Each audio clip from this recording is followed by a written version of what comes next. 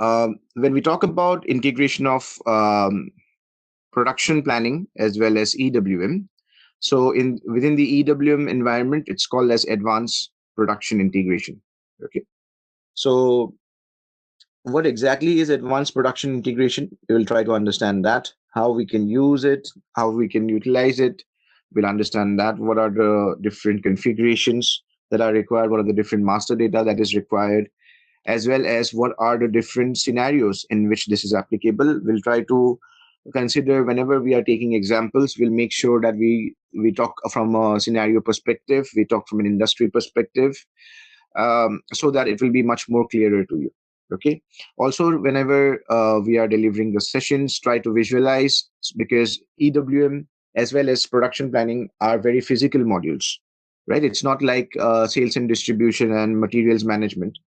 So it's or finance, where the physical involvement of materials moving in and out is very less. So when we are talking about EWM, you need to have a good visualization, because you need to understand, when I'm talking about a layout of a warehouse, the things moving in and out from one particular area to the other area. So we will try to use some diagrams as well when we are going through this curriculum, but also try to visualize it from your side as well. Okay. As we move ahead in the different sessions, I will also try to see if we can utilize certain videos and see and give you examples by showing you those different videos in terms of the different examples that we'll be going through. So the agenda of program is to go through the production integration of EWM and give you a high-level idea. So now, what does the production integration with EWM mean, right? So when we talk about production planning, we plan like how much goods need to be produced based on the materials requirement planning, right? So there would be if I'm talking from a very layman languages perspective, based on the demand and supply, there would be a certain forecasting technique which would be used to numerize the number of materials that I need to produce.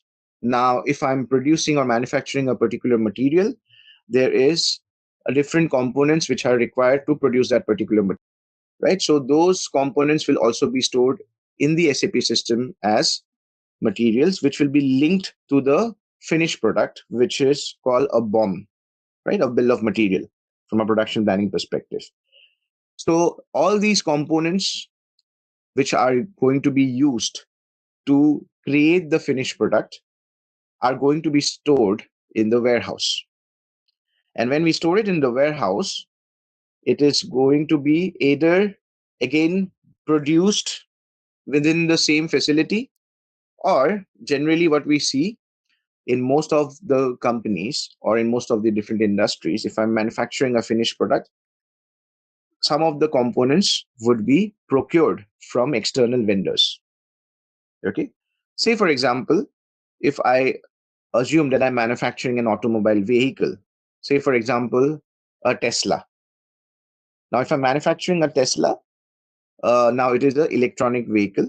So what I'm going to need is to, if it's a single motor engine, it's a one single motor that I'll be manufacturing. Now, for that particular motor, apart from the electronic chip components, I would also require a battery set which needs to be attached. Now, for Tesla, generally there are two vendors. One is Panasonic and the other one is BYD. Okay. So are you guys familiar with all these companies that I'm mentioning? You guys, I'm sure you guys have heard about these companies, right? Tesla, BYD, Panasonic. Yes, no? Yes. Yeah. Okay. So now the Panasonic batteries, say for example, which we require to manufacture this vehicle, needs to be procured from Panasonic. So what we are going to do is we are going to put a order, which will be a purchase order for us in order to procure this material. So once the material reaches our warehouse, we need to store it in such a way that I will be able to send it to the production line, right? So let's now start by drawing a diagram. So I like to use Excel sheets when we are doing this sort of explanations. Okay, I'll just remove the grid lines.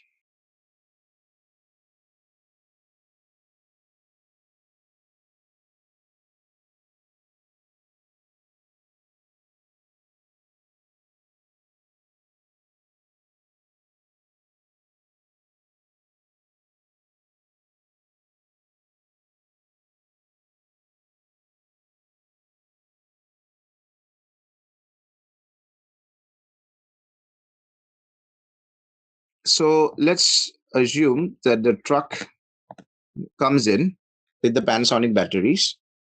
And this is in from a system perspective, this is where I will receive it. So when we are talking about SAP EWM, so the entire warehouse layout, even for people, because people who have EWM experience, I need to just explain a little bit because we've got a couple of people who are not from core EWM background. So one is from a PP background and one is from a QM background. So we need to make sure that they also understand what we are talking about. Okay. So when we talk about the warehouse in EWM, the entire warehouse is distributed into storage types and storage bins. Now, why do we do that? So that we can understand and we can map the entire warehouse layout in the system in such a way that when the goods are moving in and out of the warehouse, I will be able to track and trace where exactly the goods are. Now, every region, as I mentioned, I would be specifying it as storage types and storage bins. Now, when the truck comes in, this orange box that you see, let's assume that it's a docking zone. And this is where the truck will be unloaded. So once the materials are unloaded, it will be pushed into this particular area, which is called the goods receipt zone. In layman's language, this is a staging area, an inbound staging area. Okay. So in the goods receipt zone, once we receive the materials or the cartons or the pallets or the boxes, we will be doing a physical verification and a count using RF scans, using handheld devices, or if it's not human resources who are doing these activities, it will be done by automated guided vehicles or robots or drones. So in modern warehouses, we have all these new approaches, right? So new kinds of resources instead of human beings, which are introduced in the modern warehousing system, which also needs to be integrated. And that those things also we will talk about in our sessions moving ahead. Now, once the materials are received, once the materials are counted, and once the materials are scanned, they need to be pushed into the storage area, because it is not a continuous cycle that the moment the truck is unloaded, I will be directly sending the material from the GR zone over here to the PSA. Now, the question is, what is a PSA? So the PSA means a production supply area. So in the manufacturing, if a warehouse is connected to a manufacturing plant, so the manufacturing lines will be somewhere close to the warehouse, right? So that particular manufacturing line, I will determine or I will uh, define in the system as a production supply area. Now, the production supply area needs to be defined in the system. It also needs to be defined as a storage bin. So when I'm moving my material from the storage area, which is the VNA rack that you see over here, to the production supply area, so that is when the materials will be staged for the consumption against the production order. For people who have worked in traditional PP and QM modules, the consumption used to happen directly through ECC.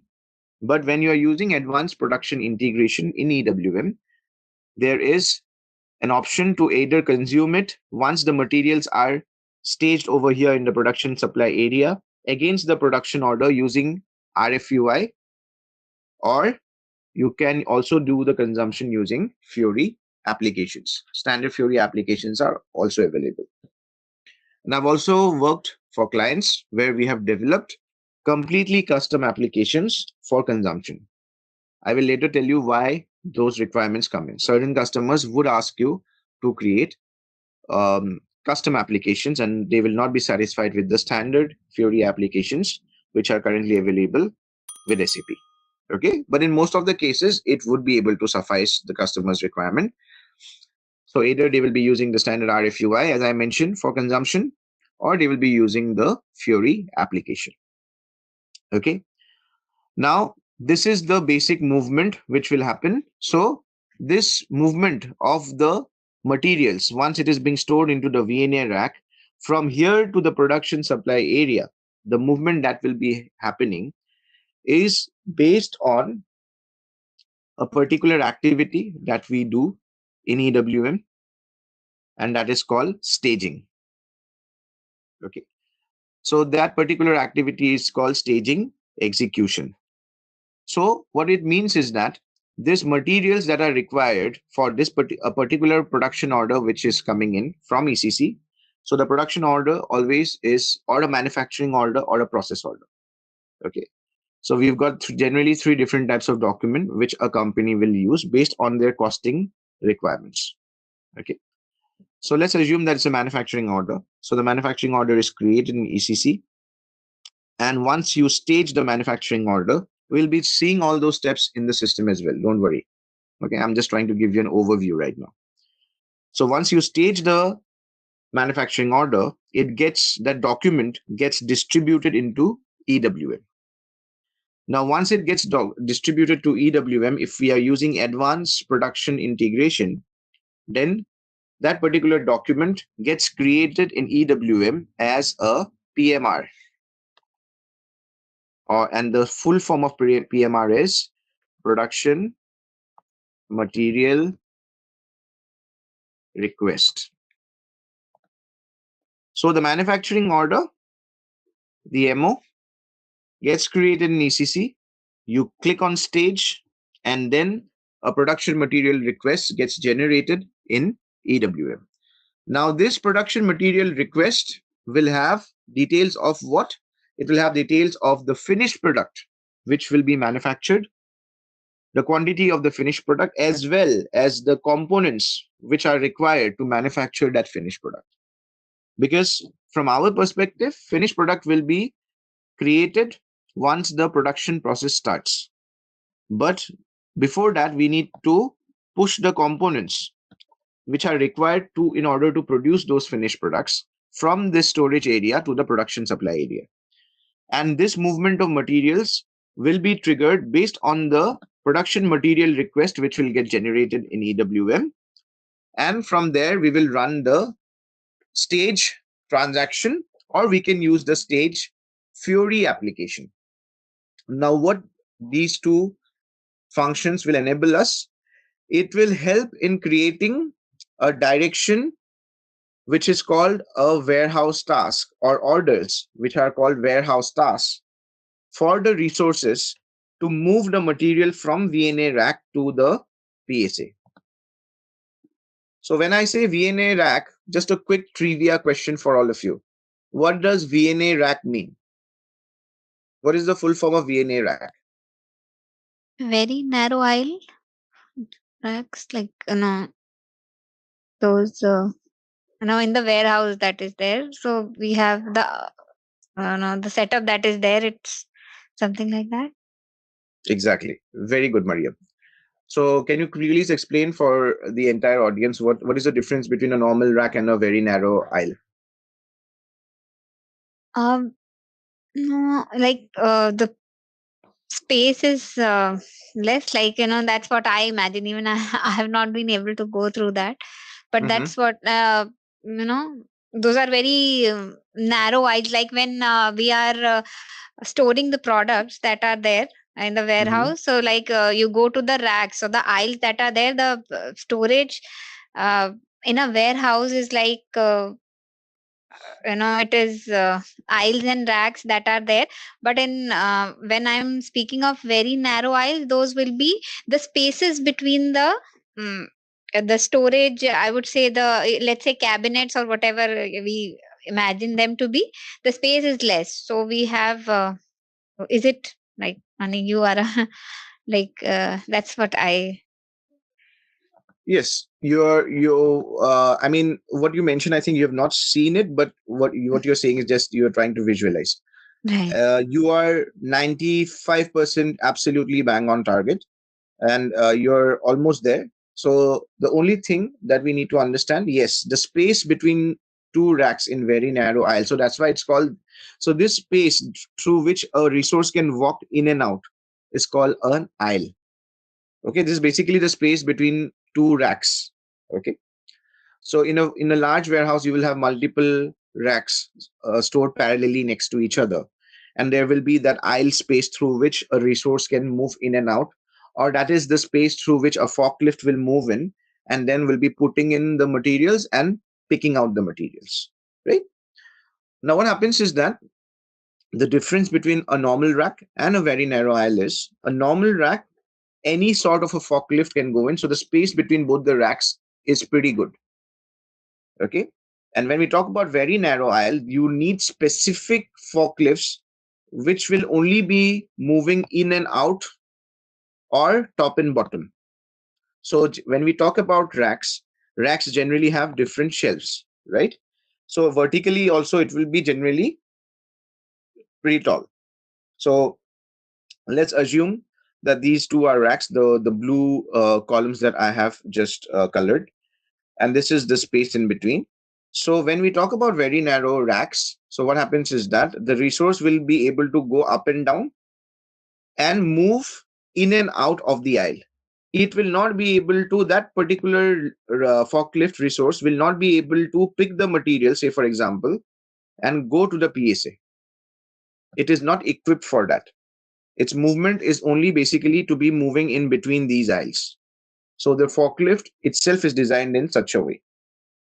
So whenever we talk about large production facilities nowadays, they are going for VNA profiling, so that they can have more classification. Because if I have multiple racks, I can classify and store my materials in a much better way. Say for example, I have stored this for a particular finished product. I have stored, these are the components for a particular finished product, these are the components for a particular finished product, let's say for example.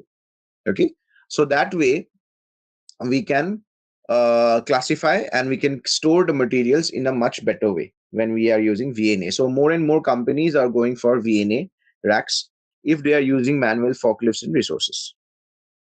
Now in this example, as we have seen, so there will be the truck coming in, unloading will happen into the goods receipt zone, and from the goods receipt zone the materials will be sent to the VNA racks. And in this particular example which we have taken for Tesla, we are receiving the Panasonic batteries, and the batteries are kept in the VNA racks.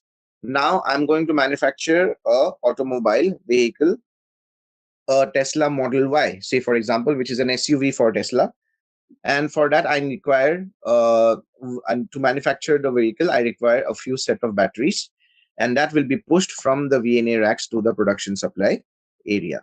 And this movement from the VNA rack to the production supply area will be triggered through the stage transaction in EWM, and that is being run based on a particular set of master data that we need to set. Now in order to understand all these things, we will jump into the system step by step.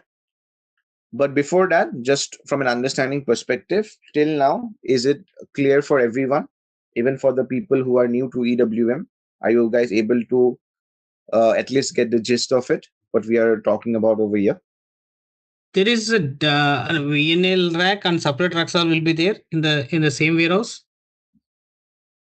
Sorry, can you repeat what is your question in terms of the racks? Sorry, See, are you saying VNE racks you told not just now? Space between yes, the two racks, right? yes. So there will be separate racks. The another names of the racks are will be there, or only VNE racks will be there in any warehouse? No, it's I just gave you an example, Mhm. but it can be any sort of a rack. It's not necessary that it needs to be VNA racks. Okay. VNA Okay. rack is just a type of rack that is being used in a warehouse, but it's not necessary for optimum utilization of space and for better classification of materials when you're storing the materials. But it's not necessary that it has to be a VNA rack. It can be a normal rack as well. Okay. Okay.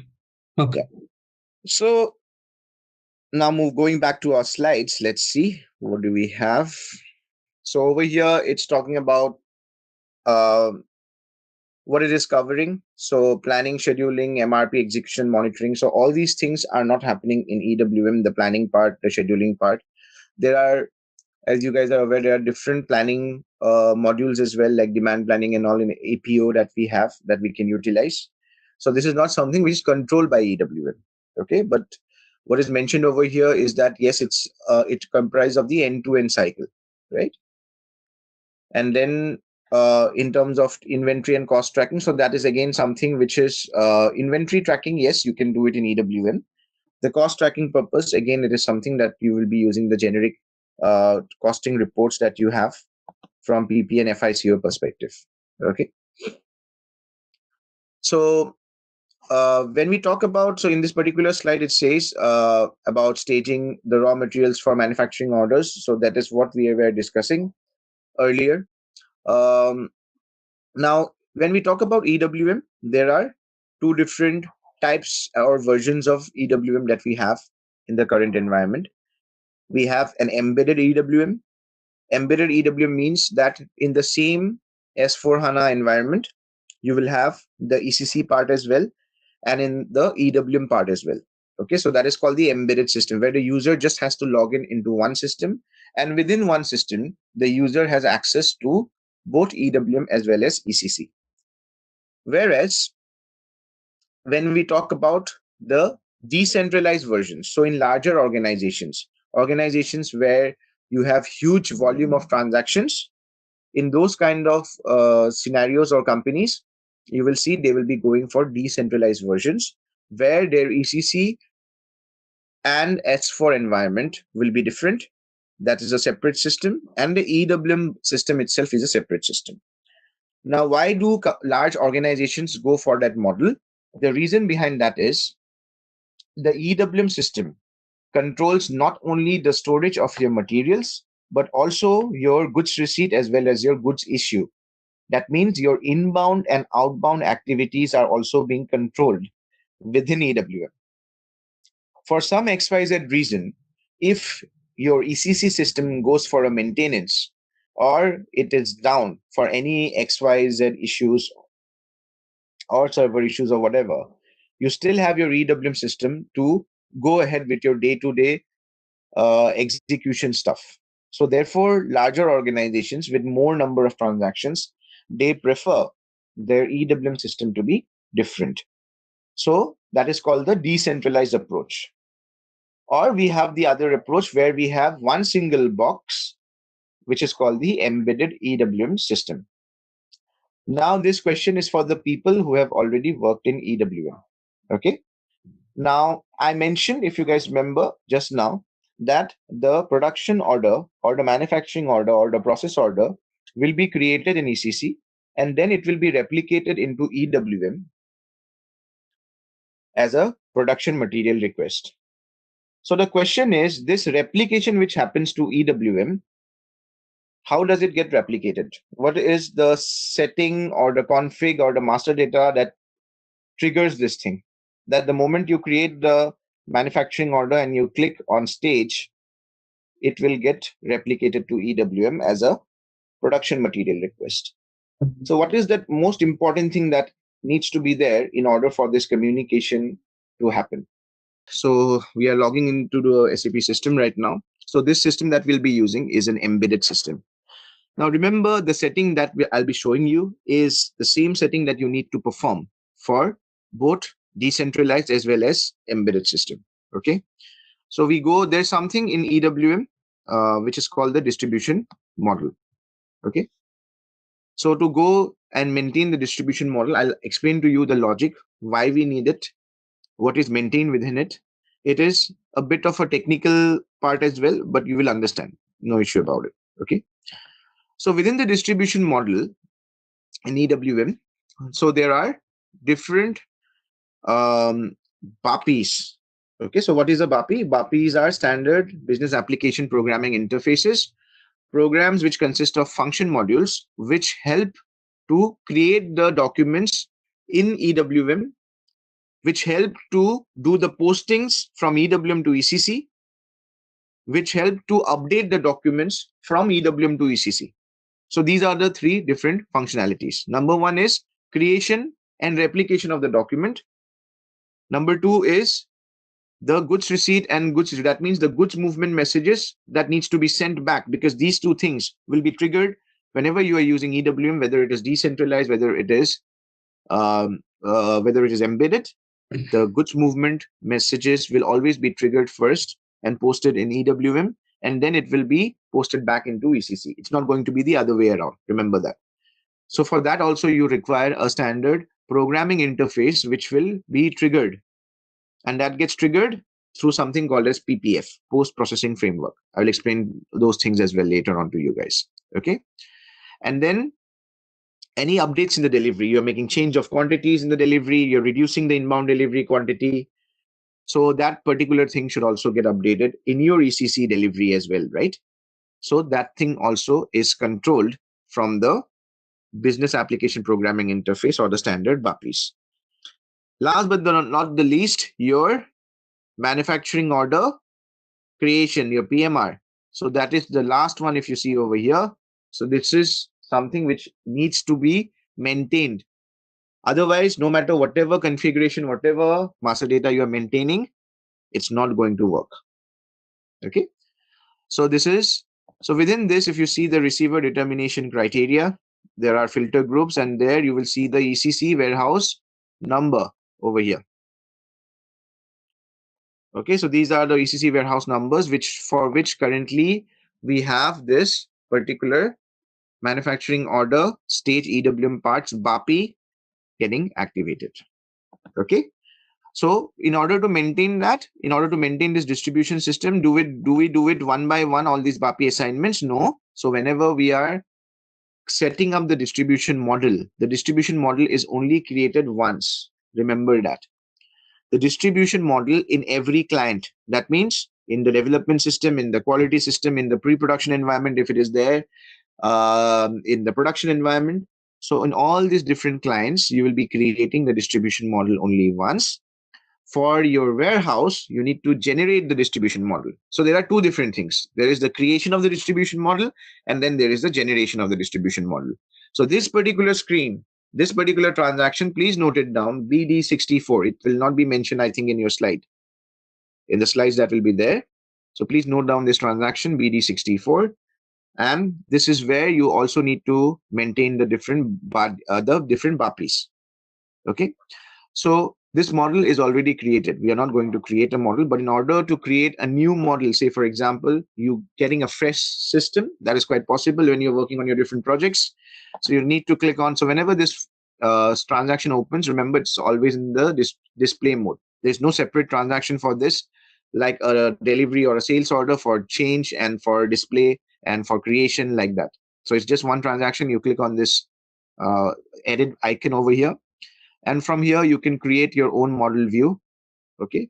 And once you create your model view, you can keep adding these different BAPIs and the message types. So once you add the BAPIs and the message types, your distribution model is created.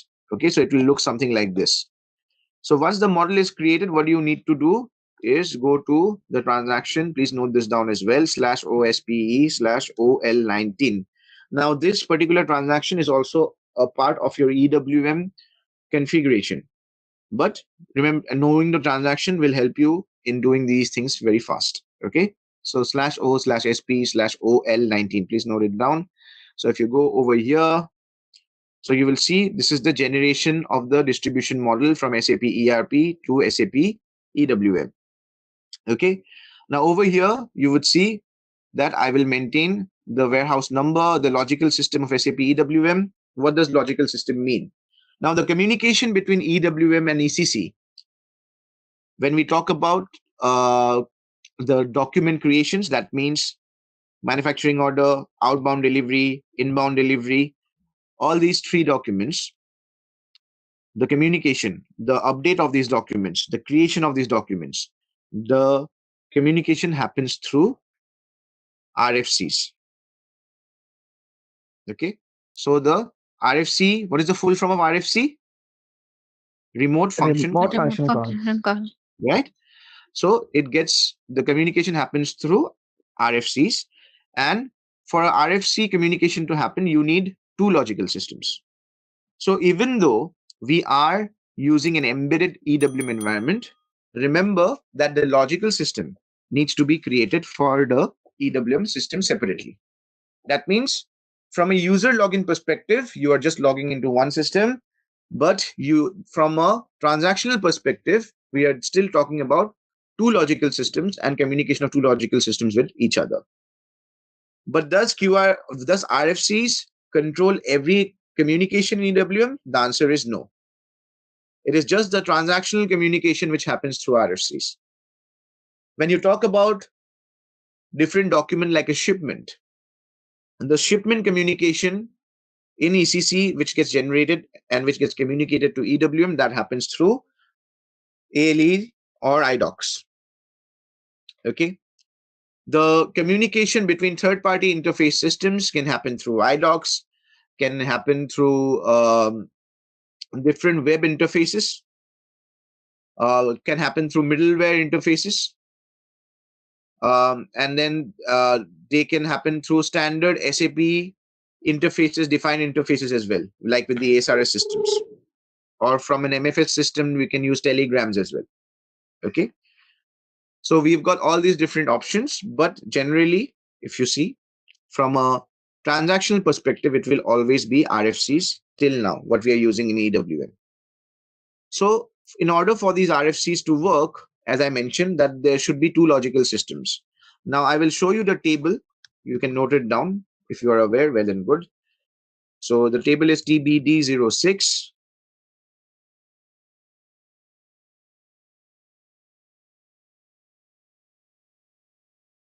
Okay, so 171 is, so in this object value field, I'm entering a warehouse number.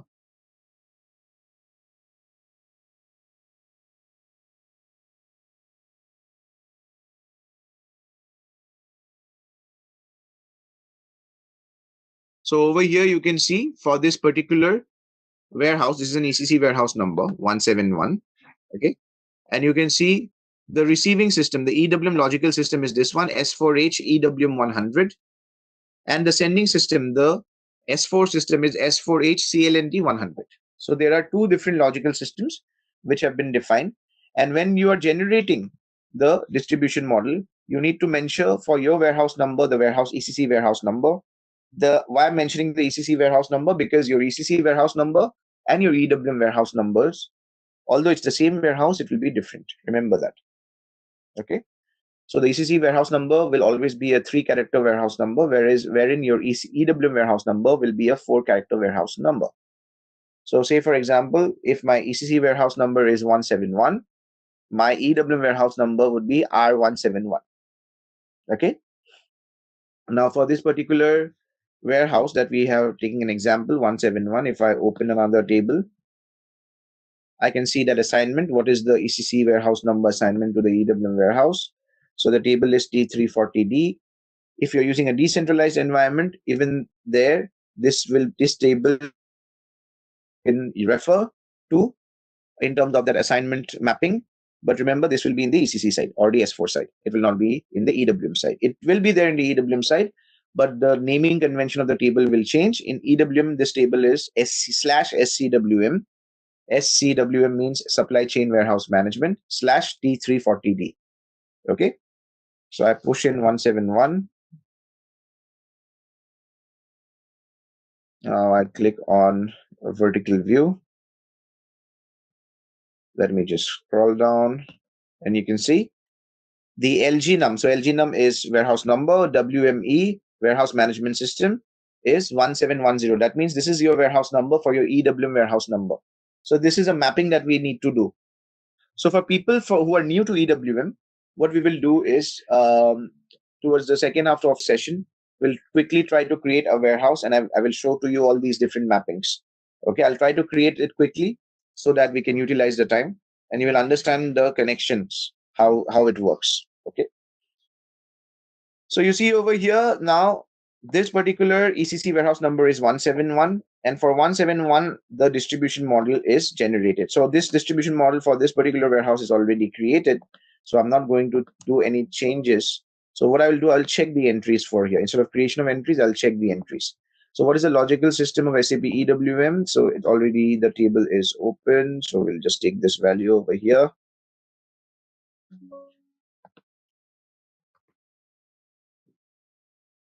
As for HEW100, and then distribution model view. This is the distribution model. Okay. So objects you can select for inbound delivery, outbound delivery, PMR, which is the production material request, or for everything. So I select all, and the action is check entries, because already for this particular warehouse, the entries are already created. I'll just click on execute, and it says data correct for warehouse number 171. So later on, you'll see when I create a new warehouse, then it will ask me to select an entry. When I click on create entries, a pop-up message will come in where it will show all the different BAPIs which are there. Now those BAPIs are being pushed in by the system based on the BAPI assignment that I do over here when I'm creating the distribution model. Okay, so as I told you, when you create the distribution model, you need to add these different BAPIs and the message types.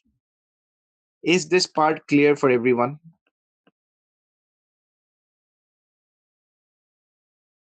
Ladies and gentlemen? Yes, it's clear. Okay, perfect. Any questions till now? This is mapping wise, it will come, na distribution model. Hello. Yeah. What do you mean mapping wise? See, you are saying here we need to map from the distribution model for this PMR and these links.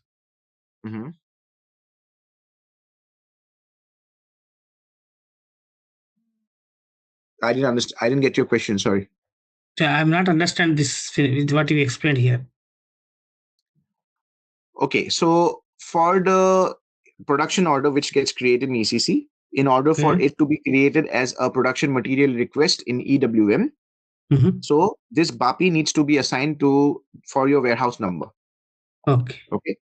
So if it is not assigned or if you're not generating your distribution model for your warehouse number for production material request, so if you saw this particular transaction, there is this option of production material request. Yeah. So whenever you're generating a distribution model for a new warehouse, we'll always, because this is a one-time activity.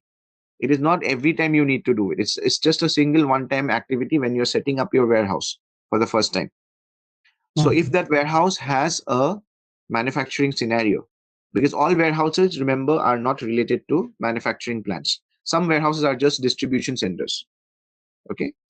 So for warehouses which are related to manufacturing plants as well, so we'll select this all button and we'll click on create entries and then execute. So once we do that, then this particular BAPI which is there, manufacturing order, it will have in the receiver criteria that new warehouse number will also come in, will also populate over here.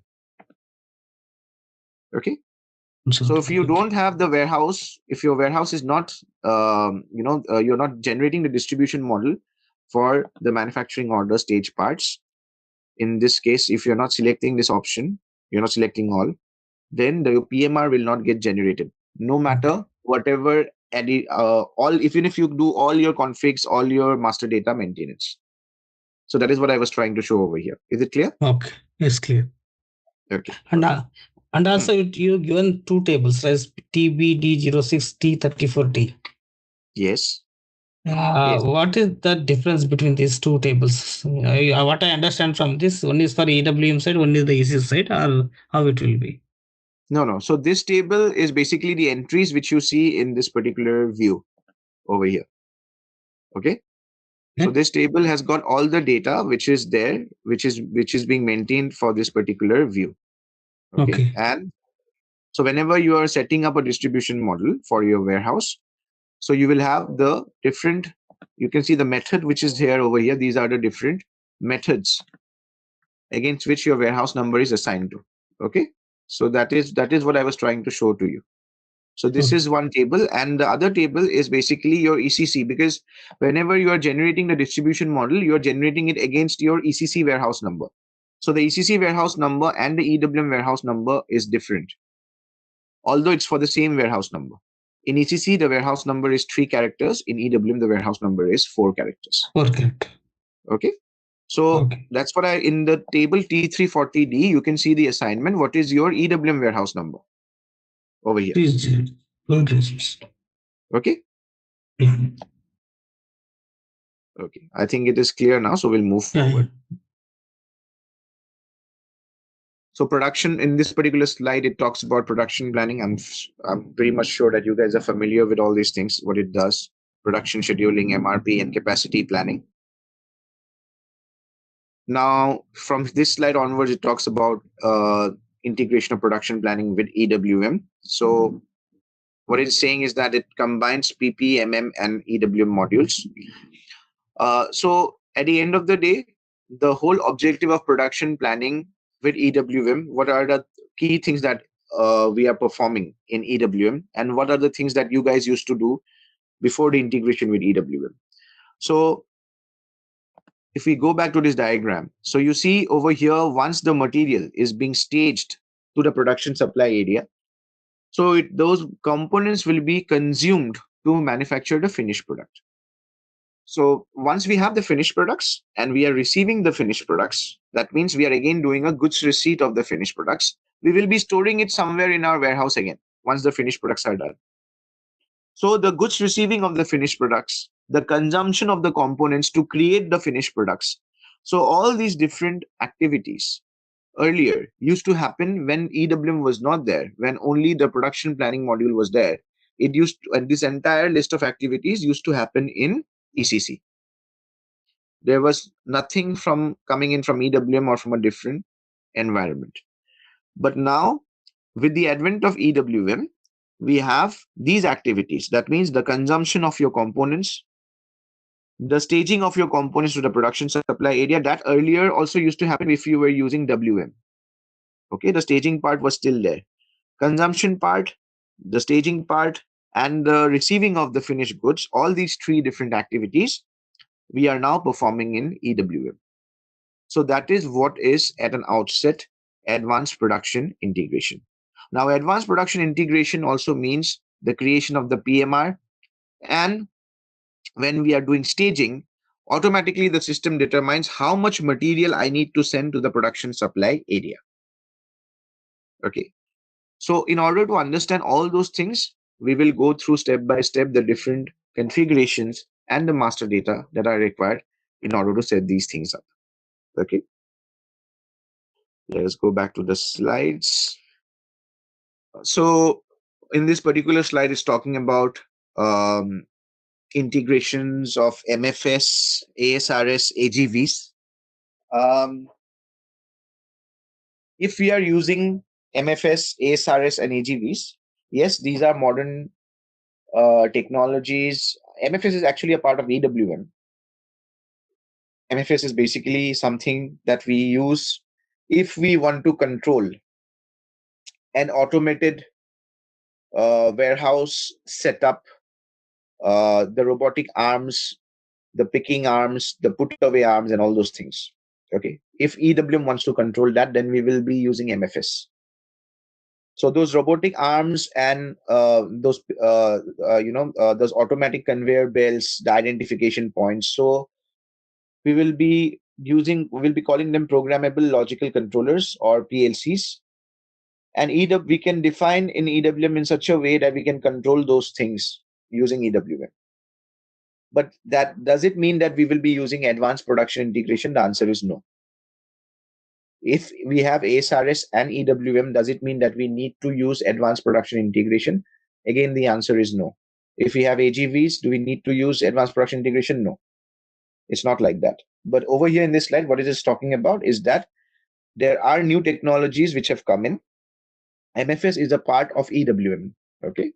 ASRS and AGVs, yes. So ASRS means Automated Storage and Retrieval System. That is the full form of ASRS. Automated Storage and Retrieval System, and AGV stands for Automated Guided Vehicles. So automated guided vehicles, they look like big dumb robots on wheels. If you have seen, I'll show you guys. I'll try to pick up some videos from the internet and I'll show you all these things.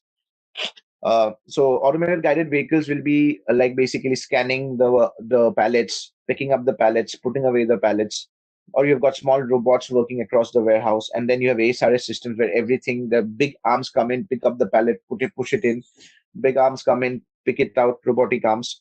So it's like that. I would recommend you guys, because I am a big fan of Tesla. Please, if you guys get some time, please watch Tesla's. They have their own channel on YouTube. Tesla's manufacturing facility in Germany, I guess, their automatic manufacturing facility. They show the entire end-to-end process, how they're using robotics over there. The only manual involvement is, I would say, not even 10% towards the end of the entire vehicle manufacturing process. Just see how automated it is, how they're utilizing robotics, if you guys want to understand where we are going ahead in terms of the future. Okay. But when we talk about EWM integration with PP, yes, we can do that, but it is not compulsory. That's what I'm trying to say. Okay.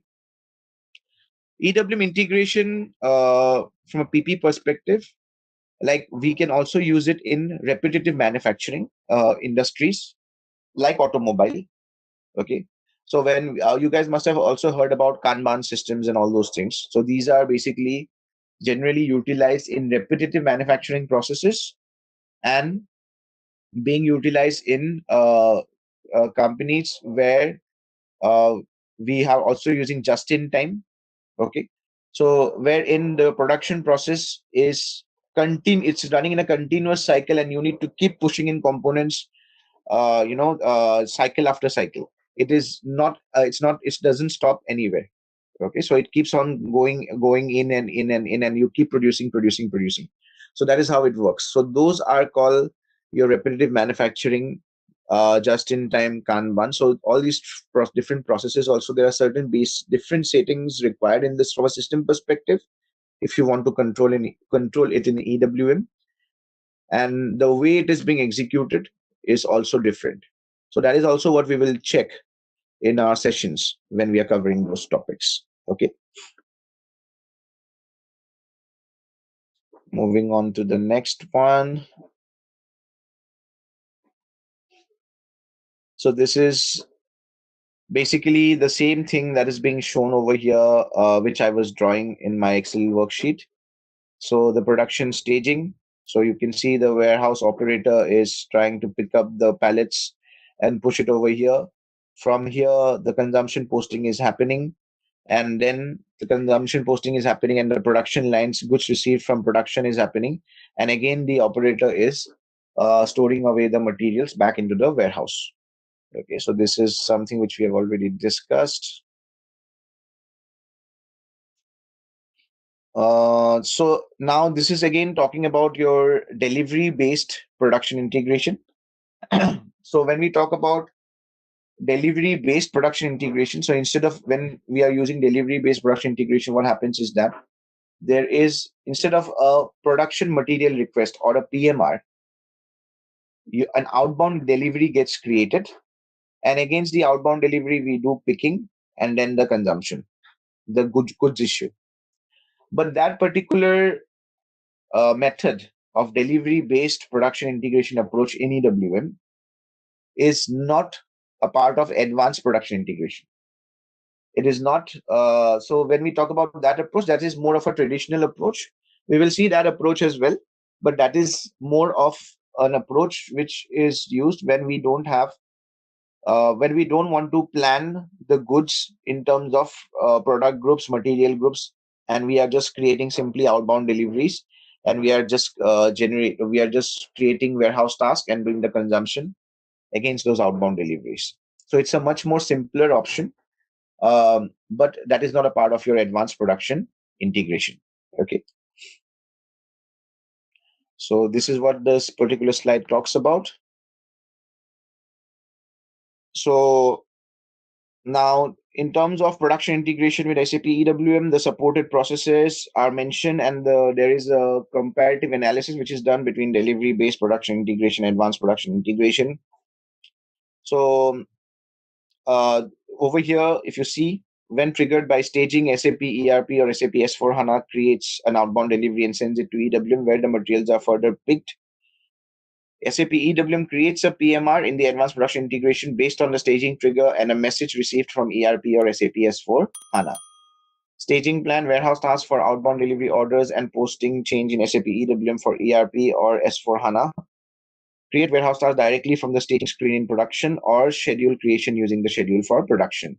Now, when we are running it in the system, you will understand the difference more because since majority of you guys are new to EWM, when we talk about these jargons like warehouse task, warehouse orders, it will be a bit confusing for you guys. But in general, let me try to explain to you what is a warehouse task. So a warehouse task basically is an order for the resource which will comprise of the details of what the resource needs to pick up or put away. That means the material information will be there, the batch information will be there, the quantity will be there, how much quantity the resource needs to pick up or put away. The source bin will be there, which particular bin location the material is right now. The destination bin location would be there. Okay. The pallet number also will be there sometimes. The pallet number you need to scan also sometimes. So it depends. So these are the information which will be provided to the resource. Based on this information, the resource will reach the source bin, scan the pallet, scan the box or carton, whatever, pick up the pallet and go to the next area. Okay. So the warehouse task comprises of all these information which are being shared with the resource based on which the resource in a warehouse can work. The resource can be a human resource, the resource can be a robot or whatever. Okay. So that is what a warehouse task is. Even for now, from a advanced production integration perspective, we will have warehouse tasks getting triggered in various stages. Like again, if we go back to our diagram, so we will have a warehouse task to do the unloading of the truck to the goods receipt zone. We'll have warehouse task to move the items from the goods receipt zone to the racks. And again, have a warehouse task to move the items from the racks to the production supply area. And once it is consumed, although it is not a task as in a task, but the system will still generate a warehouse task because it is also a document in order for us to document the goods issue message in the system. So every time we are consuming, there is a goods issue which is getting triggered, right? So the goods issue or the deduction of materials which is happening, that needs to be recorded, and that in EWM, from EWM perspective, it is recorded in one warehouse task. And that particular consumption is also posted into ECC because your production order or your manufacturing order gets created in ECC first. And once it comes in, once the goods issue or the consumption happens in EWM, the message comes back into ECC and updates the production order in ECC. So once all the materials are completed, then you have something called as technical completion or technically completed. So that same thing gets updated in EWM, it gets updated in ECC as well, in the production order or the manufacturing order. Okay. So warehouse task from an EWM perspective will be created in each and every activity, in each and every step that is being performed within the warehouse. Okay. Even for goods receipt, a warehouse task is created. So finally, when the finished product will be manufactured and it will be, the goods receipt will happen at the end of the manufacturing line. At that point in time also, a goods receipt warehouse task will get generated in the system in EWM, and then the GR posting will happen back into ECC, into the production order. Okay. Now for you guys, maybe it might sound a bit confusing happening in EWM going back, but once I show it to you in the system, it will be much more easier, believe me. Okay.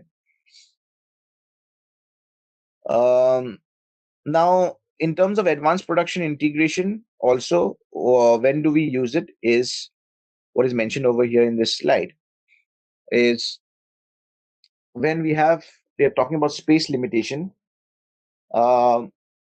And it's not only about space limitation, that is one of the points. But apart from that, also one important factor is that when we are specifying production supply areas, there are two different kinds of production staging that can happen. Okay, so one is cross order staging, and the other is single order staging. So one is cross order staging, the other one is single order staging. Can any one of you give me an example or tell me the difference that you guys think is between these two types of production order staging, cross order staging and single order staging? Cross order staging can be used for different production orders. Maybe it is in same supply area or in different supply area. Okay. But single staging materials can be used only for a single production order. After the production order is completed, if the leftover products needs to be staging towards the EWM, they can't be used in the another production order.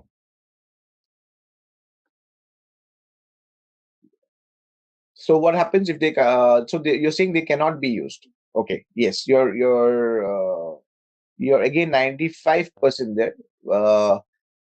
They can be used, but they have to be released. They don't have to be sent back into the warehouse racks. They can be released from the production order, the existing production order. Can you give me an example for everyone's understanding between both like scenarios for cross order and single order staging? If a supply area having two production orders, but two production orders having a common material of component, let's say A. This component is staged for the first production order. For example, the first production order is having a requirement quantity of 100, but we have supplied 200 quantities. So for the first production order, we have utilized 100 pieces, but still we have 100 more pieces in the supply area. And the same product can be, same 100 pieces can be used for the second production. Correct. Let's take an example of mobile phones manufacturing. Okay. So when mobile phones are being manufactured, say for example, an iPhone. So an iPhone we can get iPhones in different colors, right?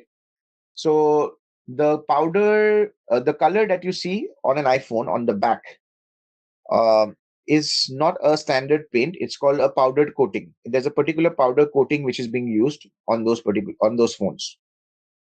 So say for example, I'm manufacturing black color Apple iPhone 16. So what now in its final stage, after the phone is assembled, the final stage will be the spraying of the color.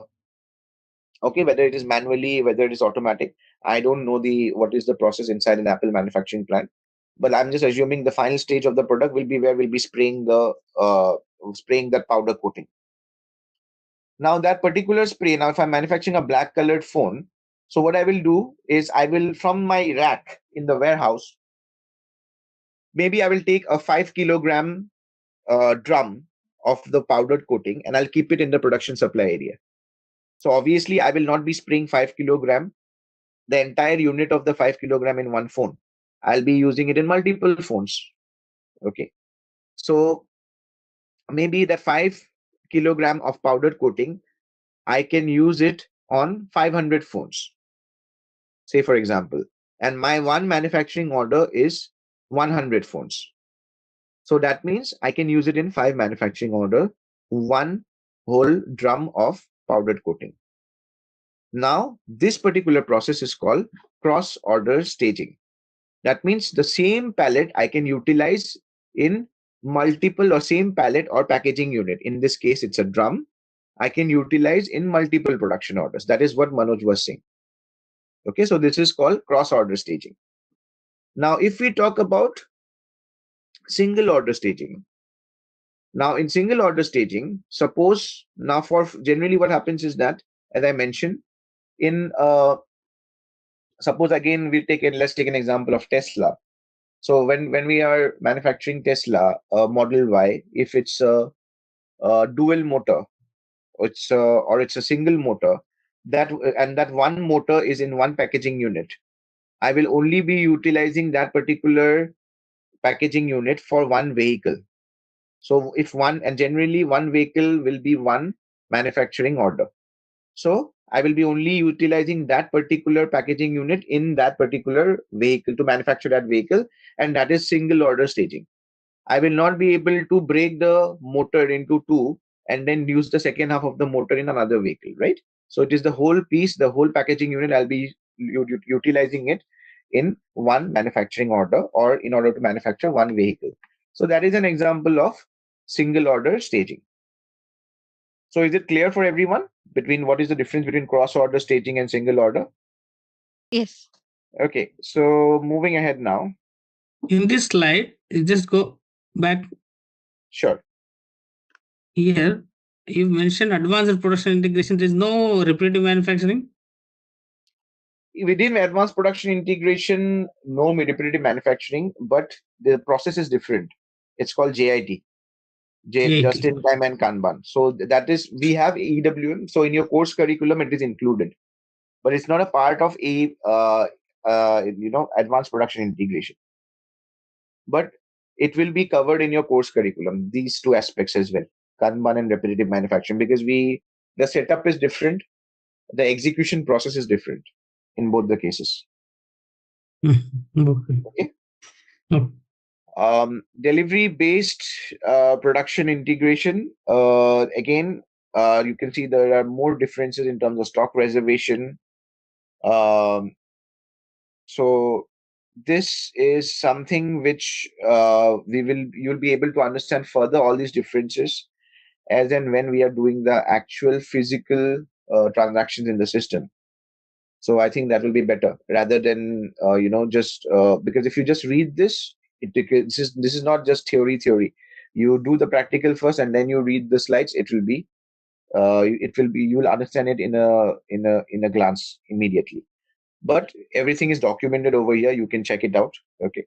So there are a lot of things which are mentioned over here: step-by-step stock reservation, adjust quantity and reschedule, staging document in SAP EWM. What are the different documents which are generated in terms of delivery based, in terms of advanced production integration, staging methods which are being mentioned over here: pick parts, release order parts, create parts, single order staging, cross order staging, create part. It's not create part replenishment. It's create part, CRATE. Okay, I will ask the team to do these changes. Don't worry. So they will change it. This is a typo error. It's not create part replenishment. It's called create part replenishment. Okay.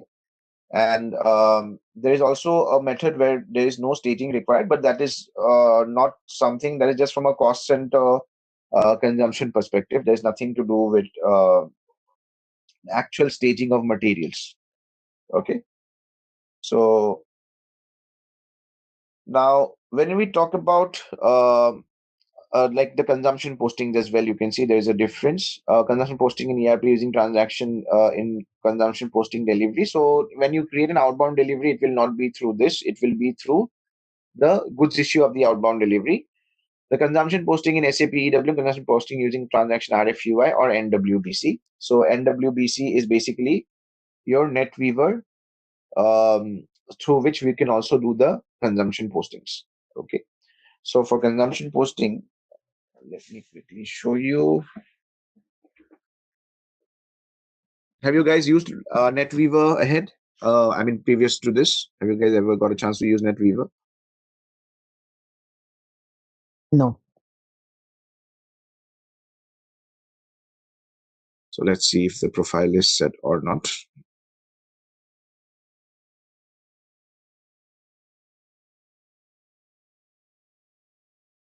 So you can see over here, this is how the NetWeaver screen looks like. Okay, so let me just.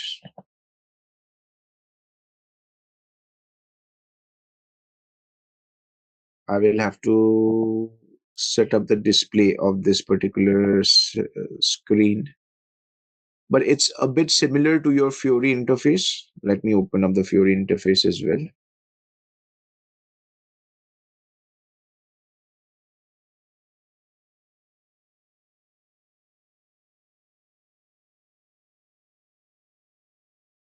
So I hope all of you guys are familiar with the Fiori Launchpad transaction code /n/UI2/FLP. If not, kindly note it down.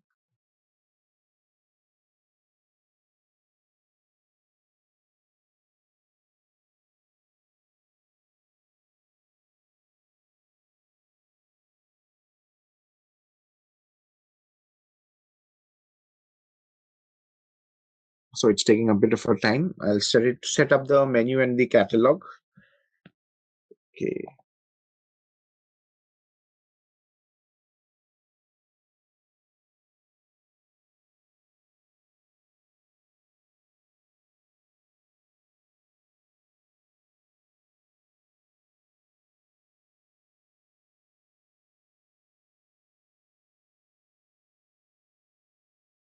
Okay, so what I will do is I will just set up the settings of the Fiori system, and I will also create a catalog so that the moment you guys log in, you will be able to see on the home page all the relevant applications for PP and EWM specific. Okay, so you'll have the stage transaction, the consumption transaction, the stage application, the consumption application. All those I will set it up in your Fiori landing homepage. So the moment you land in, you'll be able to see that.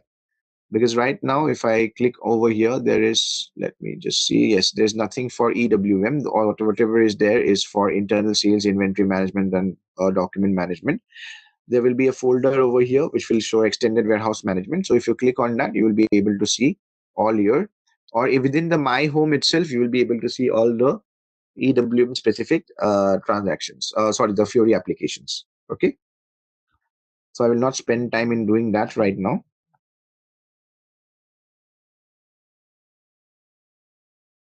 Okay, so the production supply area. So the production supply area, we've already discussed what exactly it is. So the production supply area is a place which will be generally near to the manufacturing lines, and that is where we will be putting all the components, all the raw materials which are required in order to produce a finished material or even a semi-finished good. Because there are scenarios where there will be semi-finished. I was uh, once involved in a project where we had done implementation for a automobile spare parts manufacturing client, and over there the product that they were manufacturing had to go through two rounds of manufacturing before the final finished product will be goods receipted. So first they will create that, and then it will be transferred to the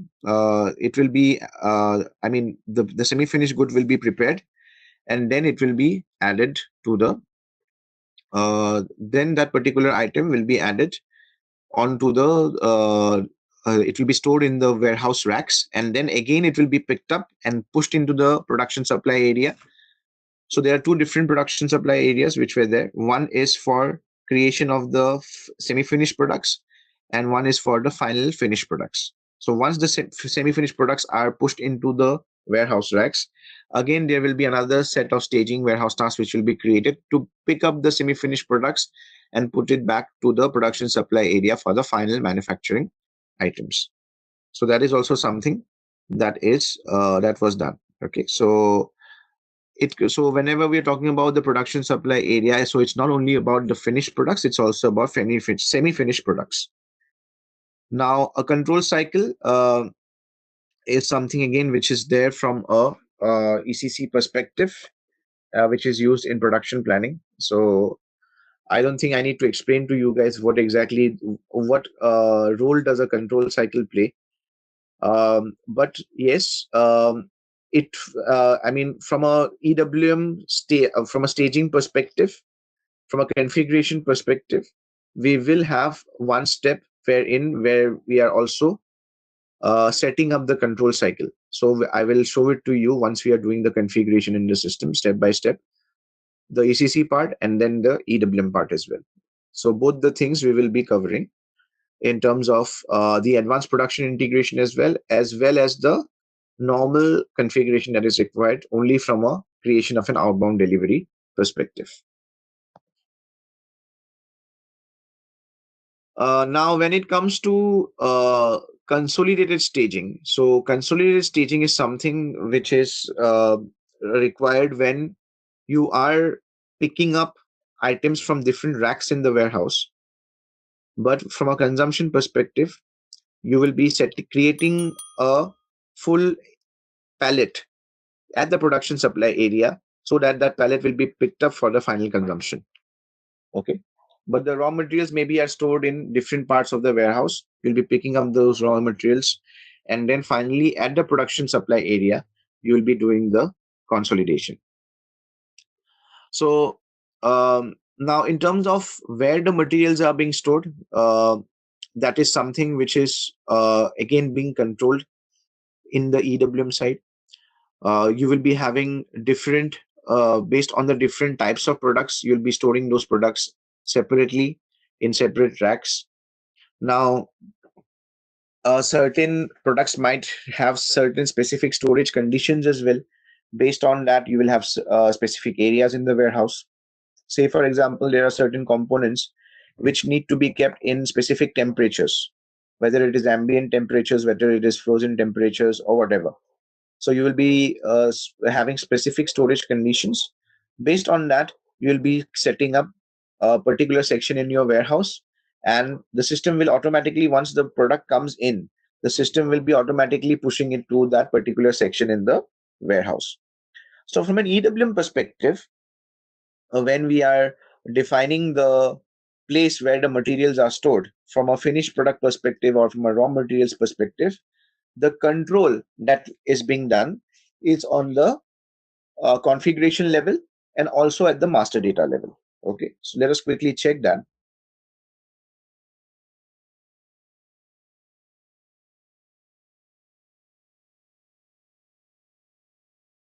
So as I mentioned to you at the very beginning, whenever we are setting up a warehouse, the entire warehouse layout is distributed into storage types and storage bins. So when we are receiving the material as well, so within that particular area is in layman's language called a staging area. So that particular area would also be defined as a storage type and a storage bin. Okay. Now let's take an example. So for people who are new to EWM, just let me show this. Let's go back one step. So we have to go to SCM, Extended Warehouse Management. So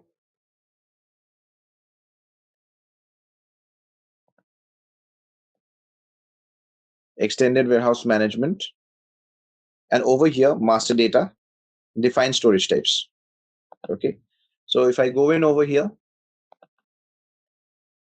and the warehouse number, I will just use maybe 1710. Okay. So over here, we will have all the different storage types which are maintained for this particular warehouse. Now, all these different storage types are nothing but all the different areas which are set up in the system. Okay. So you see, for doors also, I have a storage type. For outbound staging area, goods receipt in production, I have a storage type. For inbound staging area, block stock. So we've got different storage types for different areas within the warehouse.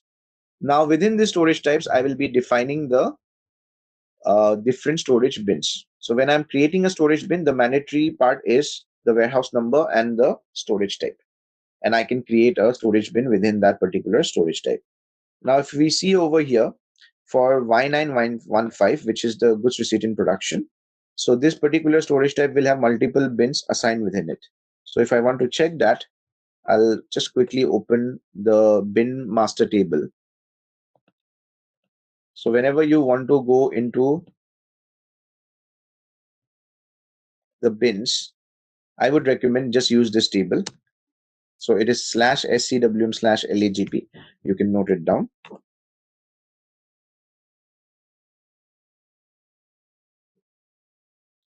And this is 1710.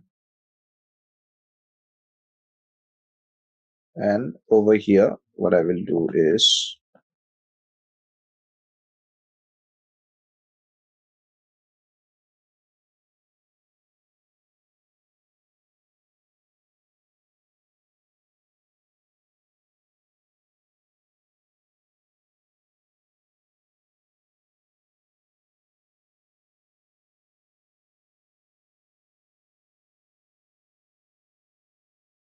Okay. Y915. Okay, so we've just got one storage bin which is defined under GR prod. Let me just see one thing.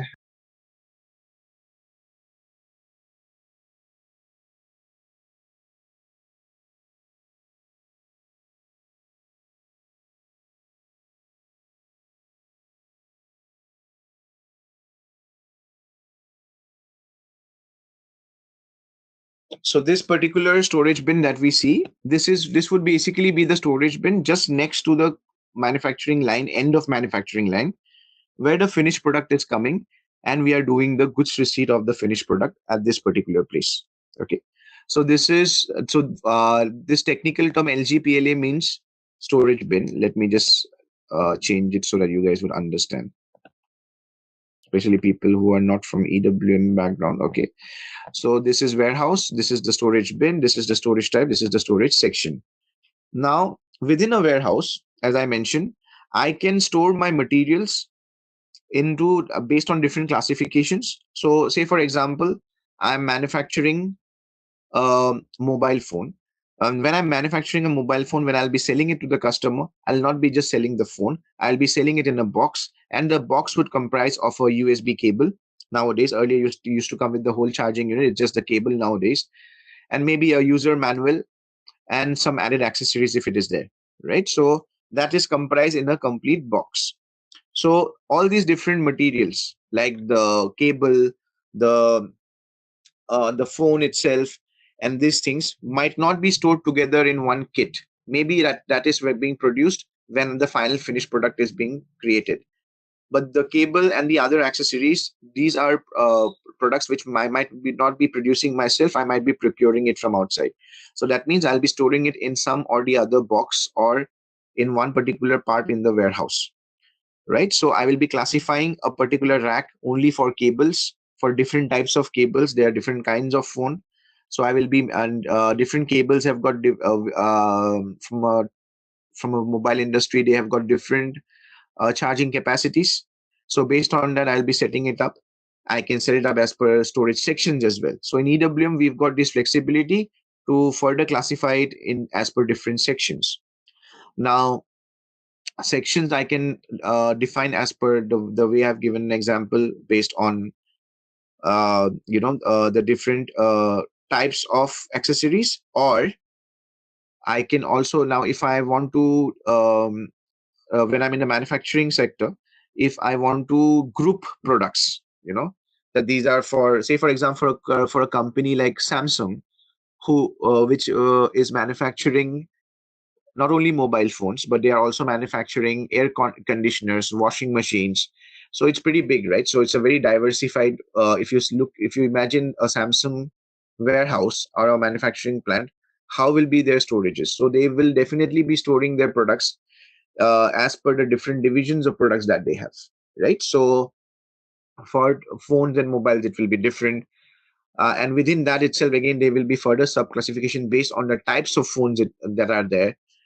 For example, the Samsung Z Fold or the Z Fold phone, they might keep it separately.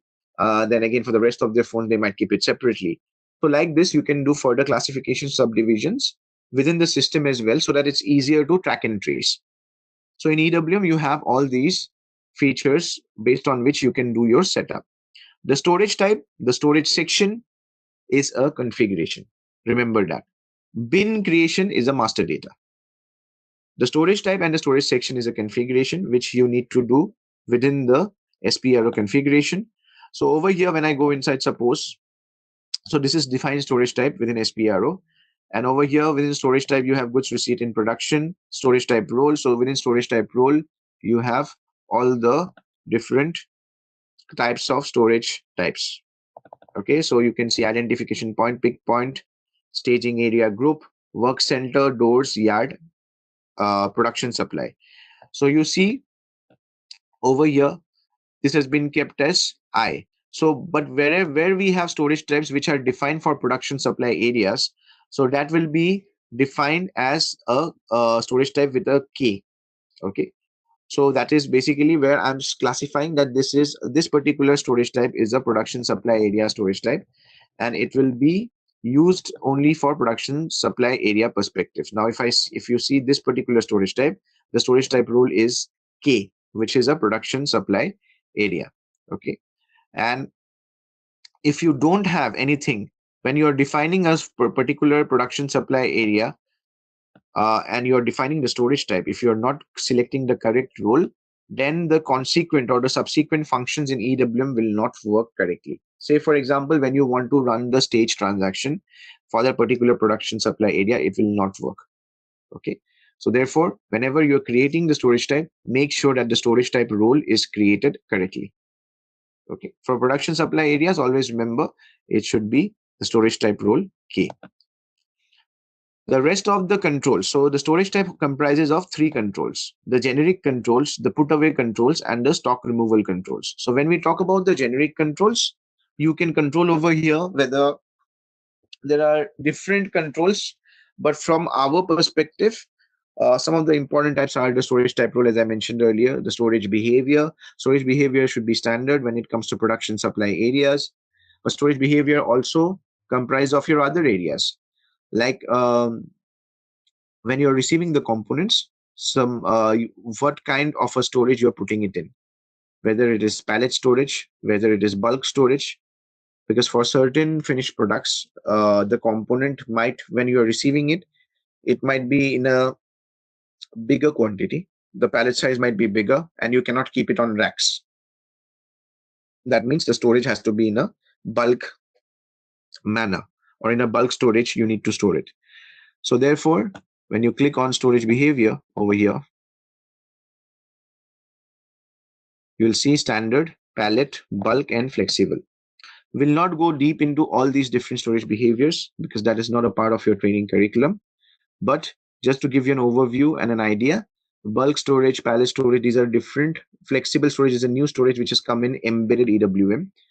You will not find it in decentralized EWM. In the embedded version of EWM, you have got this flexible storage as well, which is a combination of both pallet and bulk. So there are different subsequent controls in the configuration side that we do for these storage behaviors to work. From a production supply perspective, remember, this can be kept blank. You are not using any of those controls through here. But this is in terms of your production supply area. But for the components, as I mentioned, if you want to keep them in through a bulk control, if you want to keep them under pallet control, you can do that. Okay. So once your storage type is defined, and within over here you have the put away controls as well. So the put away control is basically how you want to what are the different controls based on which you can store your materials in the final put away area. So if you see over here, put away rules. So put away rules over here is addition to existing stock or empty bin, consolidation group, general storage area, empty bin, or transit warehouse. Now these are different scenarios. So in a warehouse where I have got ample amount of space, ample amount of like storage, then I will always choose the option number 5, which is empty bin. So what I want that the system, whenever it is trying to do a put away, it will always try to search for a empty bin. So what is set over here for this particular entry is general storage area. But I can also, if I in my production supply area also, if it is very well organized, and I always want, whenever the operator is picking up the pallet from the source location to the production supply area, that person should always put it into an empty bin or next to an existing stock where that particular item is already there. Then I can also choose the option number 2 for put away rules. Okay. So these are some of the things that I can maintain over here. Apart from that, there is mixed storage in HU, how the warehouse task is created. So in this particular control, warehouse task generic, this determines that when the system is determining which particular storage bin that it needs to be put away, or because the system determines it automatically, is it determining the actual bin? Is it determining just the storage type, or is it determining the storage type and the storage section? What it means is that when I'm setting up the putaway in the system, so the putaway basically means what? That in this particular area, this PSA, this can be bin number 1, this can be bin number 2, bin number 3, bin number 4. Okay, so like this, let's assume that all these are bins, different bins.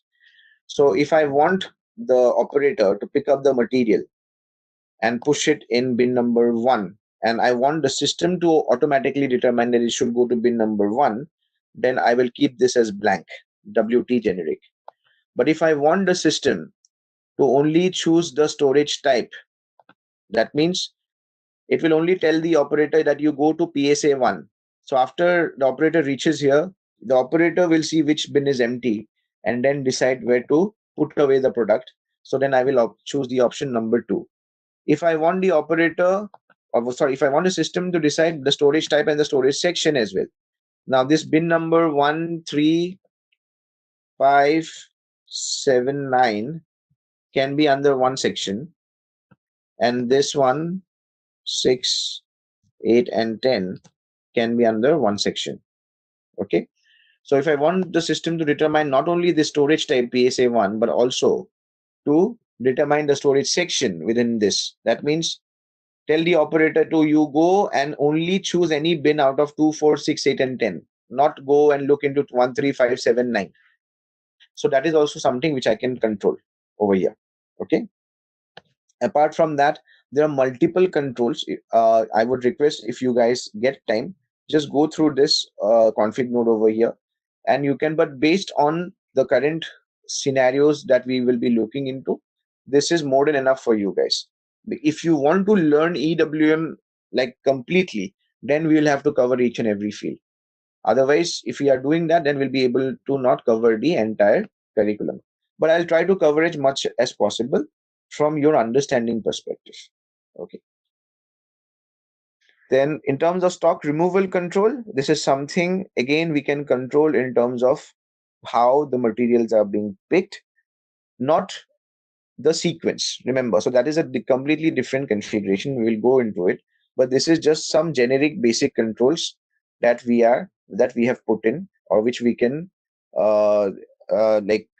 update against our particular storage type. And that is not only for our production planning area, the production supply area, but it is for the entire warehouse. So as I mentioned, the entire warehouse will be covered in different storage types and different storage sections. Okay. Now moving ahead. So once you define storage types, you can also define storage sections. So remember, storage sections will be always defined within a storage type. Okay.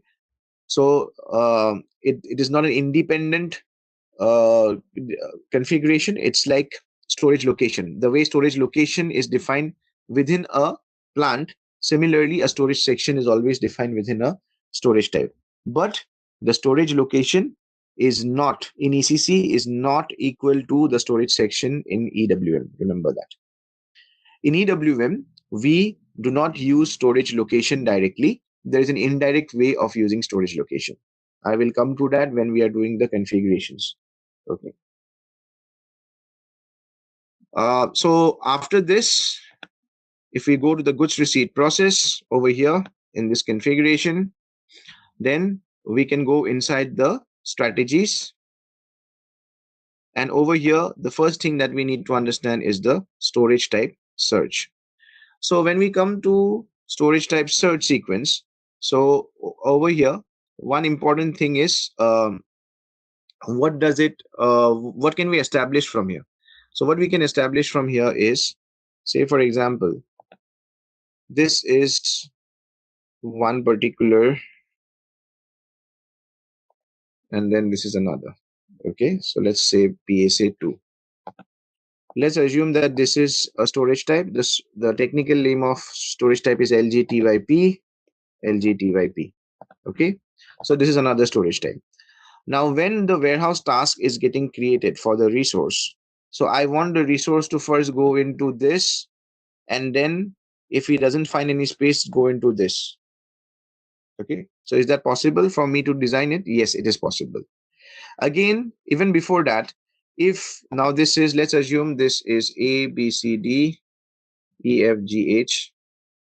Similarly, if like for when we are procuring the material, so we've got, let's assume that these racks, and these are like three different storage types: A, B, C, D, E, F, G, H, and I, J, K, L. Okay. Now we want the system to determine, so whenever the goods are coming in, we want to determine based on the way we want to place the items within the racks, that it should go first into ABCD, or first into EFGH, or first into IJKL. Okay. Now it will layout. It will depend on how fast the goods move out, and there are a lot of other different reasons and strategies based on which we will be keeping the material, storing the material within the warehouse. Okay. So the basic setup. So there are a lot of different ways to set it up, but we'll go through the basic setup first, just to understand. So we go inside goods receipt process. Within strategies, you will find the place where we will be defining the storage type search sequence. Again, as I mentioned, the storage type is a configuration, storage section is a configuration. Okay. So when we go inside this storage type search sequence for putaway, so we will first define the storage type search sequence. So within this sequence, we will have the different storage types. Now let's say for these three storage types, I have a sequence which is ABC1, say for example. Okay. So within the storage type search sequence, I define that as the sequence, and then within the search sequence, I will be defining the storage types within it. So if I go inside this, I go into the, so if you see for the same sequence, we've got multiple storage types. So say for example, for ABC1, I will do IJKL first, and then EFGH next, and then ABCD. Okay. So these are the three storage types. So this first what the system is going to try to do is try to search for storage bins in IJKL. Then it will try to search in EFGH, and then into ABCD. Okay. So after that, once that is done, I have to define a put away control indicator. So this put away control indicator is something which I am maintaining at the product level, at the product master level in EWM. So when we talk about EWM, the way you guys have a material master in ECC, similarly in EWM also we have something called as the product master. Okay. So the fields, some of the fields are getting populated from the material master in ECC, and the rest of the fields which are warehouse specific, which are storage specific, that needs to be maintained in EWM. Okay. So this put away control indicator needs to be defined first in the system, and after that this put away control indicator needs to be mapped into the product master in EWM. Definition is a configuration, mapping is a master data. So the EWM product master, the transaction is /n/scwm/mat1. Okay. So always remember why I'm saying /n. So people who are new to EWM, you guys might be wondering, because /n is just to cancel an existing transaction, open a new transaction. But in EWM, you need to always add /n whenever you are trying to run a transaction. Otherwise, it will not work. If you just simply type in /scwm/mat1, it will not work. Okay. So now let me see. Let us take any product which is available. You can note down this table as well. The table for available stock in EWM is called SCWM/SCWM/Aqua. Okay, so you can just push in. You can use this table to find out. I just need to know what material is inside.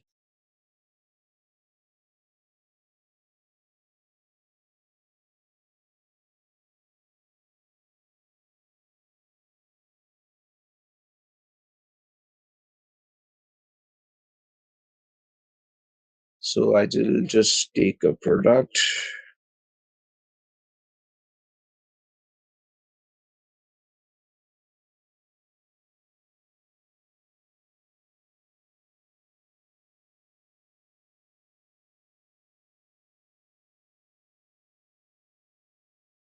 Just enter inside the product master.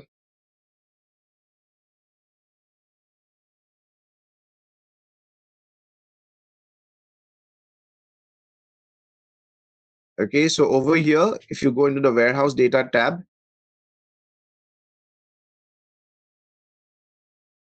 So I'll just scroll down. So over here, you can see in the putaway section, you have the putaway control indicator. So in session, we'll continue with these things plus the configuration for your advanced production integration. And we will also show you one cycle where we will release the production order. It will be created as a PMR and we'll do the staging and the consumption against the production order in session. Okay. All right, let's test your knowledge. Here's a question for you. What is the main advantage of integrating PP with EWM in SAP S 4HANA? Option A, reduced system maintenance costs. Option B, real-time visibility and control of production materials flow. Option C, simplified user interface. Option D, increased system performance speed. Take a moment to think, and when you're ready, choose the correct option. Remember, each choice holds a key to unlocking the answer. Good luck. Type the correct answer in the comment section. Hey there, want to master the art of managing production and warehouses? Our SAP S4 HANA EWM PP integration course is here to help. You can learn at your own pace on our platform. In this course, you'll dive into SAP S4 HANA EWM and PP integration. It's like a powerful toolset for syncing production with efficient warehouse management. Our course covers everything you need, from basic concepts to advanced techniques. It's designed by industry experts who truly know their stuff. Your instructors are experienced pros who've worked with SAP for years. They're here to guide you and answer all your questions. And don't just take our word for it.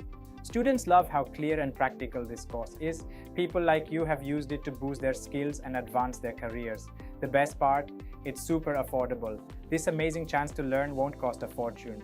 Ready to excel in SAP S4 HANA EWM and PP? Sign up on our page now. And for more details, check out ZaranTech's website. So we were discussing the basics of SAP EWM and its integration with production planning. From a functionality perspective, we are trying to understand how it works, what are the different stages that is involved in this whole functionality. In session, we will try to understand, we will do a bit of a deep dive into the system. We've got, as we have understood, that we've got people coming in from having EWM experience, and we have got people who do not have EWM experience. So we need to make sure that we are taking forward the sessions in a way that it will be beneficial for both the parties. Okay, because what happens is that this particular topic, advanced production integration, from the name itself, you can understand then it's an advanced topic. So generally people go to advanced topics once you are done with the fundamentals. So we do not have the leverage and the time to cover all the topics in EWM, but I will try to cover as much of the fundamentals as possible, which is associated with this particular topic.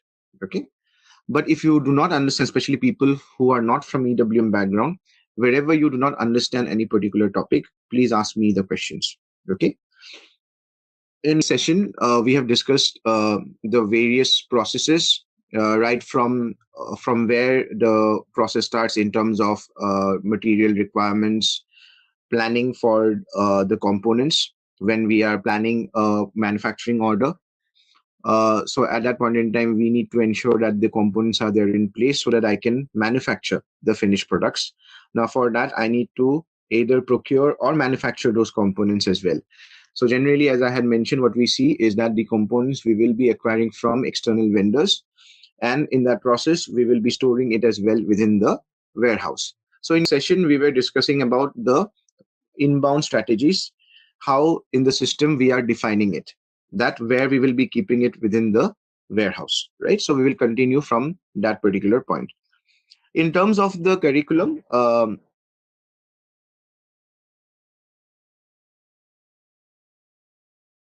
we go inside SAP Extended Warehouse Management, goods receipt process, and then again within the goods receipt process strategies.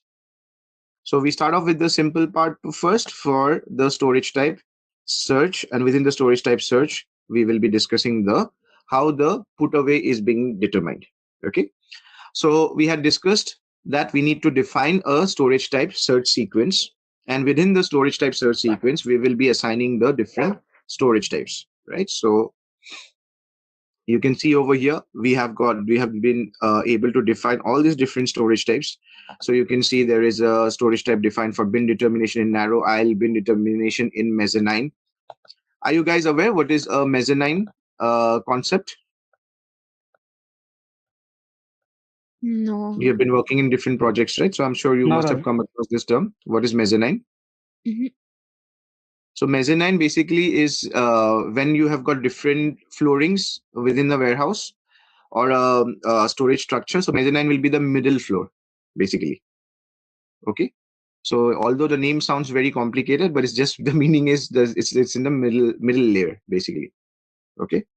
So you will be, once you start working on European projects, especially, and even in Southeast Asian projects, you would find that they have like, say for example, in a building structure, when you go inside India and you go get inside a lift, we have a very simple layout. It is ground floor, first floor, second floor, third floor, like this, right?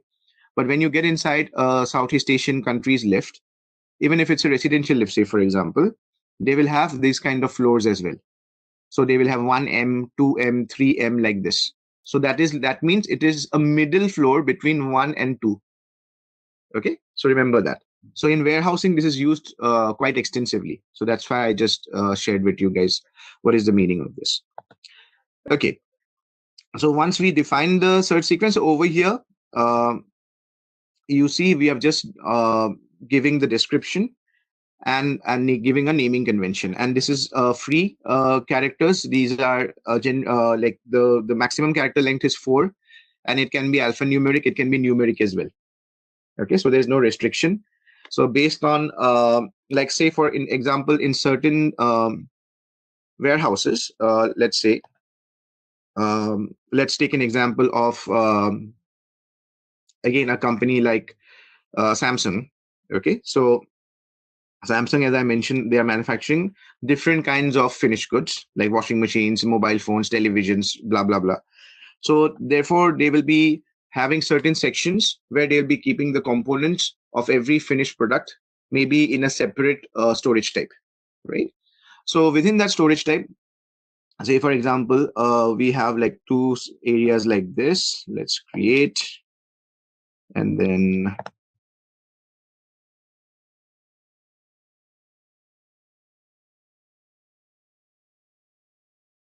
A1 HR, A2 HR.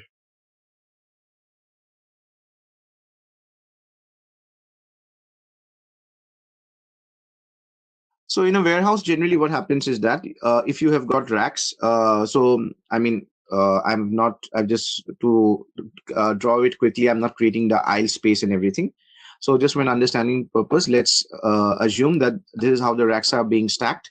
So A1 HR is one row, A2 HR is another row. So you will see clear markings on the floor as well for every row in the warehouse, right? So we can define these as storage types: A1 HR, A2 HR, A3 HR, and A4 HR. So what does HR stand for? HR stands for high racking.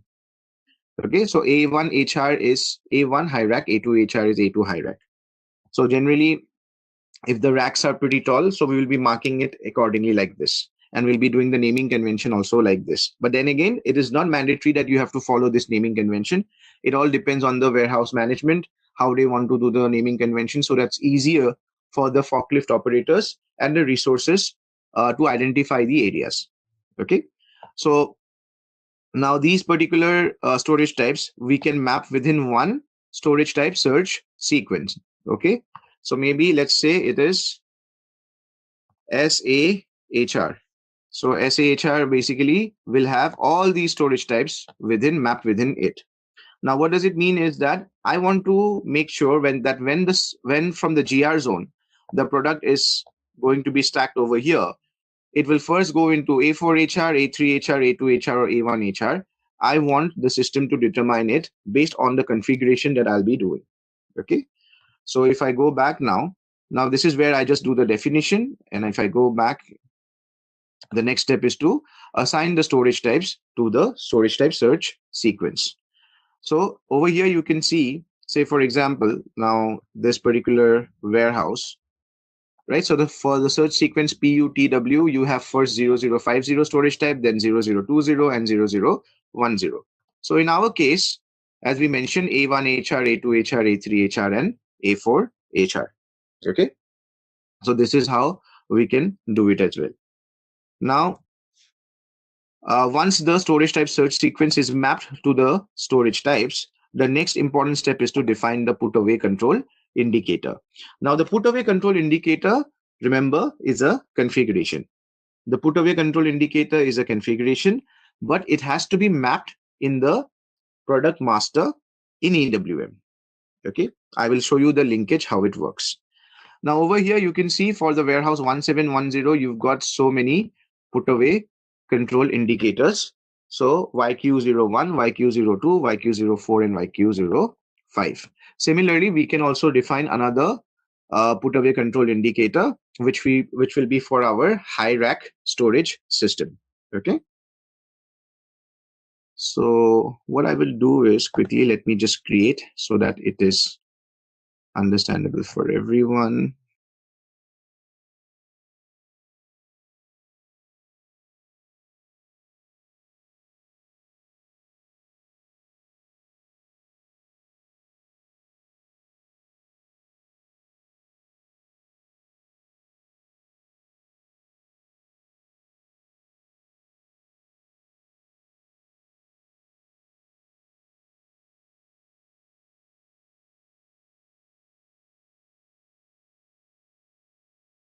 Okay, so this has been configured SAHR, and within SAHR, so now this, so to map the three storage types that we were drawing, sorry, the 4.1, A1 HR, A2 HR, A3 HR, and A4 HR, we have not defined the storage type. So what we will do first is, before doing the mapping, we will quickly create the storage type. So we go inside the same configuration node, the parent node SCM, extended warehouse management, master data, and define storage types.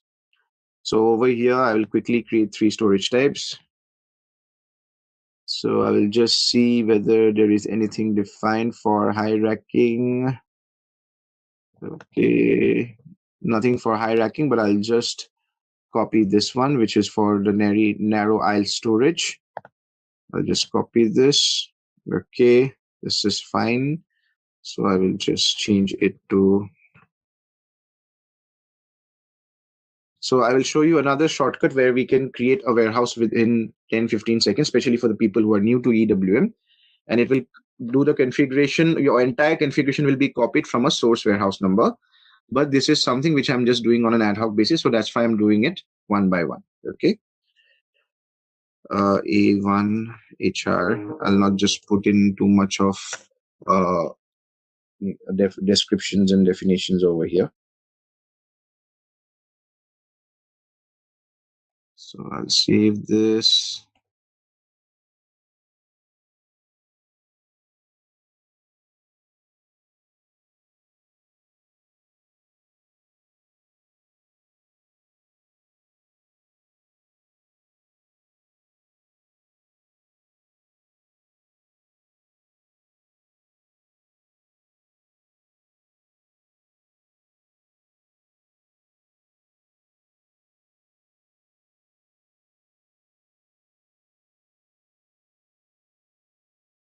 Done. So we've got A1 HR, A2 HR, and A3 HR.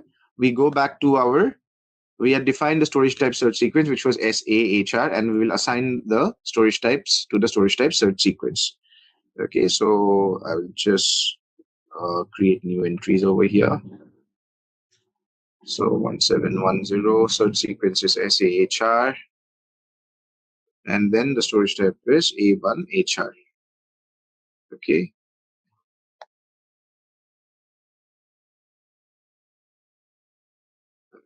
HR, A2 HR.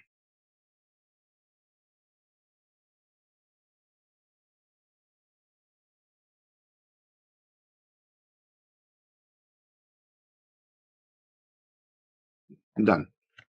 Okay, so we've got these three storage types. So the system will be following this particular sequence. Post that, what we will do, we will also create a put-away control indicator.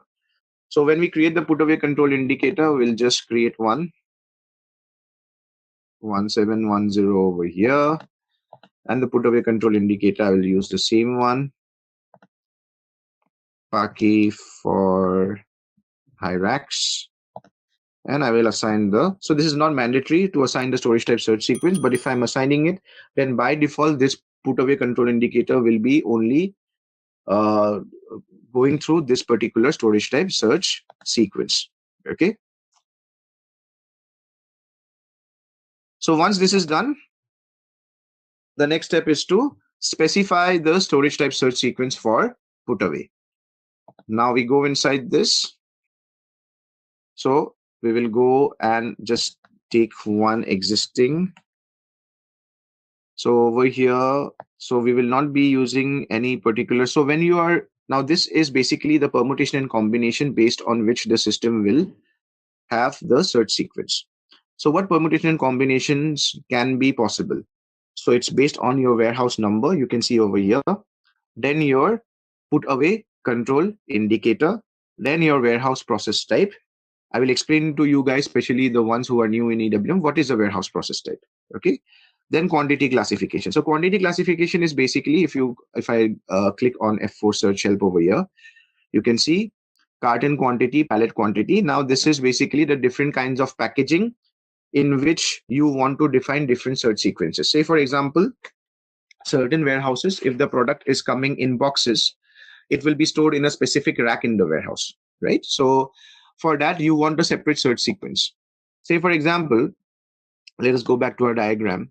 Now for this warehouse perspective, if I want the put away of the goods for boxes, I want it only to be going to A1 HR and A2 HR and not to A3 HR and A4 HR. So what I will do specifically for that particular quantity classification, I will be creating a storage type search sequence. I'll be mapping it against that particular quantity classification. So this particular permutation and combination, it is allowing you to keep separate search sequences as per different categories, quantity classifications, put away control indicators, and warehouse process types, as well as stock types. Okay. And if you have any hazardous rating, say for example, there are dangerous goods, okay, acidic goods, flammable goods, which you want to keep in a particular section of the warehouse, say for example over here, okay, then in that case you can maintain the search sequence accordingly as well. Okay. So remember, these are the storage types: A1 HR, A2 HR, A3 HR, A4 HR. SA HR is the storage type search sequence. And the cells that you see over here, these are the storage bins. We will quickly create them as well. Okay.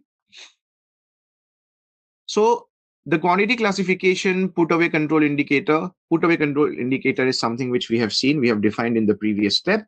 Now the question for the people who are new in EWM is, what is a warehouse process type? Okay. So the warehouse process type is having similar functionalities, not exactly same, because it does not have any financial postings adjacent to it. But yes, it has a lot of similar functionalities to what we have for movement types in ECC or in S4, right? Say for example, for GR movements for vendors, we have 101. So similarly, for put away, we have a warehouse process type. For goods receipt, we have a warehouse process type. For stock removal, we have a warehouse process type. For internal movements, we have a warehouse process type. For ad hoc bin-to-bin movements, we have a warehouse process type. You can define your own warehouse process type as well for different activities. For the different activities that we are performing in the warehouse, it is divided into different processes. It is called processes in EWM. And for every process, we have a warehouse process type defined. Now, where does this warehouse process type come into the picture? The warehouse process type comes in the picture when a warehouse task is getting created. So what was a warehouse task? The warehouse task is basically a direction or an order to the resource or to the forklift driver that you need to go and pick or put away the material, pick the material from particular source bin and do the put away in a particular destination bin for this particular pallet, this particular material, this particular batch.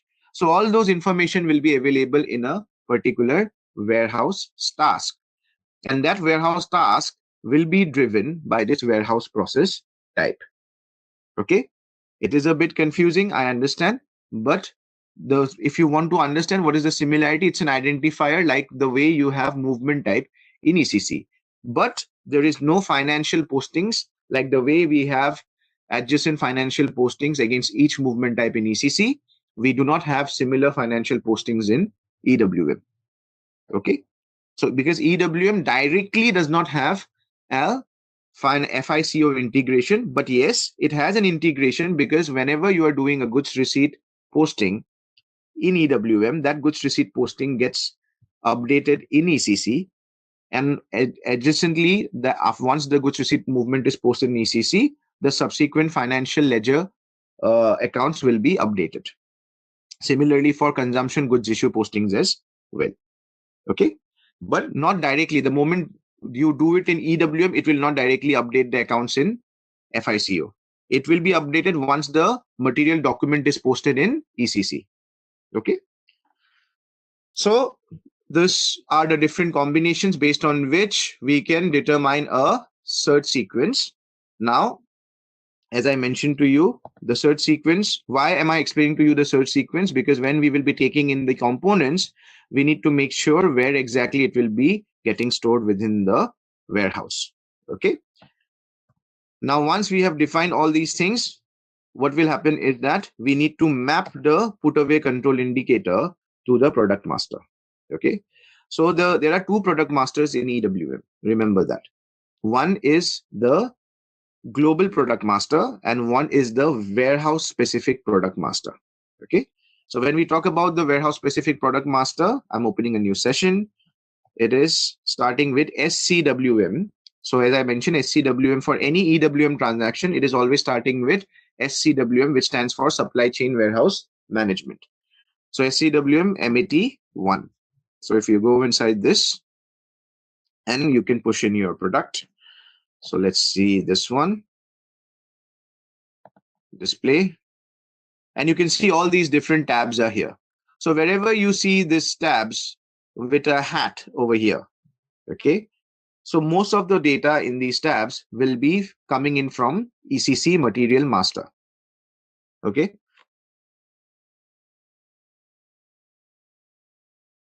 So wherever you see these hats coming into the picture, this will be the data which will be coming in from ECC. Okay. And you see the slotting data, the warehouse data, and the storage type data. These are the datas which we need to either upload in EWM or we need to fill it up in EWM manually, product by product.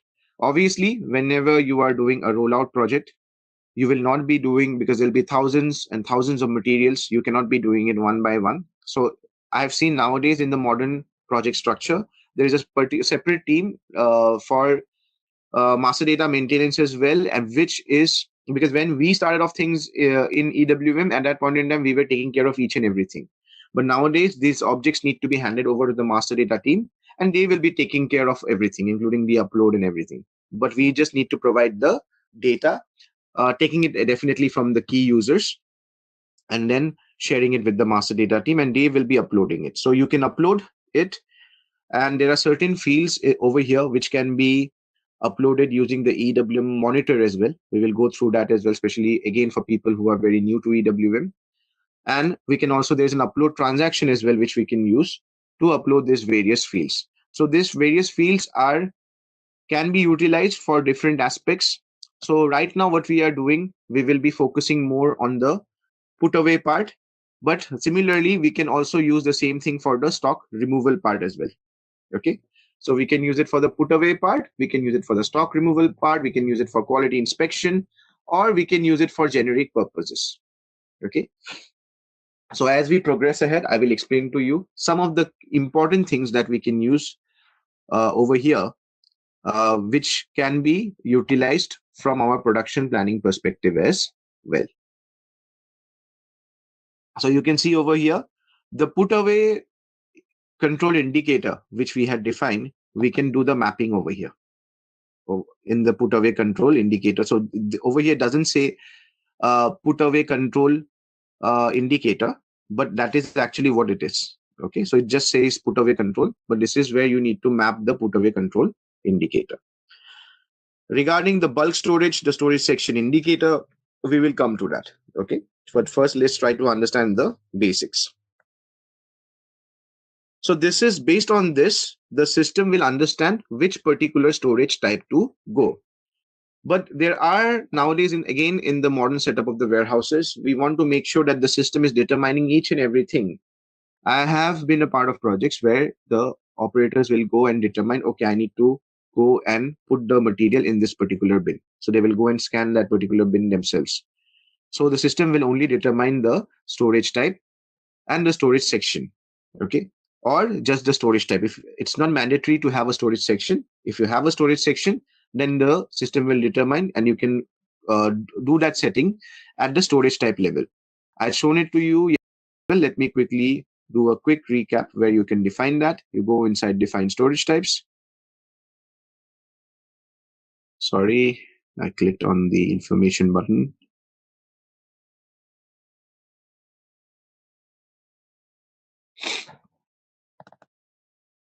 Okay, you go inside A1 HR, and over here there's this particular field WT generic. So WT generic means that it is going to be, it's not generic, so it's going to determine the storage type, the storage section, and the storage bin as well.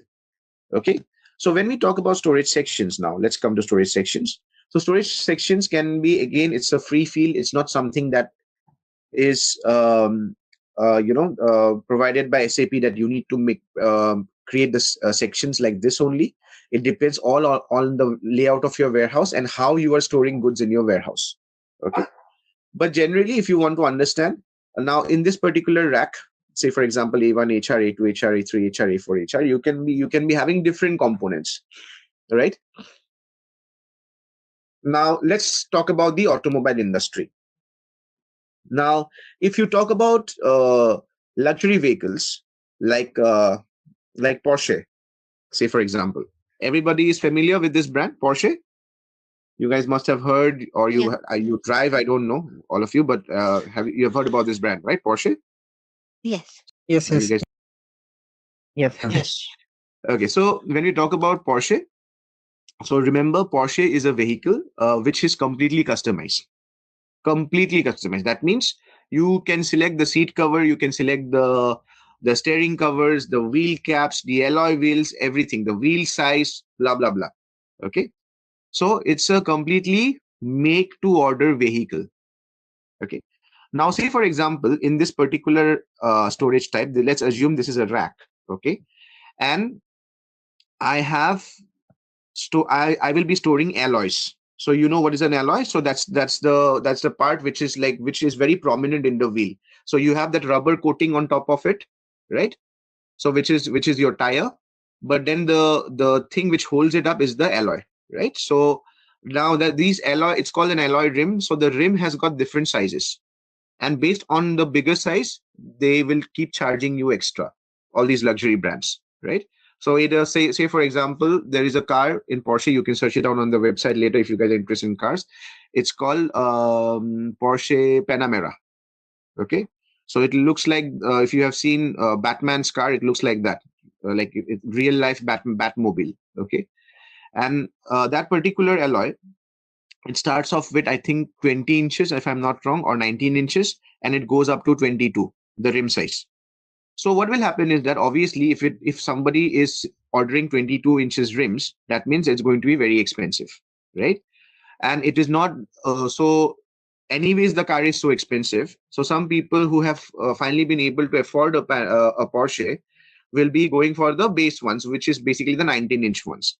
So what it means is that the 19-inch rims will be the ones which will be sent to the production line the highest, right? So it will be in a fast moving section in the storage type. So what I can do is that I can, when I'm storing the materials for a forklift driver, if this is a vertical rack, let's assume this is a vertical rack.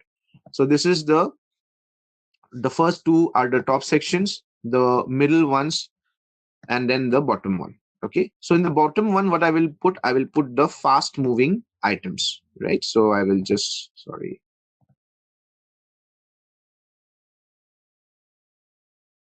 Okay. Why is it not picking up? Okay. So similarly, so these are the fast, these are the medium,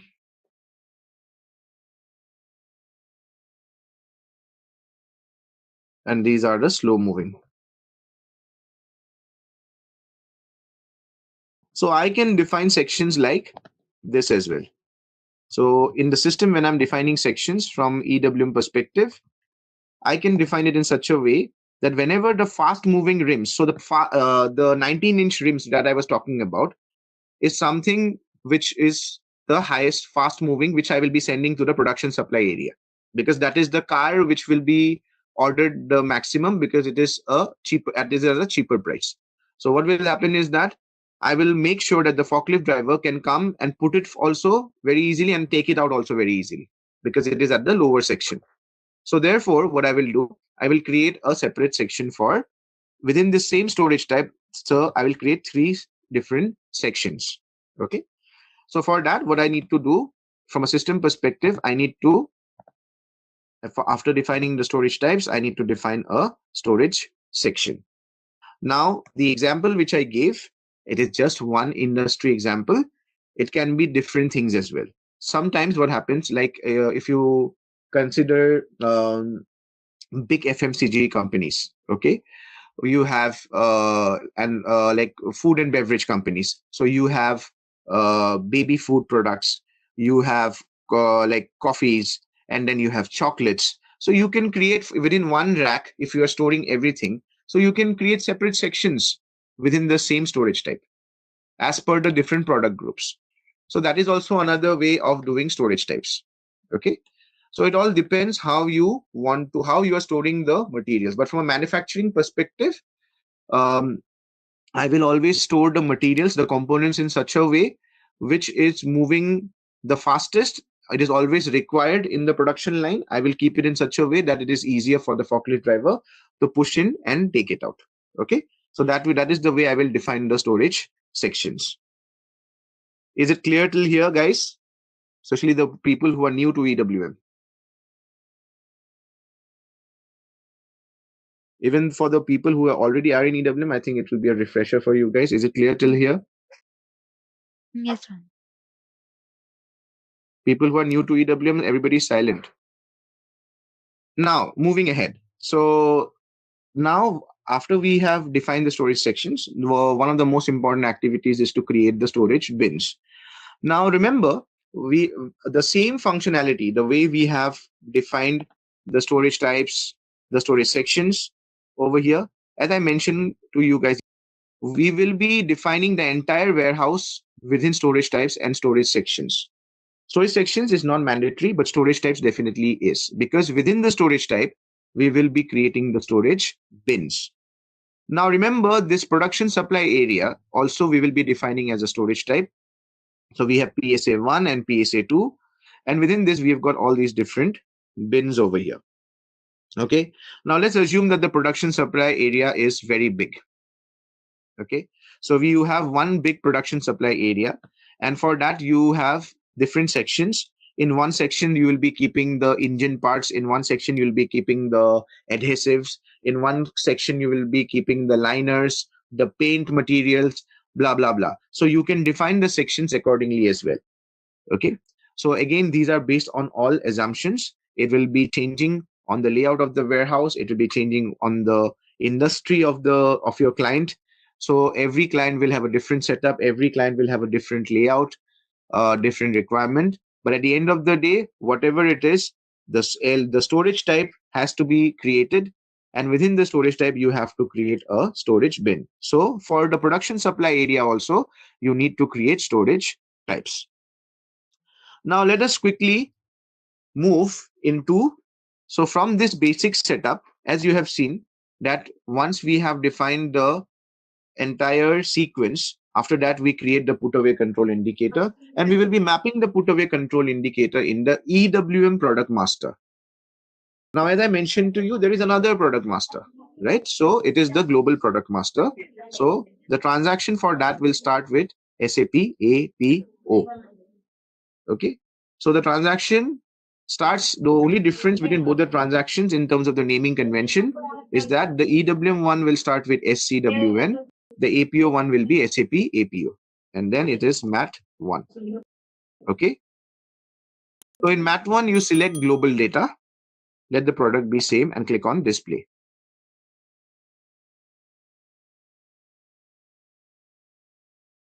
Like Yes. you mentioned, no, that in the PSA we can have storage types. So does it depend on the requirement of the business that we can have different storage types, or we can have just one storage type for the PSA? We can have Is just it- have one storage type for PSA, but if the business says that we need there will be in one production line you will be manufacturing different kinds of materials also. So you will have Okay. that kind of scenario as well, where they will not be in the same production supply area. They will not be keeping the components of each and every product. So if they have that kind of a bifurcation, then there's no problem in having 3 different storage types for different PSAs. But otherwise, what from my experience, generally we will have one PSA storage type, and within that we can have multiple storage bits. Okay. Understand. But there is no harm in creating multiple storage types as well. There is, I mean, if it's like a huge production supply area, as in such, and you have it's a bulk. Generally, the production supply areas are bulk areas, right? Because there's no rack over Right. there. You'll be keeping it in the open. Right. You'll be stacking the pallets or the cartons or the boxes, whatever. So in that case, you can also create multiple storage types and create a sequence for that as well. So there's no harm in doing that. Yeah. Okay. So now, why are we referring to this global product master? So this global product master is important from one aspect, and that is where it is important from your SAP EWM PP integration, or for the advanced production integration perspective. So you see over here product groups. So this product group is maintained in the global product master. It's not maintained in the EWM product master. Remember that. Okay. So this product group needs to be maintained. And then based on this maintenance, we will be able to maintain the core master data for EWM PP integration. We'll be able to maintain the core master data for the EWM PP integration. Okay. So why do we need product groups? First of all. So this is a question for all of you. Immaterial of EWM experience, non-EWM experience. And how do you think we can utilize this? I will show you in the after you give the answer, I will show you in the system how we are utilizing it, definitely. But I don't need a system specific, but maybe a logical aspect. If you guys can give me an answer, what is the product group and how do we use it? For example, for all the cross-order staging products, we can create one product group for cross-order, Okay. as well as single order, and we can assign that product group to the product level. Okay. Yeah, that's a nice thought that is going through. I mean, yes, that is one way of dealing with it. So you're saying that for all cross-order products, we have one product group. Yeah, that is a good way as grouping well. of all cross-order staging products with one product. Okay. Yeah. And apart from that, Mainly for classification, like if there's a particular product group, so similar products to be, they have the same like specific. Let's say, I mean, say similarity of use, or maybe to group together similar materials. yes, that is also another way. So the answer is a combination of both the answers that you guys have given. So let's say, for example, I had mentioned is that we can define it as in the product group, whether this is a single order staging product or whether it is a cross order staging product. Okay. Now, as we were discussing, what is single order staging, what is cross order staging. So for the single order staging products, it will always be linked to your production orders. The material will always be linked to your production orders. That means it is locked. The moment you stage the pallet to the production supply area, no other production order can utilize it unless and until you release the pallet. Okay. But for cross order staging, it is not like that. So multiple production orders can utilize the same pallet. As we had taken an example of paints when we are talking about mobile phones, right? For the powdered coating, that I think I had given an example of 5 kilograms of paint of powdered coating, and then we can utilize it for multiple production orders. So similarly, but like for single order staging, suppose for a vehicle, we require 4 tires. So if I am in one box, big pallet, if there are 4 tires, that is only specific for that particular vehicle manufacturing, right? So yes, we can use the product grouping based on single order or cross order staging, or we can also use it based on the product groupings, the actual product groupings like tires, like engine components and stuff like that. Now, why do we need this? Is because, as I told you, the core master data in advanced production integration is called PSA stage. Okay. So the transaction is, please note it down, /n/SCWM PSA stage, /n/SCWM/PSA stage. Okay. Remember, storage type is different. Within the storage type, you have storage bins, and then production supply area is also different in terms of objects within the system. But if you land up in that physical space, physically it is the same thing. For a warehouse operator, it's the same thing. It's the production supply area. You call it storage type, you call it storage bin. But yes, when we talk about monitoring, when we talk about overall SAP integration, all those things, the supply area is a different object, the production supply area. Within the production supply area, you have the mapping of your storage types and the storage bins. Okay.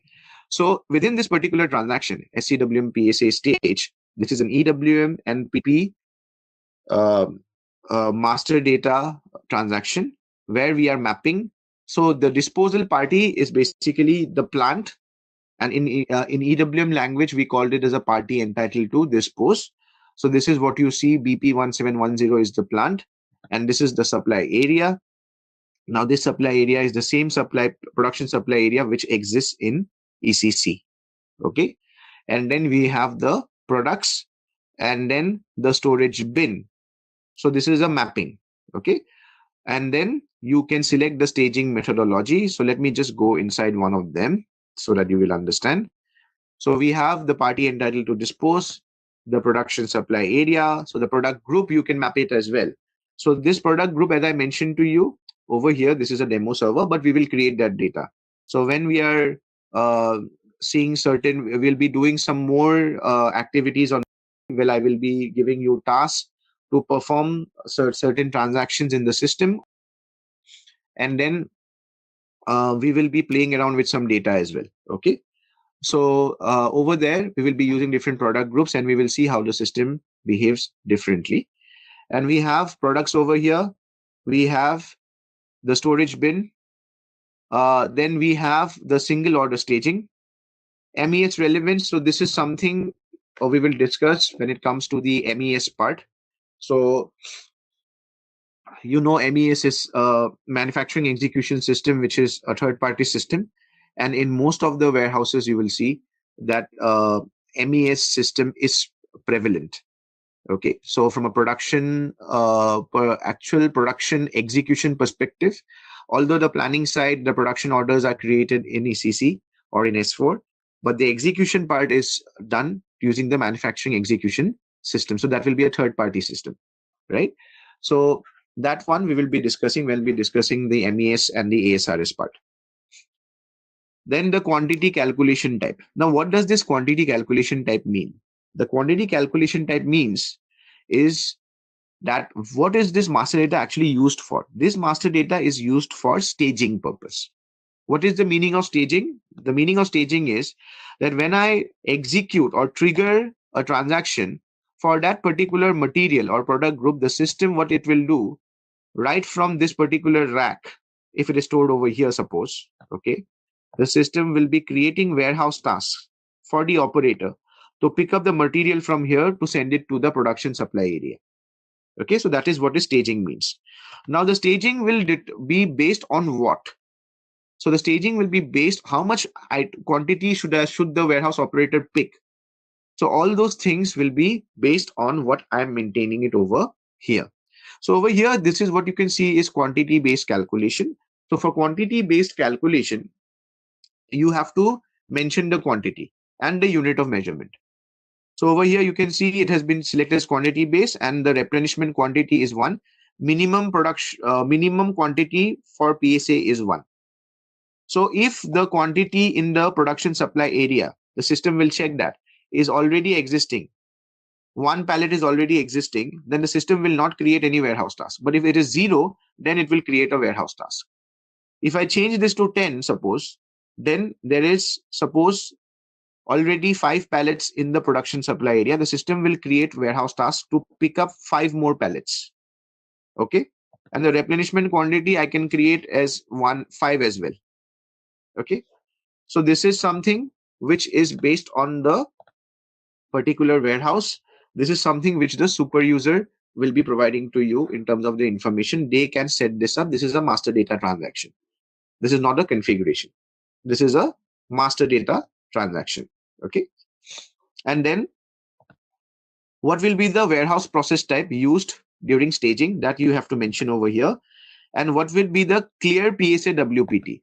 The meaning of clear PSA, that means if you remember, I think he was giving an example that it will be cleared off. The materials will be cleared off from the PSA and it will come back to this particular storage type.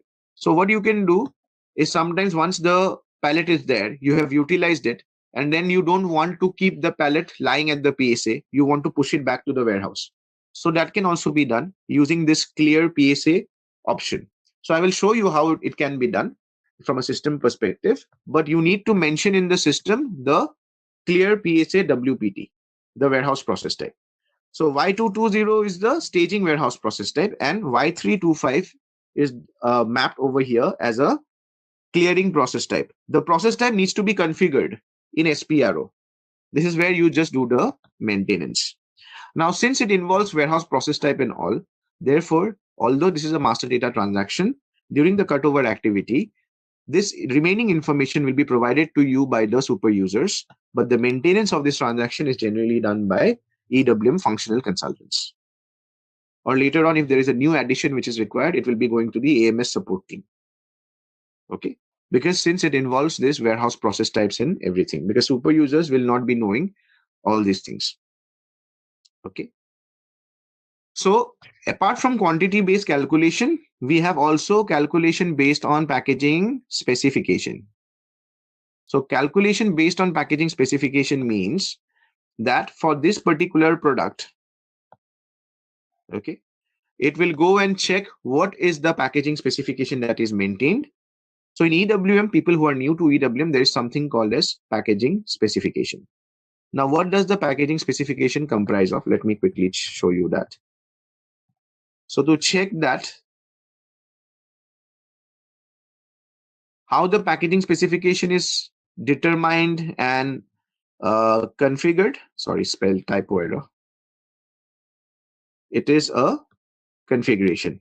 It is based on the way you have in ECC, we have condition determination, condition types, condition records. Similarly, for packaging specification also, we have a similar concept. Okay, so you need to do those configurations in the backend. Based on that, you have to set up the packaging specification. Okay, now say for example, for this particular material, let's see if something is maintained or not.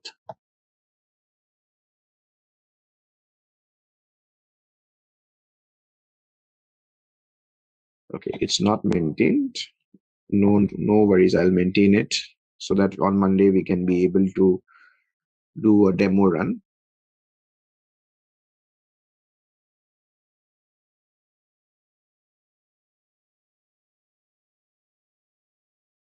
I'm just running it to see. Okay, so we've got a few packaging specifications.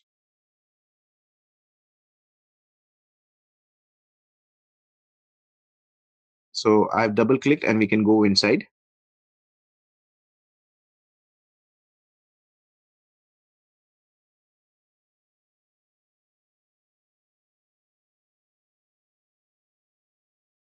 Okay, so within the packaging specifications are nothing but instructions based on which the system understands that a particular pallet needs to be constructed with how much quantity of the base unit of measurement. Okay, what it means is that suppose a bottle of Coca-Cola, the base unit of measurement will be bottles, right? But when it is being packed, it will be packed in bottles of 6, 12, 18 like this, right? So you'll be creating packages based on different settings. So you will be maintaining those instructions over here within the packaging specification. So based on the quantity, the system will start creating the pallets automatically. Okay. So once the system creates the pallets, the operator can just print the label and he can start labeling the pallet as well. Okay. So now similarly for the production supply area, you can see, and all these determinations happen on what we maintain over here in terms of the packaging material and the target quantity, the minimum quantity, all these things. Okay. So what happens is that when we talk about the PSA part, so over here on the right side, if you see, we have the condition types. Okay. So within the condition type, now let me click on create second version.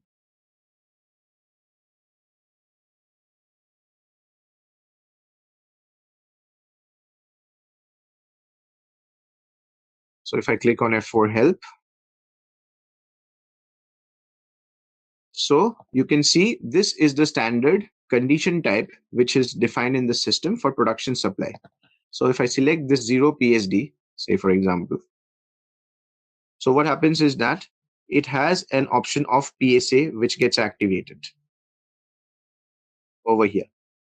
So I will explain to you on Monday's session what is a supply chain unit and all those things, because that is based on what the condition records are being maintained.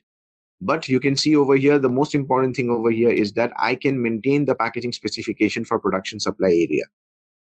So what will happen in that particular case, if in this master data, I choose calculation based on packaging specification, the system is going to go and check the packaging specification which is maintained for this particular product. It will go and check what is the packaging specification maintained for this product and this production supply area, PSA Y0011710.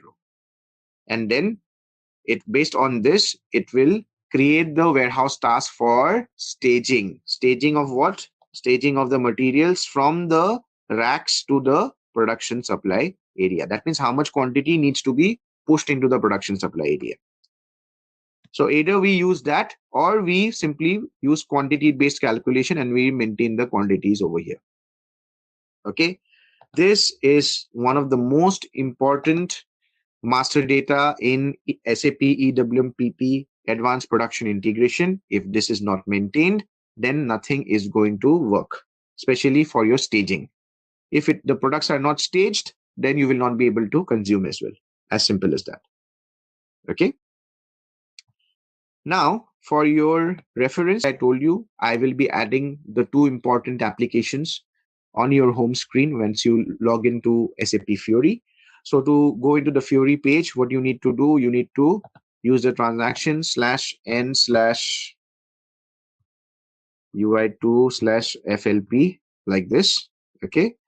And then the Fiori screen will open up and then you'll have these two applications, schedule staging for production and then post consumption. Okay. So this one is the application which we use for staging.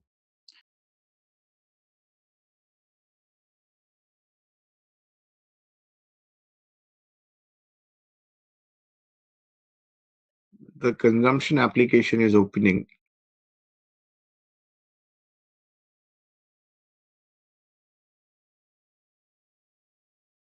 One 710.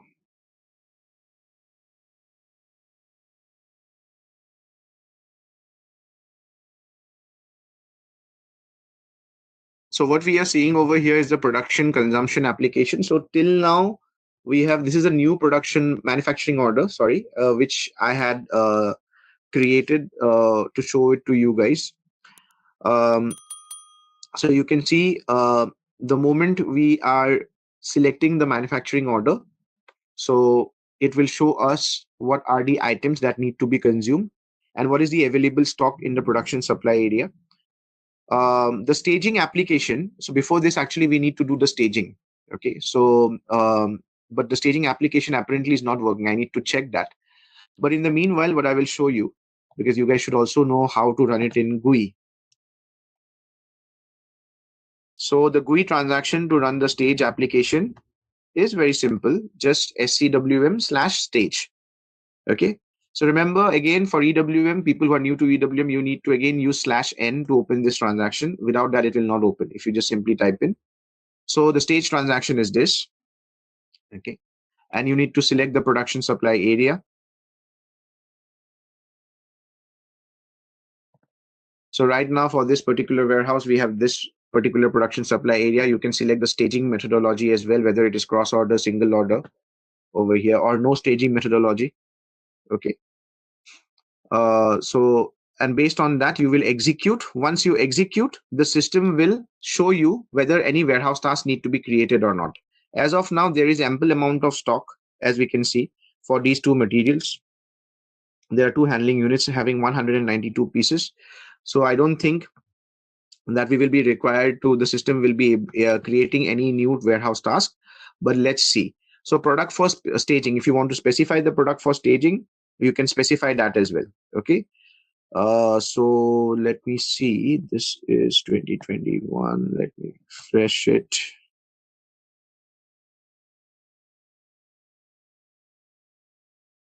Okay, so this is the production material request transaction. It is /n/scwm/pmr. This is again an EWM transaction. If you're using the embedded system, obviously it will be in the same box. If you're using the decentralized system, this transaction needs to be run in the EWM environment. In the EWM environment, remember.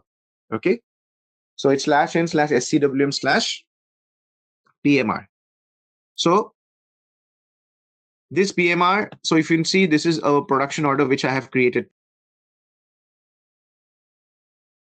And the manufacturing order is this one. Okay, so it will also show the components. The receiving product, this is the finished product, which is EWM S450. So it is, the description is finished, fast moving. And these are the components which are there. Okay, so S4502, S4503.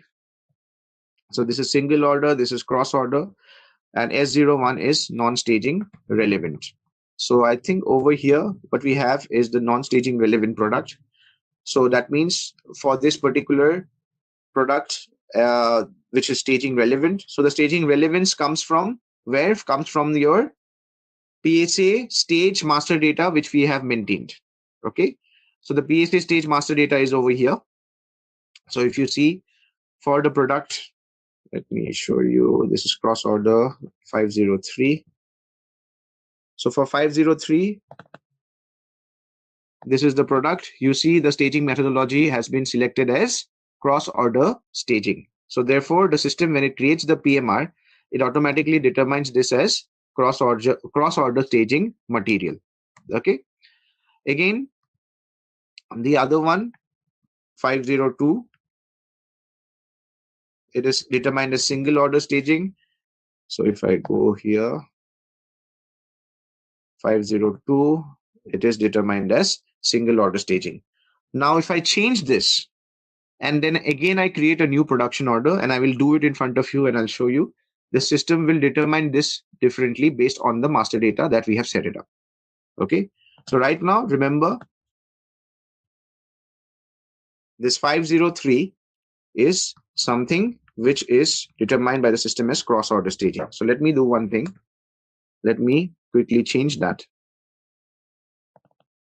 So for 503, I'll make it as single order staging. Save it. Okay. And then what I'll do, I'll create a new manufacturing order. Okay. So I will use this order as a reference.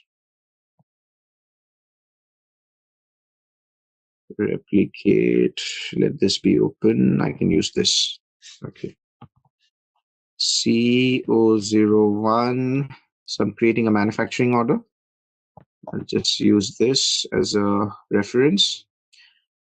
For people who are whose knowledge is more specific to EWM, you can take this manufacturing order, as a reference when you're creating. For people who are already experienced in PP, you guys don't need any reference. I'm sure you guys will be able to create different dynamics of orders. So what we need to do is we need to push in the start and end dates. So I'm putting it as like 12th of December as a start date, and then 31st of December as an end date. Quickly go and look into the components. So this is the component list. If you want to create your own material copying some other material, you're free to do that and add it to this component list as well. Okay. Just make sure that the storage location, which is being mapped over here, is an EWM specific storage location.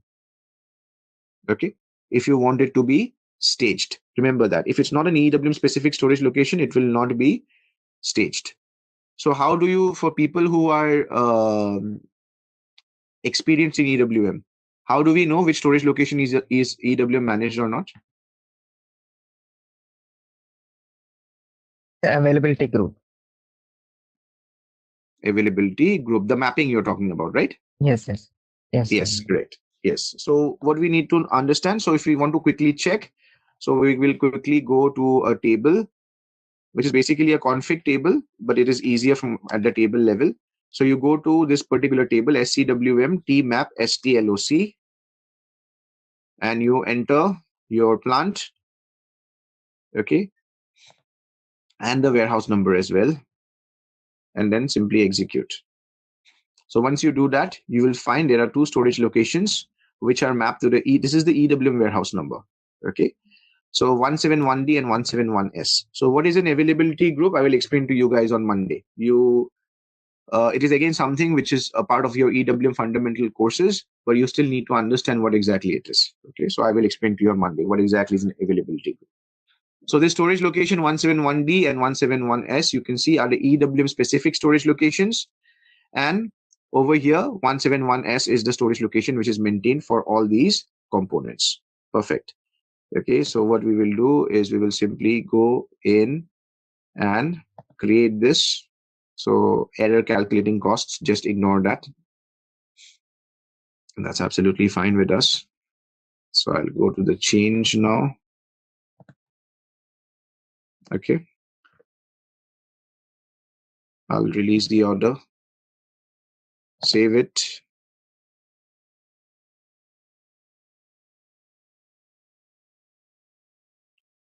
And now I'll go to WM staging pool list. So you can either simulate or execute. So we'll just execute. And these are the three materials it is showing that will be staged. And then I will click on WM material staging. Okay.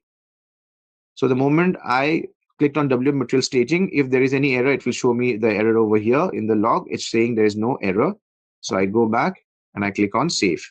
So the moment I do that, what happens is that the system will try to create the PMR, right? So the manufacturing order is this one. So let me try to search it in EWM now. We go back to the PMR transaction, select the manufacturing order. It has not yet landed. Not to worry. So what we will do, we will go inside the queue. So remember, whenever we are creating any document, the transactional information, that means the document replication, the document updates happen through RFCs. So in EWM, it is asynchronous updates. So that's why it is called queued and asynchronous. Okay. So why it is queued and asynchronous? Because it needs to be queued, because the document creation needs to be first, and then the GR update should happen. Then the quantity change should happen. It's like that. That is why it is queued. So it is called QRFC, queued remote function calls. Okay. So to access that, you need to go into SMQ2. This is the transaction. So you go inside this, execute this, just push in your manufacturing order number. It is here. Just go inside. It has failed. Now, what is the issue of fail? Status type staging production. Okay.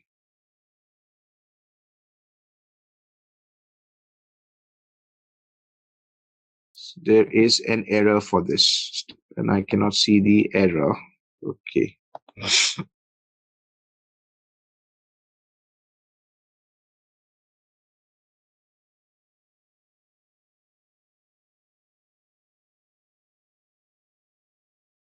Is it because, let me quickly do one thing.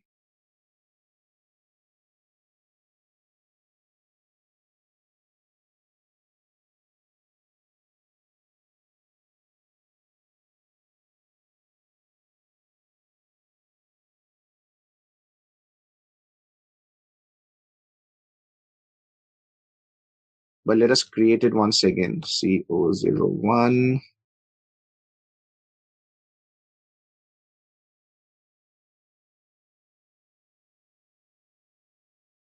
I'll just do the same steps once again. Let's see whether it works or not.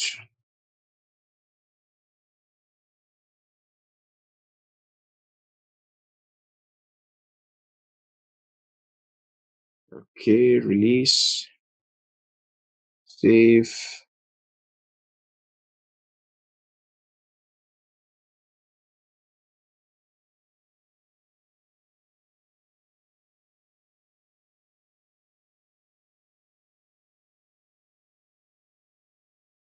Okay, so this one should also be there as a part of the queue. Let's see.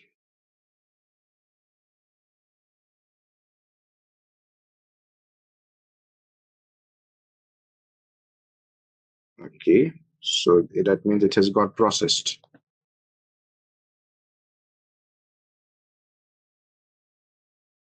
Yes. So the queue has landed and the PMR has got created. Okay.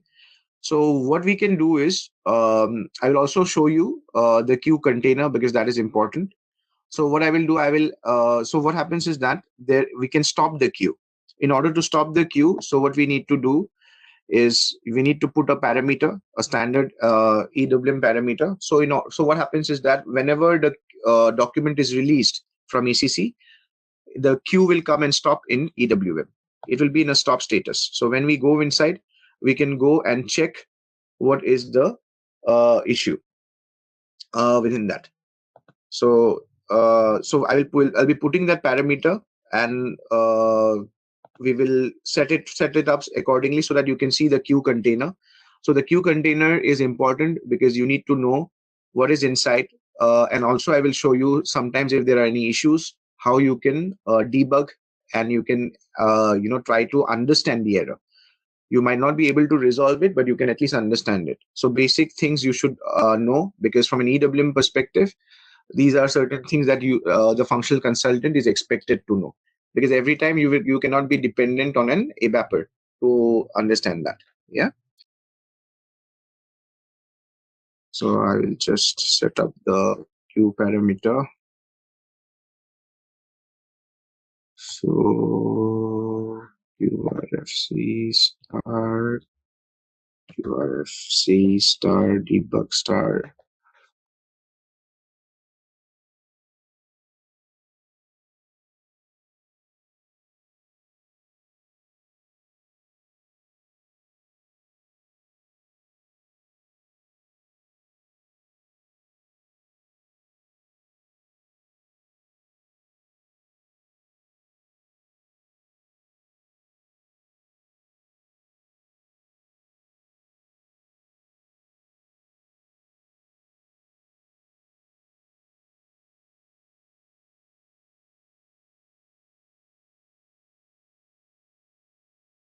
So you can note these two parameters down as well. This will not be provided to you, so kindly note this down.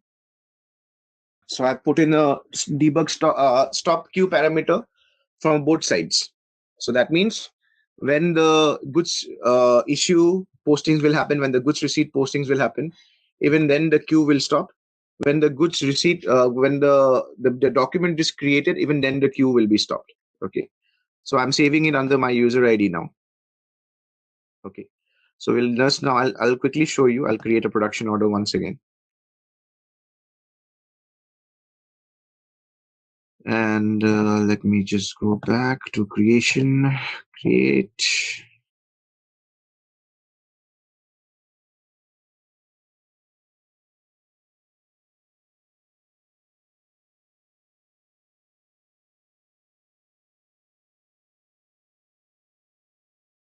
Okay.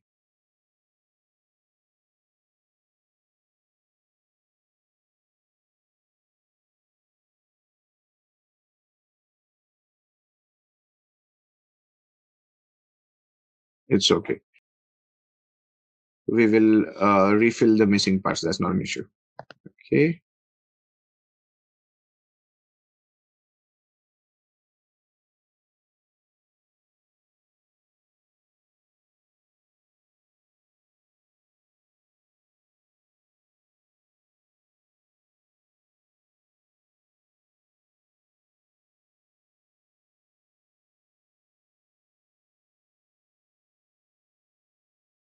Okay, so you see the queue is right now in a stop status. So the system did not automatically. So if I try to search for this particular manufacturing order in EWM PMR, I will not be able to find it because the queue has not yet landed.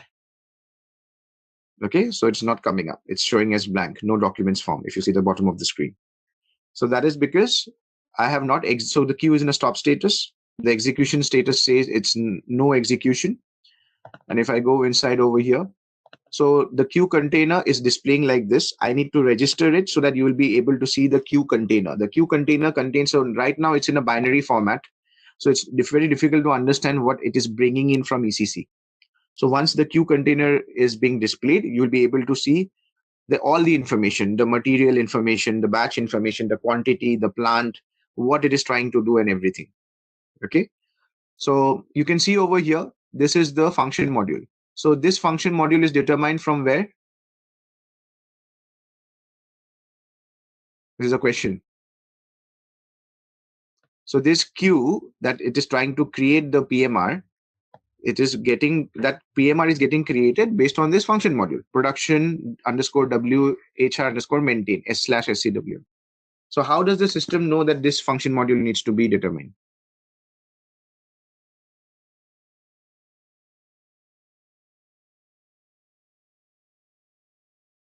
The distribution because model. of distribution.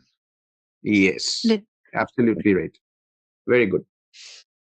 So because of the BAPIs and the message types we have added, yes, which we have seen in the distribution model. So those are standard BAPIs, as I mentioned, and within those BAPIs, these function modules are called. Okay. Now, if you want to see, as I was mentioning, so if you want to, let's copy this function module.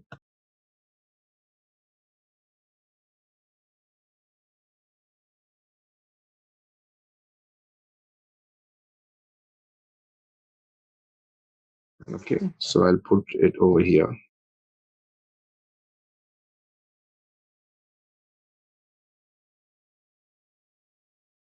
Okay, so this is from where the system will start generating. Okay, so you've got, so once we have once I executed, I have not yet executed it. So the moment I now execute, click on the F8 button, the system will generate the queue and it will create, because we are inside the queue now. Okay. So this is where you can just go, you click on F5 and you can see the different values and what exactly it is trying to do. If there is an error also, we can also identify it through that. But since the data container is not there, it will, the QRFC container is not getting displayed, I will not be able to see the item segments. So I will then put the breakpoint exactly at the item segment and then we can see the error. So I will not resolve this error. I will just add the data containers. I will resolve the error in front of you guys so that you guys will also understand if that kind of an error comes, how to resolve it. Okay, I'll keep it as it is like this, but I'll just add the queue container so that we can know where exactly we need to put the breakpoint. So if I execute this now, the queue got cleared. Okay. So now since the stop queue I have put in my user ID, the reason behind that is I want to show you guys how the queue container looks like and what information it contains. But from a system perspective now, from an execution perspective, you know that how you need to do the WM staging and how the data gets created and replicated into EWM. Okay. So the moment now, again, I re-execute this for 2223, the production order has come in, and then you can see that these are the different single order and cross order staging components which are required for the production order.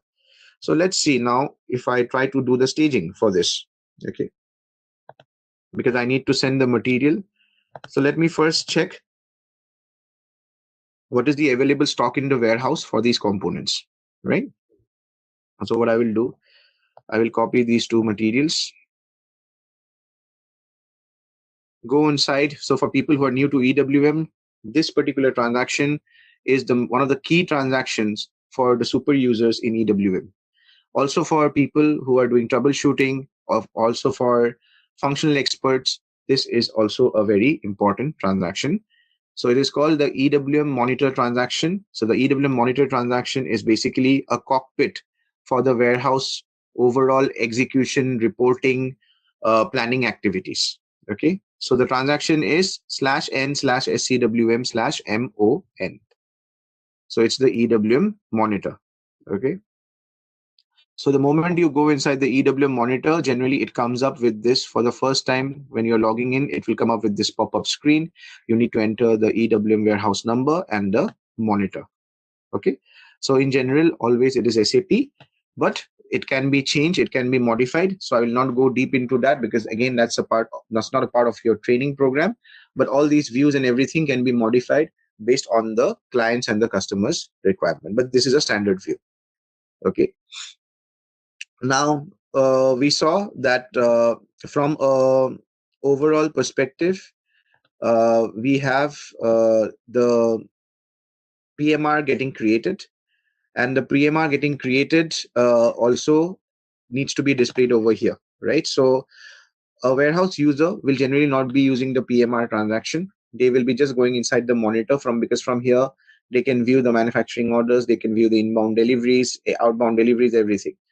So they will just simply, I'll just simply execute this so that it brings the entire list of manufacturing orders for this warehouse. Okay, it's not bringing anything. Okay, because the receiving time is updated. I'll just remove this.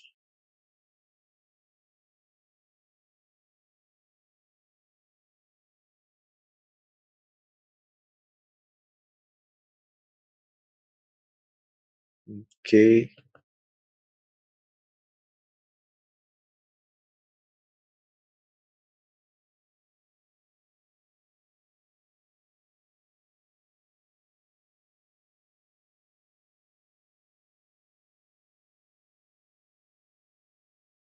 Okay. So these are all the manufacturing orders which I've created because I've given that particular date range. So these are all the latest manufacturing orders which I have created, that it is showing up over here. If you give a wider date range, is going to bring in you all the old orders as well. Okay, so against these manufacturing orders, you can see which are the inbound deliveries which have been created. We have not yet created any inbound delivery because we have not even staged the components to the production supply area in order for us to create the finished product, right? Then what are the different handling units? So the handling units are nothing but the pallets, HU in process if they are semi-finished products, and the completed HU. So all these lists you can gather the information from here. Okay. So from the production overview over here within inbound, you can identify all this information. Now, let's go back to the stage transaction. Where was the stage? Did I open it? Let me just close this.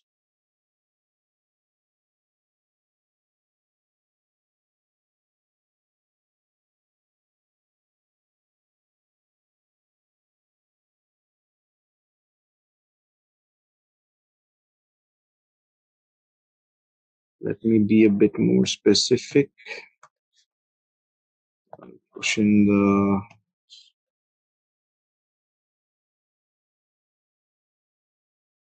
staging methodology is 3.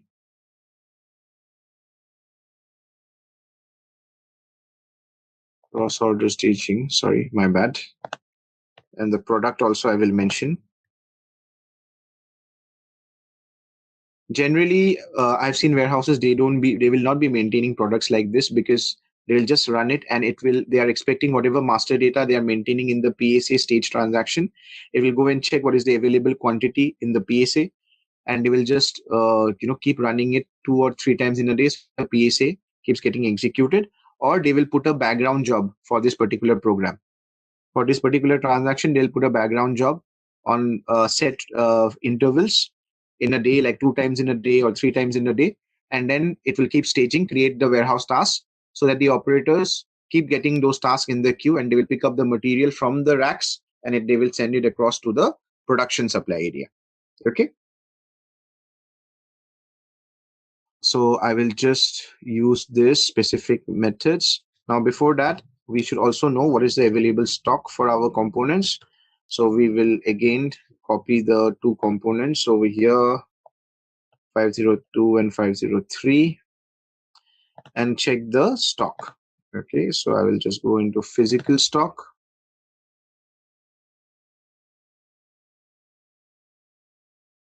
Okay, just paste this.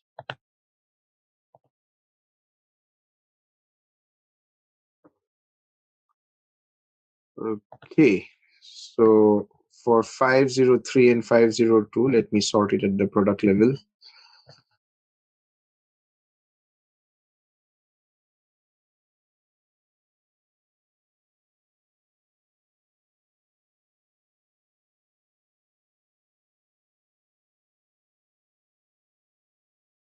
I'm just trying to see whether there is already any document linked to this stock. No, there's no document linked to the stock. So that means it is free stock. It is in an, so whatever you see over here as ST, I'll explain to you on Monday what exactly it is. It's called stock type. It is linked to your availability group, which in turn is linked to the ECC storage location. So I'll explain that linkage. But we have seen that table, right? And so we have some amount of quantity for 503 and 502. We are trying to do the staging for 503. Let's see whether the system does create. So it's in a test mode right now. So it is not going to create actual warehouse tasks, but it will just show whether it will create any warehouse tasks or not. So it's saying that no staging proposal available for given selection. So let us see where exactly it is lying. So this is the storage type Y011. So Y011 is narrow aisle storage. So that is fine. But we will have to make sure that the quantity is getting created, right? So that's because in the production supply area, so the quantity might already be there, right? So, but it is not showing up over here. So let us see the production supply area, Y061. So we don't see any stock over here in Y061. So what we will do when we are doing the running the execution, so the first step, what we will do, we will create the warehouse task, and then we will see how the resource will do the confirmation using the RFUI application. And after that, after the task is being executed, we will jump into Fury and start doing the consumption of the against the production order. So right now we can just see the 601 material, which is the non-staging relevant part, but then the other parts will also show over here. And then we will start using those materials, and we'll see how this consumption application also works. And also I will see why the staging application is not working. So you can see it is saying that it is moved to a different web address. So I will make sure that it is working for you guys on Monday, and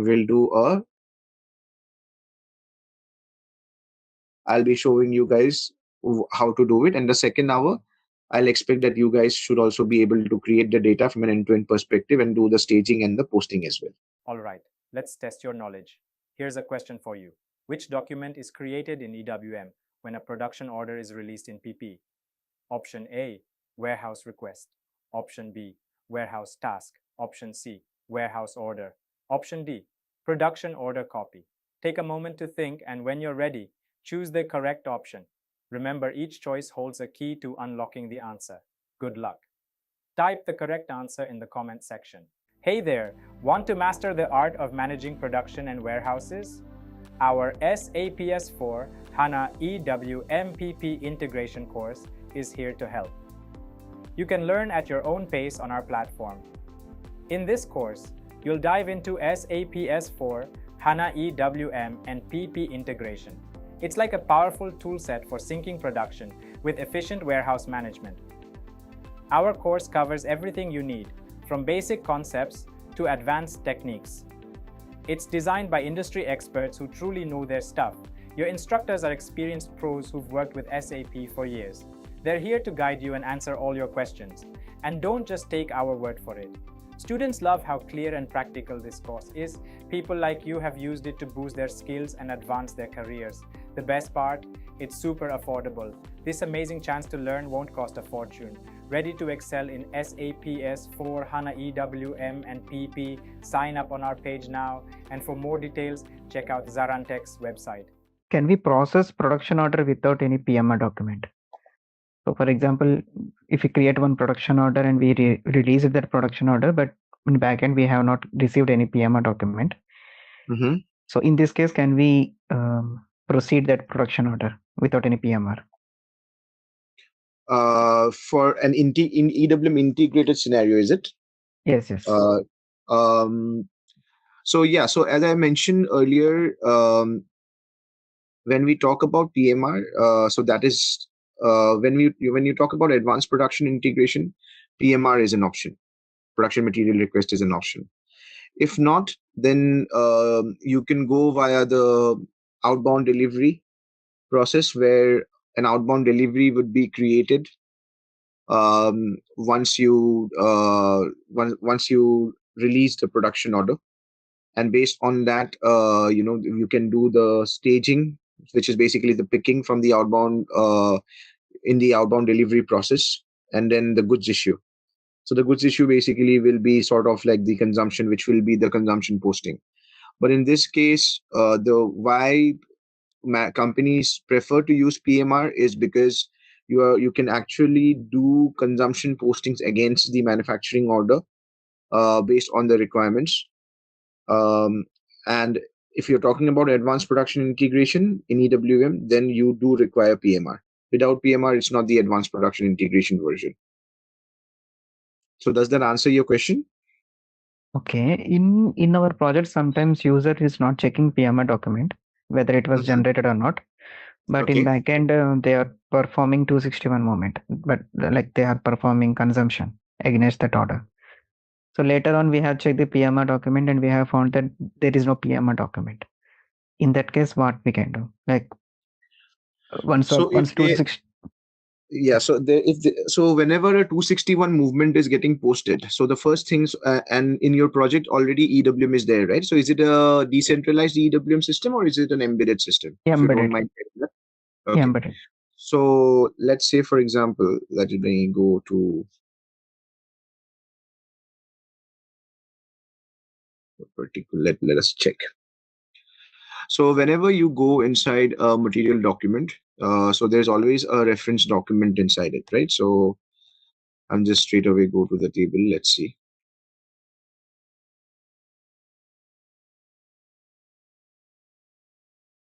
Okay. So let's take movement type.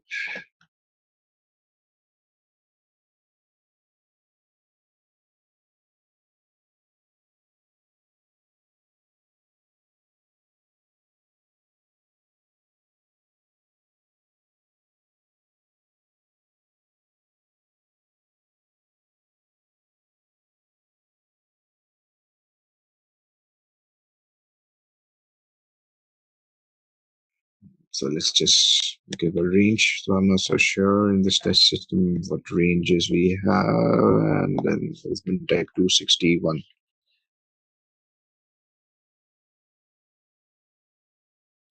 So since you were saying that there's no PMR in your project, so then definitely there must be a delivery document which is getting generated. Now that delivery document. No, we have PMR. We have PMR. We have PMR, but sometimes PMR is not getting generated. for some cases. So that 261 movement might be a cost center posting. Then have you checked what exactly the movement type? I mean, where was it getting posted? Because generally, if like say for example.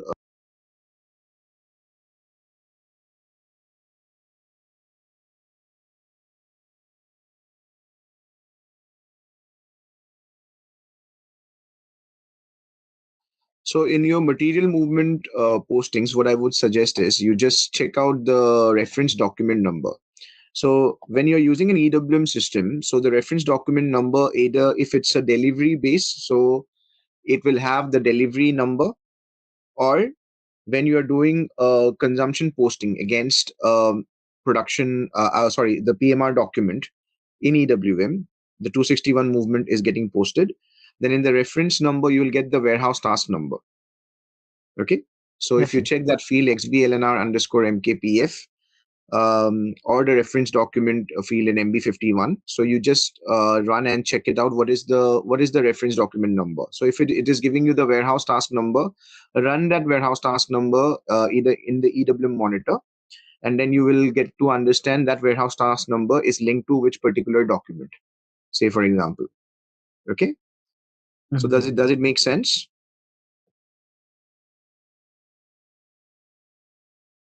Okay, Yeah, we have the yeah. process like production team will create production order and they will release it. Mhm. And after EWM person will check the PMR document and he will stage according to that Mhm. PMR document. Okay. After that, if a green signal from EWM team, then PP team will perform that consumption in CO11N. So in some cases, what happening is without Sorry. confirming. How are they performing the consumption? Sorry, can you please kindly repeat that step? Yeah, production team will create a production order and they will release it. Okay. And in backend, we will get a PMR document. Based upon the Okay. PMR document, EWM person will do the staging, Okay. PSA staging. And after Mhm. that, if stock is there, then production team will perform the consumption in CO11N. So, Okay. but They are not using sometimes the consumption application, or they are not using RFUI. So they not are from doing the RFUI. consumption. They are using the consumption, running the consumption transaction. That's what you are saying the Yes, ECC yes, consumption transaction. yes. So But when they are doing the consumption using the EC, but otherwise are they using when the when you find against the 261 movement um, reference document number from EWM, in those cases are they still using the same consumption transaction T code? yes,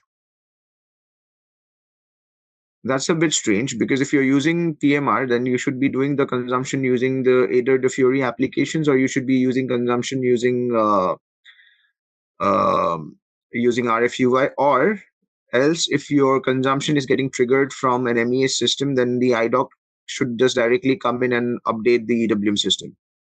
That is how it should be.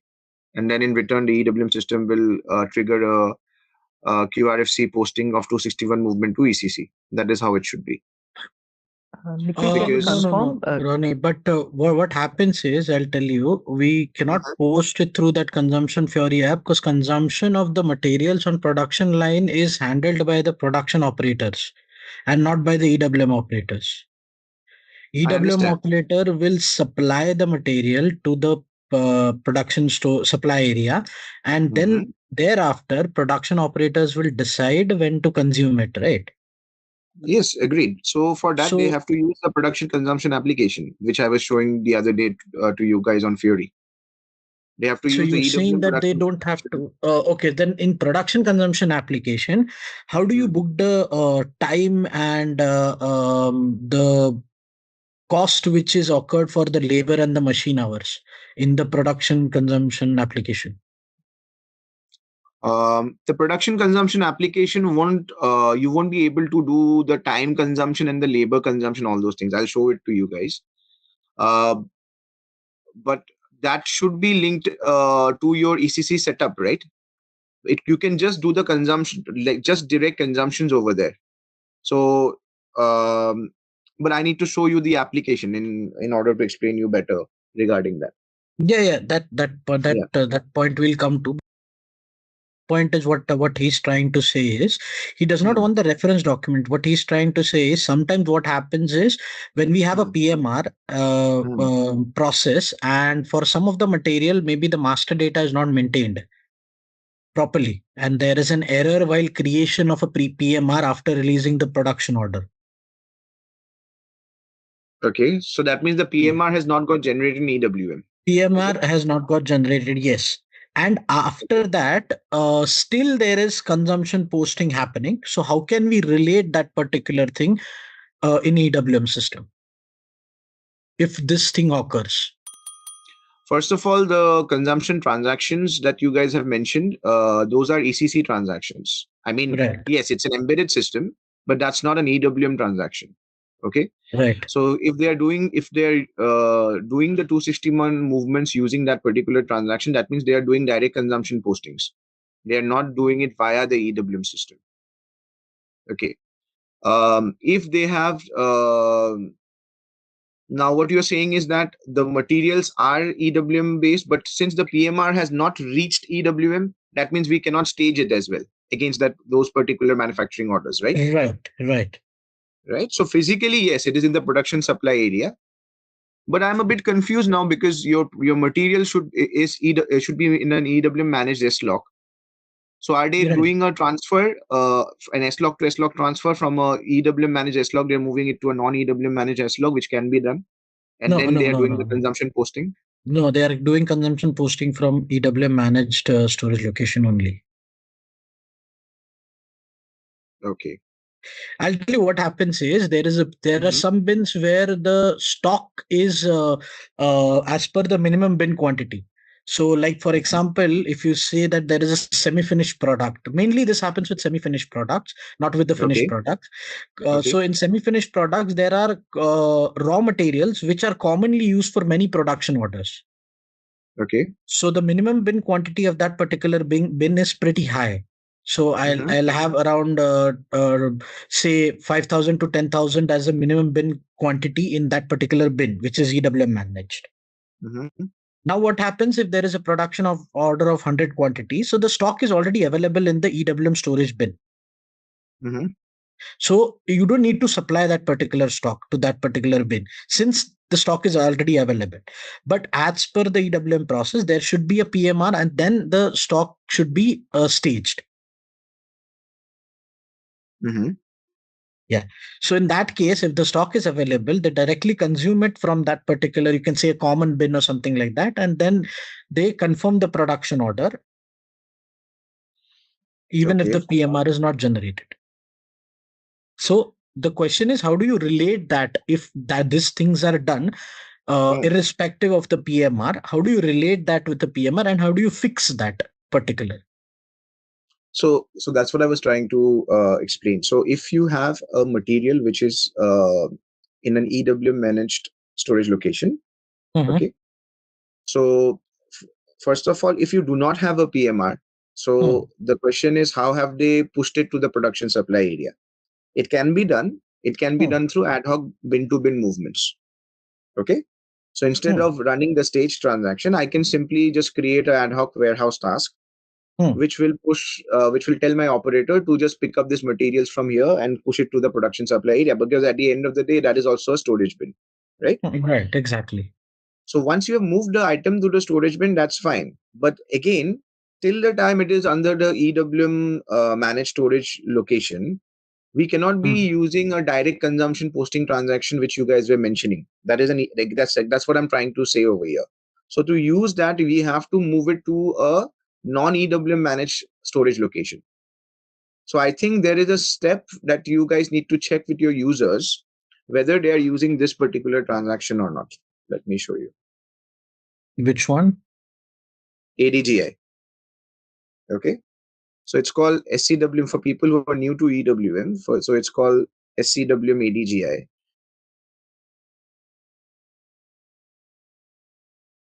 Okay, so they must be pushing the products over here.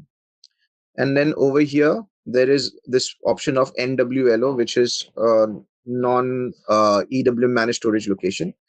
and you can simply put the storage location over here, and you can push the item from one S log to the other. So from the EWM managed storage location, you can push it to the non-EWM managed storage location, and then you can do the consumption. Because this is something, I mean, I know backflush postings getting happening, and then you get it. You are checking that in COGI and all those things. But I've not heard that you are not able to stage, and then but the material is lying in PSA, and without doing the transfer to NW, I mean non-EWM managed storage location, we are directly doing consumption.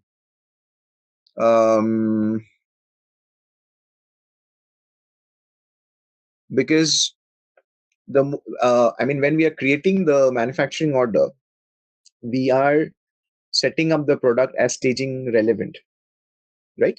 So within the manufacturing order itself, we have that small little checkbox where we can activate and deactivate. That comes in from the material master, but if you can deactivate it as well manually, right? So if the staging indicator is active, the S log is EWM managed. So I'm a bit surprised how it is happening in your system, but I wanted to see that actually. Yeah, once we get the access to the system, we will show you, Ronnie. No issues. Yeah. Okay. So, but it's an interesting thing. I will try to check it out in the system as well. Not for, but for if I can set it up in the system, then I will myself as well. I will try to see if we can have that demo. Then, okay. Okay. So right now, the issue that you're facing is if the PMR is not generated, then there is no visibility, basically, right? So exactly. Then you have to do an ad hoc bin-to-bin movement. The user has to do an ad hoc bin-to-bin movement. And why is there any queue which is getting generated, which is failing? No. We are not getting any queue for PMR issues. So where is it going then? It cannot be that it has. We are not getting, but as per the master data, we are checking and we are asking user to maintain sufficient stock in the PSA. Later on, that Kogi entry has also get cleared. But we are unable to resolve that PMR issue. So if any item is missing in PMR, we are unable to modify that PMR as well. So for example, when material is not having master data, PSA bin assignment, that component is missing in the PMR document. Okay, now I get it. Okay. So what you're saying is that, so there is a PMR over here, say for example, and this particular manufacturing order will have suppose 5 components, sorry. Like this is the finished product, and there'll be 5 components. Out of those 5 components, only 3 are showing over here, say for example. The remaining 2 are not showing. Is my understanding correct right now? Yeah. Yes. So this is what you guys are having. This is the issue. This is another issue. This is one kind of This issue. is also one of the issues. Sometimes the PMR is also only not there. Yeah. It's not there. And sometimes components are missing in the PMR document. So then there is something wrong in first of all, there is something wrong in the master data. If not in the master data, someone is playing around in the manufacturing order. So they are not releasing it properly. If they are releasing it properly, they are removing the staging indicator and then releasing it. Because it cannot be that if there are no queues, how can where will it go then? Or it might be, do your users have access to deletion of queues? Can they delete it using the EWM monitor? No. Are you sure? Yes. Then where is it going? That is the biggest question, right? The queue should get generated. So there should be at least a stuck queue.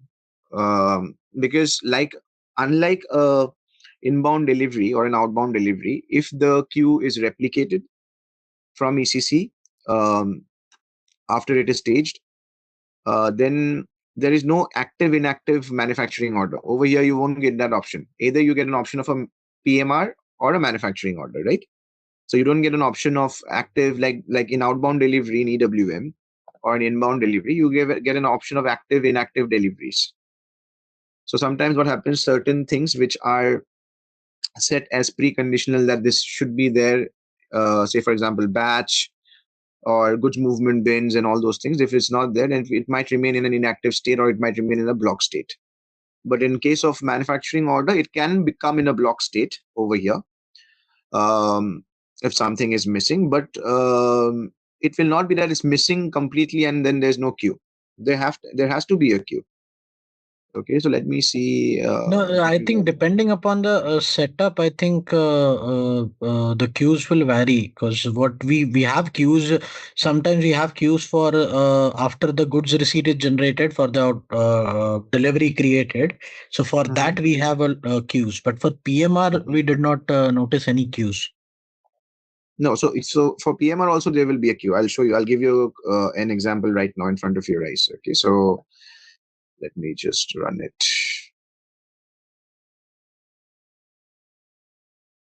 You're saying that queue for the full PMR of, or if even if there is a one of the product missing from the PMR, then also there will be a queue. No, it's not that. What I'm trying to say is that whenever a PMR is getting created, it is getting created through a queue only.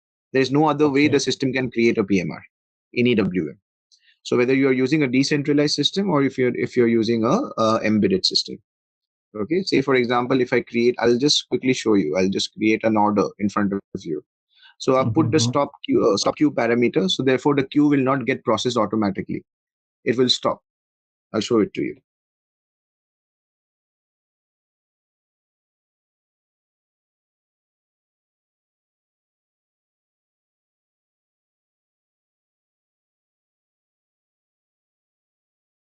Save it first.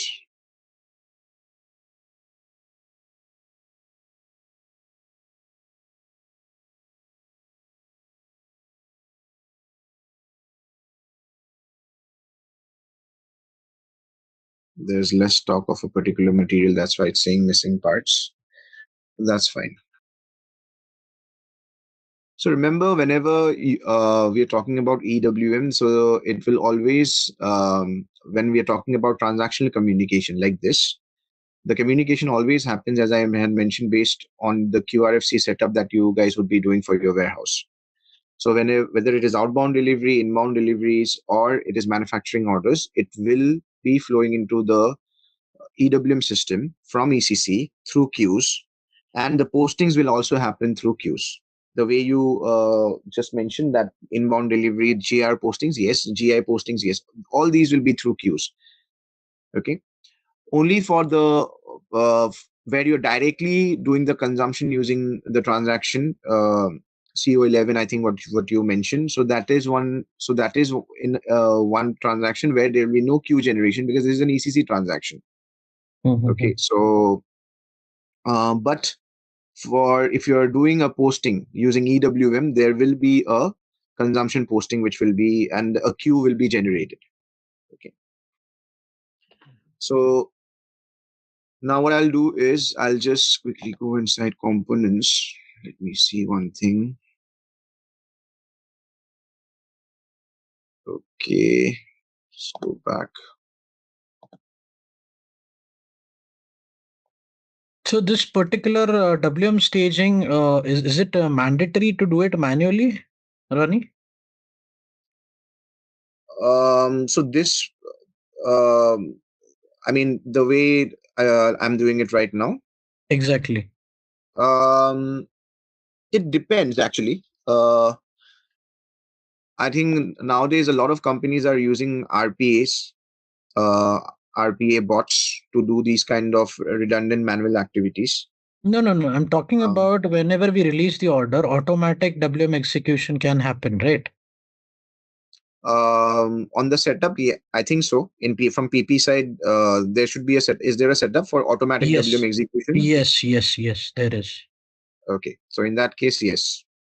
Yeah, and since it is triggered directly with the release contact, that is the reason there are no queues. No, there'll still be queue. There'll still be a queue. It's not about manual. If I'm doing manual staging, there will be a queue. Otherwise, there'll be no queue. Otherwise, how will the system create the PMR in EWM? It cannot automatically do it, right? There has to be a program which is doing it. So the queue is sending the program with all the data required for the program to generate the PMR. Okay. How will the system know how to create the PMR in EWM? What is the raw material? What is the product number, batch number, or components? What are the components required? How much quantity? How will it come to know? That information will flow in through the queues. So just now, Okay. see, I have sent in this order, right? So I will show it to you guys. Mm-hmm. Do you guys have access to your client's development system? You must be having, right? Yes. Right. We have. Okay, so what I will request you is just go inside. I mean, whenever you guys get time, so put in these two parameters, this user parameter, so that you will understand that the queue is getting generated. See, it's coming up right now. It's very, very slow. Okay, so these two parameters, can you guys just note it down? Shall I put it on the meeting chat? Yeah. Yes. Yes. Okay. Yeah, you can put it a screenshot. I'll just copy this and just put it, or I'll just take this.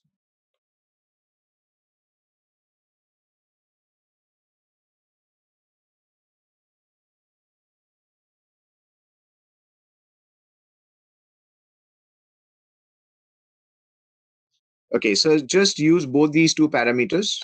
Okay, so why I'm asking you to put both the parameters? So one is to stop the queues coming in from ECC to EWM, and one is for stopping the the queues coming in from EWM to ECC, so that you can study each and every queue. That is very important.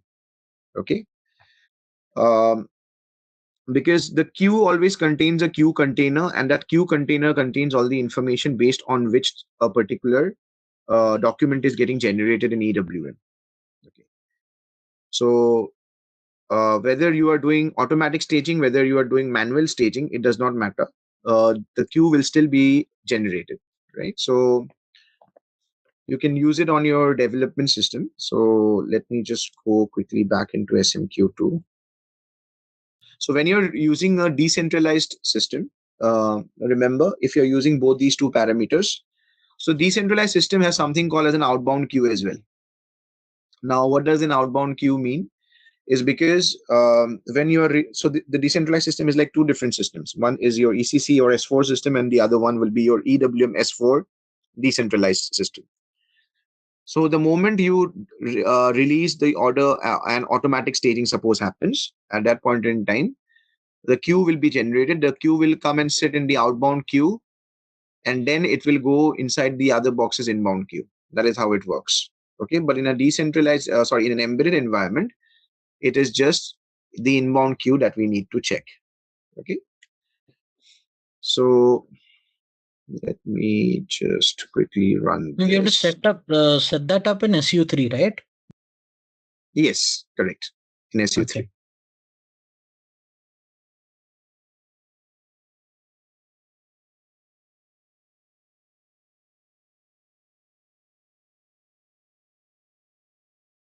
So let me just push in the order.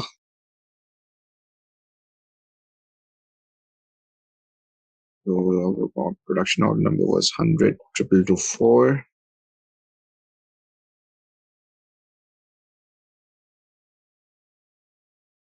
What happened? I did not see You the digits.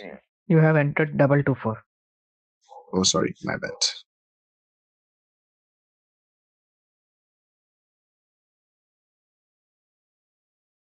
Perfect. Okay, so this, what you see over here is the queues which are currently in a stop status. So whenever you create the queues, at that point in time, this particular queue will be generated with this particular function module. Okay, the same thing should happen in your client's system as well. But remember, don't worry, when you're setting up the stop parameter on your user profile, it will only be for the production orders which you guys have created. Okay, it will not be for all the users who are using the development system. So say for example, Nikhil is doing it, so it will only be for Nikhil's documents. It will not be for everyone else. Okay, just check it out and let me know if your queue stops or not once you set up this parameter. Okay, and apart from that, you also need to do a registration of your queues. So let me just see one thing, whether it's already done or not for this.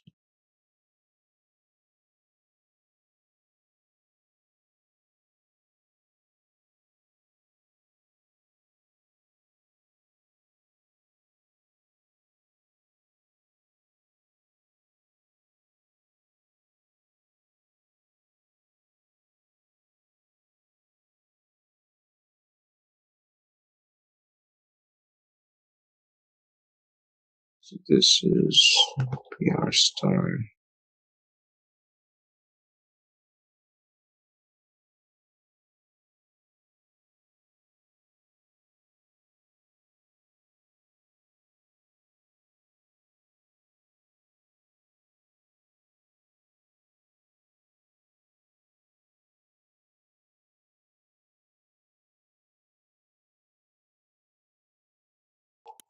Because without the event registration, it is not going to happen.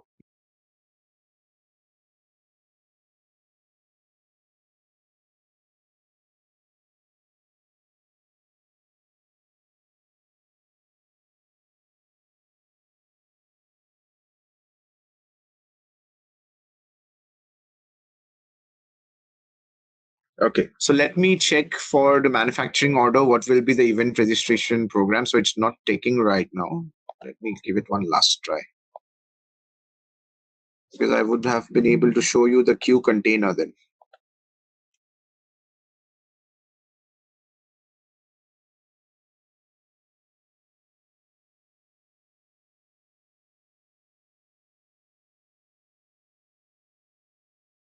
Let me check. Okay, so without that, if I click on this queue name, nothing is going to come out. But since that DL queue is registered, I'll show you. DL is basically the delivery queues.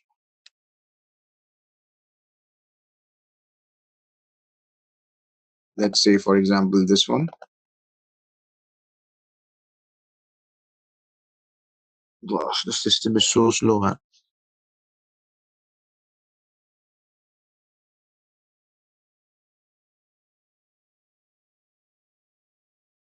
Even this one is not registered. So this is DLVS.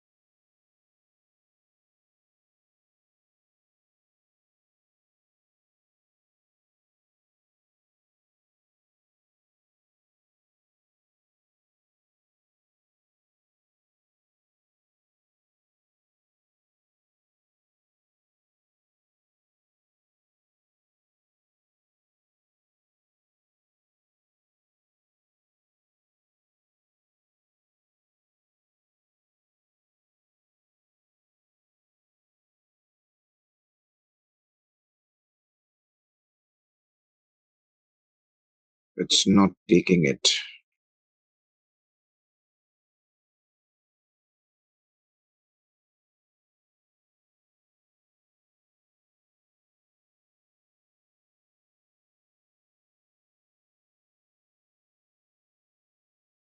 It's not taking in anything. Let me DLW. This one it will show.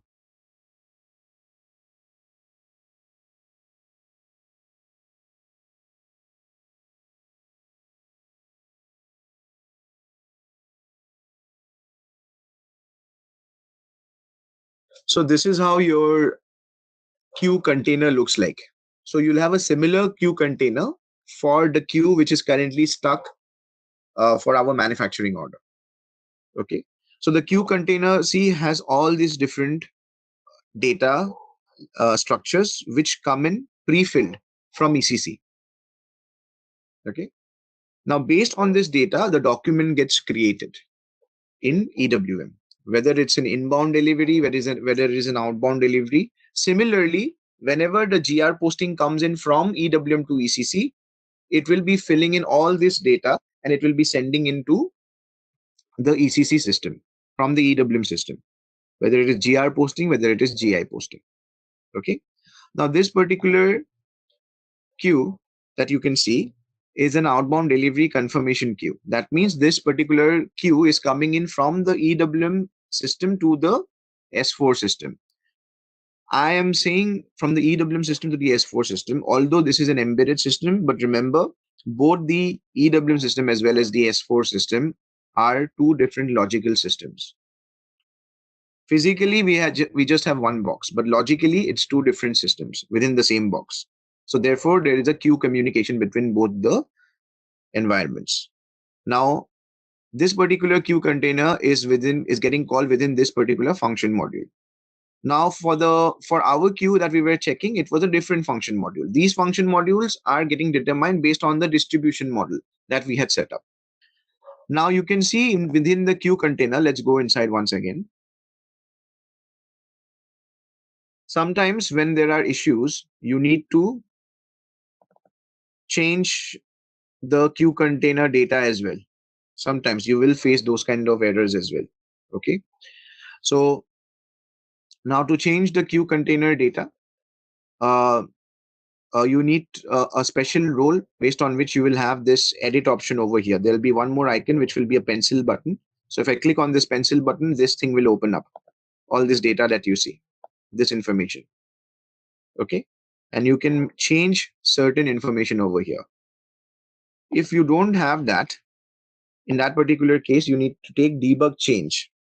Okay. You need to request for debug change. And then you need to make changes where in the same structures you can call within the debug mode as well. So let me quickly show you this.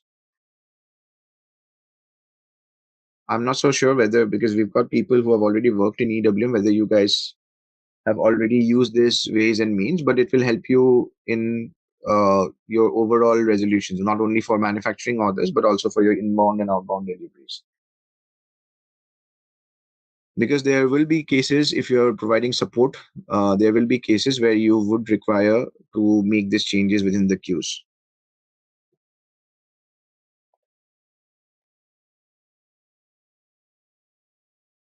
So I'll place the breakpoint exactly on the function module, and I'll simply execute this.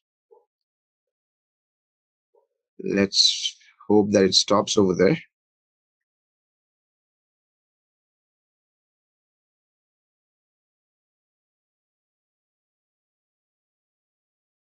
So yes, it has stopped over here. Okay. So you see when we were going inside the queue container, there were different structures, right? On the left side, see the same structures come over here. Okay. So if I suppose double click on item data structure over here, so the item data structure opens up. So it had two lines, remember, right? So if I go inside item data over here,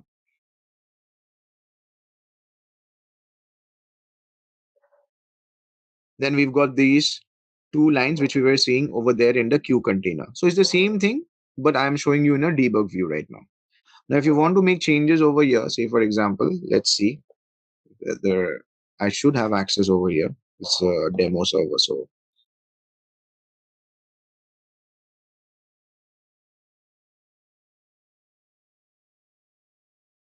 yeah, so it has opened up. So sometimes there are scenarios, people who have worked in EWM, they would know you need to make certain changes and then you need to change the entries and then re-execute it again, and then the queue will take the new entries. Okay. I'm not going to change anything over here because it is just an example that I'm taking from a already existing queue which is in error. But this is how you can do it over here. Okay. So I'll just go back. I won't change anything.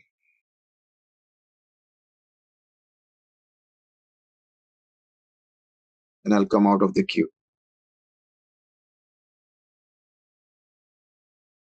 But in short, you see the error message has changed now. It's saying the sales order does not exist. Someone might have deleted the sales order as well. Okay. So in short, you will have queues coming in. So as I mentioned, just set it up in your development system and you will see.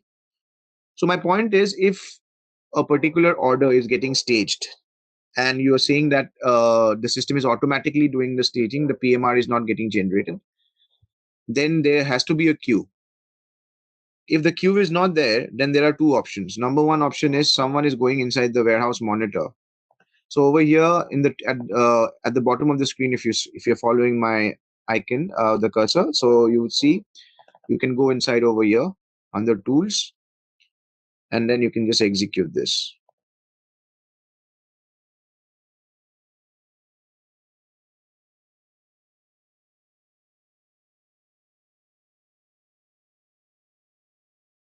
in the meanwhile, if one of you can just, so you can see, so these are the queues that we were checking in SMQ2. So these are the same queues over here. Okay. Now, if I want to go in, like if I want to delete, sometimes what happens is that so this is role based, but I can delete queues. So I don't see that option over here in the EWM monitor, but there's an option of rejecting over here. So I can also go in from here, the QRFC monitor, the same transaction SMQ2. So it will take me there as well. So you see, it brings me here. Now, if I, as a super user, if I have the deletion option, I can simply select the queue, delete the queue. There'll be no more PMR. It will, but one good thing about the setup is that if you do WM staging once again, it will once again trigger a queue and it will create the PMR. So for production orders where the PMR is not getting created, you can ask your users to try doing manual WM staging for orders which have already been staged. They can re-execute WM staging and they can see whether the PMR is getting created or not. Kindly check with your users regarding this. Because if you're saying that the queue is not getting generated, then where exactly is the PMR? It has to be somewhere, right? It has to be either the queue has to be stuck, and if it is stuck, there has to be an error. Where otherwise there is definitely the queue is not registered in our project. I think we need to check. Okay. We will check. The queue is not registered. Yeah. The queue type. So you guys have you guys are providing support, or this is a rollout and implementation project? Support. So someone else has done the implementation, is it? Yes. Yes. So they have done the implementation. So how did they complete hypercare then without this? This should be a big issue, right? The PMR is not getting generated. But you're saying for certain items, the PMR gets, I mean, for certain orders, it is getting generated, right? Yeah. Most of the orders get generated. 95 to 96% orders PMR is generated. Wherever there is a master data issue, over there, the PMR is not getting generated. Okay, master data issue, I mean, for the entire product, then yes, it can be an issue. But if certain components are not maintained, so those components will not reflect in your PMR. The PMR will be created, but it will not be reflected in the PMR. So that has to be taken. That is one of the thing. Some of the products, if it is not maintained, it will not the PMR. It will be not reflecting in the PMR. But for some of the orders, the PMR is only not getting created. Okay. So please, I mean, do you have, if you have a list, because I cannot, I won't be getting permission to check all these things. How can we do this then? I'm just thinking. Because we are not supposed to, because this is from a training perspective, but your question is very valid. Because it's interesting, because I want to know where did it go if it is no queue. Can you just kindly check first of all at the material level, because you would be having those orders, right? In the incident number, they must have mentioned those orders and everything. So you must be having those order numbers. Kindly check on your end whether at the material level whether there were any changes in terms of staging indicators and all those things. Kindly check on your end. And if those orders are still open, you can ask the users to do manual staging and see whether the PMR is getting generated or not in EWM, if they are still open. Okay. For your consumption process, that question which you originally had. So because I have not seen that flow. So I've seen consumptions happening from third-party systems and then getting posted in EWM, which in turn posts, updates it in ECC. Or consumption postings happening via the EWM applications like RFUI or the Fiori application for production consumption. But I've not seen this scenario where the production consumption that we are staging it in PSA and then we are doing directly the consumption using the CO11 transaction. So this is basically I'm doing the consumption directly using the ECC transaction. So I need to check this particular scenario, because when we are using EWM, we should not be using this transaction to do our consumption postings. I mean, as you mentioned, there were two factors, in terms of billability and labor costing, something which you mentioned, right? Yeah. So for those things, I've seen, in most of the manufacturing plants, especially in the projects that I have worked, they will be having a separate system. And through that, either through iDocs or other interfaces like web services, the EWM system will be updated. But not this kind of a scenario. So this is a bit different, actually, the way they are doing it. So maybe this is another way of doing which I have not come across yet, but I will try. I'll try to set it up in the system and see. No, this particular way of doing the consumption was taken from SAP best practices. I was in the PP part, I was there at the time of implementation of this project. Okay. So EWM I cannot say, but SAP from the PP point of view, I have taken all these data from the SAP best practices only. So where the consumption posting will happen from ECC and not from EWM, because there are a lot of factors in that. What happens is you're not able to sync into both of the systems wherever there is an error of reversing the order. So if you post the consumption through EWM, what happen is whenever you book it separately, the time and your labor cost, your time cost, your overhead cost is booked in ECC, and only your consumption of goods is booked in EWM. Then at the time of reversal, this two processes will not come in sync. So the confirmation and the consumption and also the goods receipt, that will also be posted from EWM. From PP, from CO11N. Okay. So let me. So that's what I'm saying. So I'm not saying it's good or bad, but I'm saying is that this is not something which I have come across. So let me just try to set it up over here. I'll try my best, but if not, then you guys will have to help me. I have a production order. I release the production order, and after my release of the production order, I create a PMR. So the PMR is created, and the PMR is with the EWM team for staging. Now, what happens is just before the staging, the raw materials have not been staged yet. So just before the staging, I decide that I want to hold that production order due to some, so you can say maintenance activity or whatever the reason XYZ. So I don't want the staging to be done right now. So how is the possibility in EWM that I can hold the PMR for a certain period of time, or I can reverse the PMR, something like that? So basically, the staging activity that is happening, I have another question before I answer your question. So the staging activity which is happening in your project, is it being done through a background job right now? Or it is manually being done? It is done through a background job, right, Manoj? We have background jobs for cross order staging and single order staging. It will run every 15 minutes. Okay, so kindly check the variant of the. So do you guys know how the variant is being set for that background job? So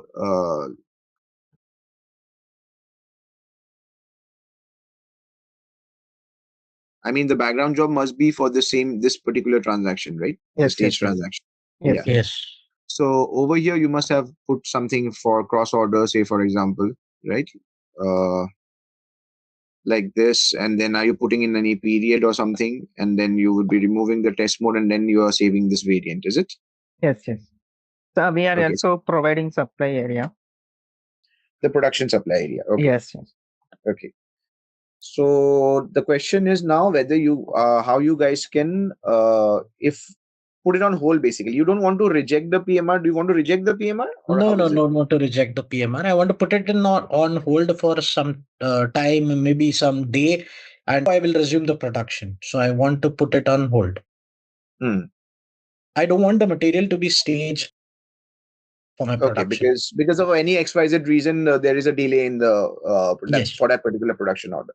Right. Okay, let's see one thing. But like, how many orders these generally come in your client's scenario? Is it like many orders like this, or like how is it? There will be a lot of orders. So there are around you can say 100 orders per day, which we need to put on hold. No. Total orders I'm talking about.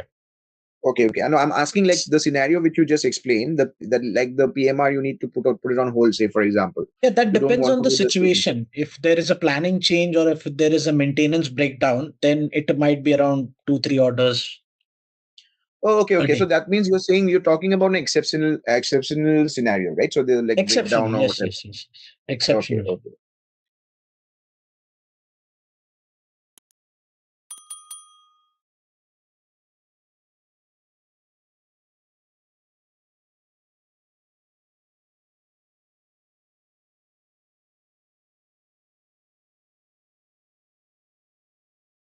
So why I was asking you that question is because if it's like exceptional scenarios like this, then it has to be, it can be something which can be done at a manual level as well, right? So that's why I'm just checking with you. So let me just check one thing.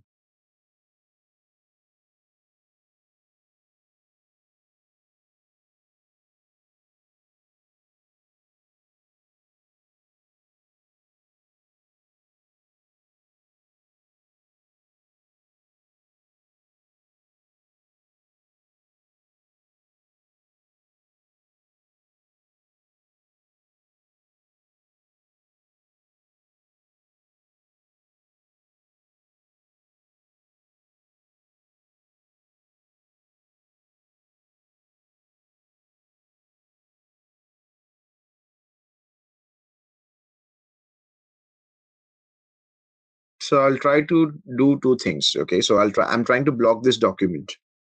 Okay. So I'm trying to remove the warehouse process type. So there is a warehouse process type which got determined, right? So no, it did not allow me to do that. So let me try once again.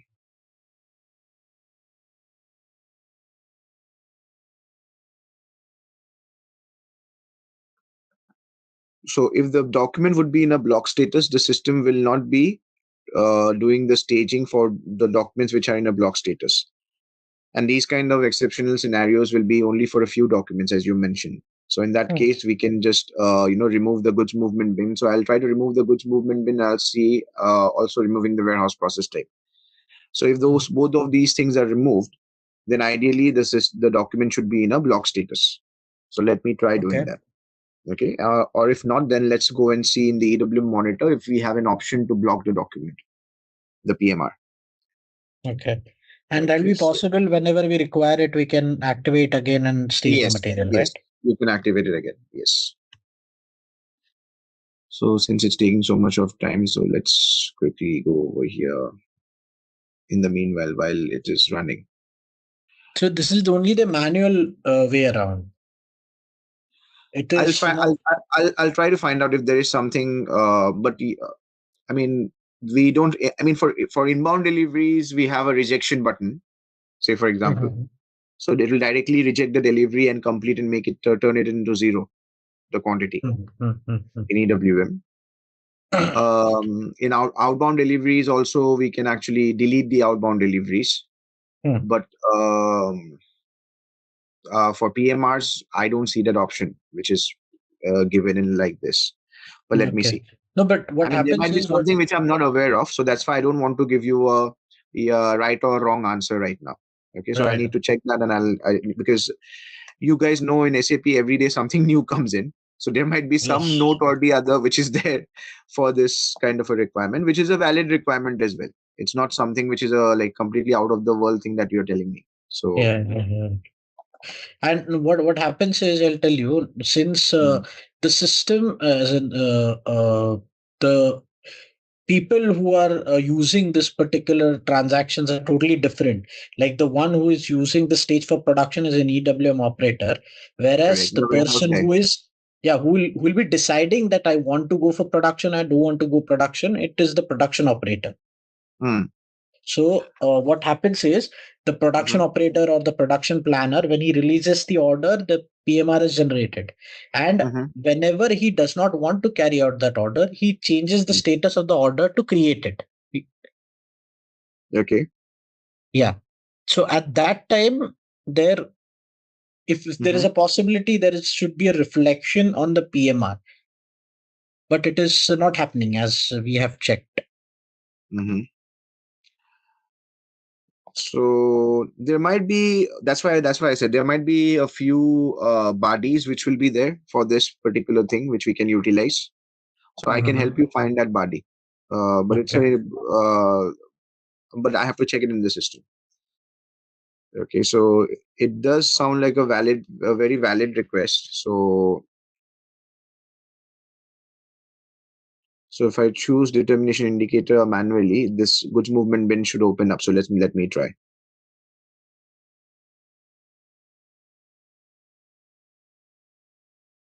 How can we identify whether a PMR document is activated or deactivated? Like after TECO, I think most of the PMR documents will get deactivated, right? Yeah, it's in a deactivate in the sense. What do you mean activate and deactivate? In progress or in like if the production order is still running, so the PMR will show some green status, right? Like the PMR is open. So once the production order is completed, the PMR should show the status like closed or something. So how can we identify that thing, whether the PMR is open or closed? Whether the PMR is open or closed. Yeah, so generally there are indicators that we can use like on the EWM monitor. So in one of my C, it has gone into a block status. Can you see, guys? It has gone. I mean, it's taking a lot of time, but because of the server thing. But yeah. Okay. So I will try to save this.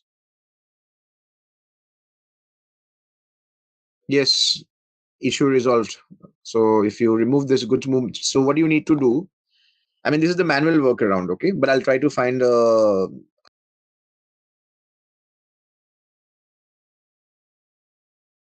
should be for one material, right?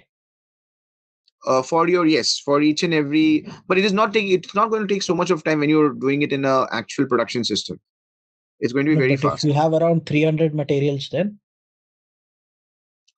then you have to do it one by one. Yes. Yeah, exactly. So yeah. So I think let me check. That's what I'm saying. Let me check. I don't have a ready answer for you right now, but I will have to check and I'll get back to you. But this is a valid request that you're putting in, and it's a valid question. So let me check. Yeah, no worries. You can check and then we'll discuss. Yeah. So if not, then we can look into a body as well. So I'll look in it for you. So I'll tell you where exactly what enhancement needs to be done for this. Yeah. Yes. So you guys then tell your client that or raise a change request for this based on that. Okay. Right. Yes. So you're saying that yeah, PMR is open or closed. How can we? So in one of my projects, what we did is that we enhanced the monitor node. Okay, and within the EWM monitor, so what we did was that we had given indicators over here, which are basically identifiers. So what it does is that, so again, that is an enhancement. So to do that enhancement, what we need to do is that right now in the production overview node, you can see this, right? So let me just quickly.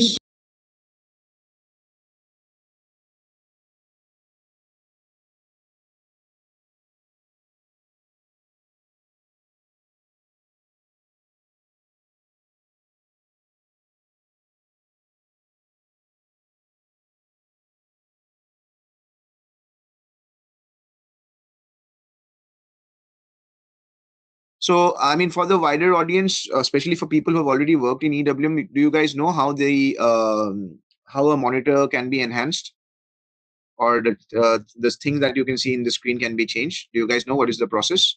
For people who have already worked in EWM, have you guys already come across those kind of requests, change requests? We have not done earlier, but we do get the request. Sometimes we.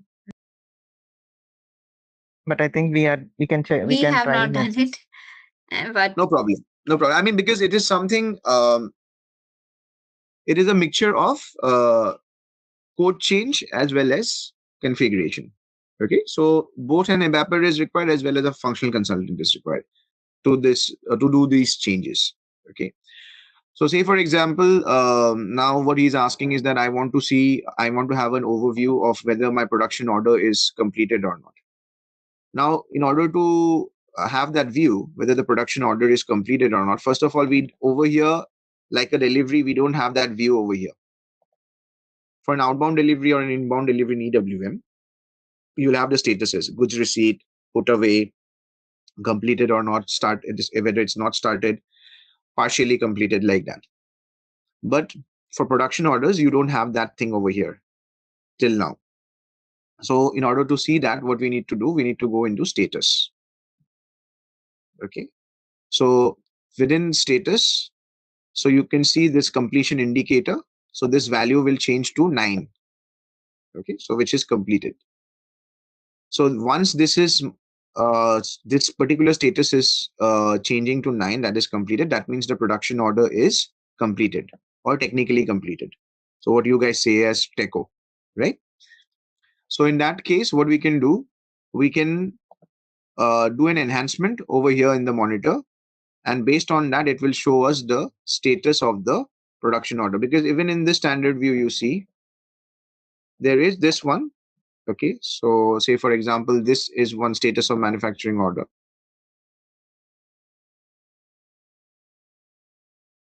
So which is this particular symbol is not saying anything. So it can be changed into red, green, and all those things. But if you want to have a proper status statement, then in order to have that, you need to have a do an enhancement. So how to do an enhancement? Let me show you.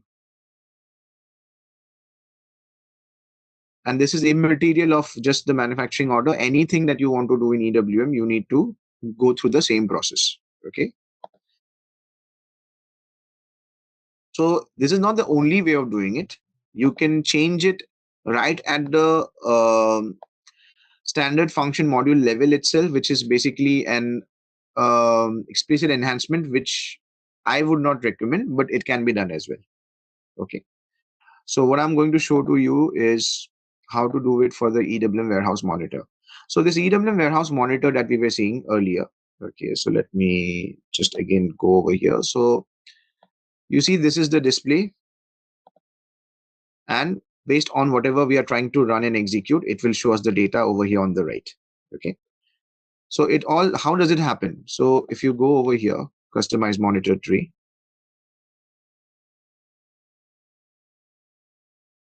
This would have been a P1, right? Had this been in a production environment, right? For your client. Yes. Okay. So now you can see these are the different nodes, right? So this is the same EWM monitor that we are using. When I say EWM monitor, it's just not the transaction. It's this particular thing that you see, SAP, right? So this is the standard EWM monitor. You can create your own as well. Okay, you can create your own over here, and you can just simply drag and drop over here. Say, I just want a new monitor with outbound physical inventory, like this, or any other sub node you want to add, delete, subtract, you can do it. Just change the name of this new monitor to some Z or Z, whatever, and you can do it. Now, why will you have these kind of requirements? You might have these kind of requirements for different sets of users. For certain projects I've worked on, the users or the forklift drivers, they will not be needing the view of this entire content. So only specific views. Say, for example, outbound deliveries or inbound deliveries or physical stock and bin, not all the rest of the things. So they will request you to create a new monitor for the forklift driver, and the forklift driver will only have access to that particular monitor. How you can control it? Through standard authorizations and rules. There are standard authorization objects. Within that, you can push in the value monitor and the monitor name as well. Okay. Say, for example, you create a new monitor over here. The name of the new monitor is new monitor. Let's assume. Okay. We are not changing the name. It's new monitor. So you can put it in the authorization value. For the authorization value, I'll just push it in for you guys as well. So this is something that you can maybe So if you see the authorization object which I have put in, so this is the authorization object on which you need to put the monitor, the specific monitor that you have created, and you can make it specifically for those particular roles, okay, or user profiles. Now, when I click on physical inventory over here, when I double click on it,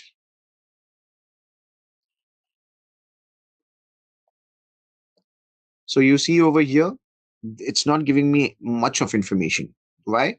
Because within this particular node, physical inventory, there are sub nodes over here which have more information. So if I just double click on this and go inside the EWM monitor, I'm not going to get anything.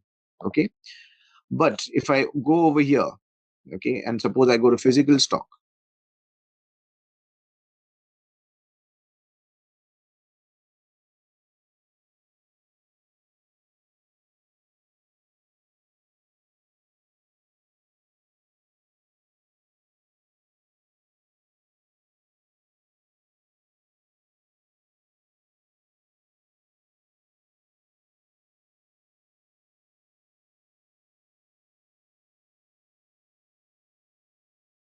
okay. So guys, if you can see, these are the informations which are provided over here. And then you have got this function module over here. Now, this function module basically is the function module which is responsible for bringing in all the information when you run the physical stock node in the EWM monitor. So this is a standard function module which is being used. Okay. Now, if you want to change this, if you want to add something, then you need to change this function module.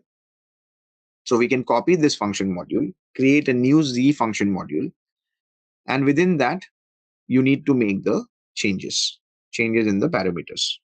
Okay. So anything that you want to add. Okay. So, or subtract. Now let's try to open this up.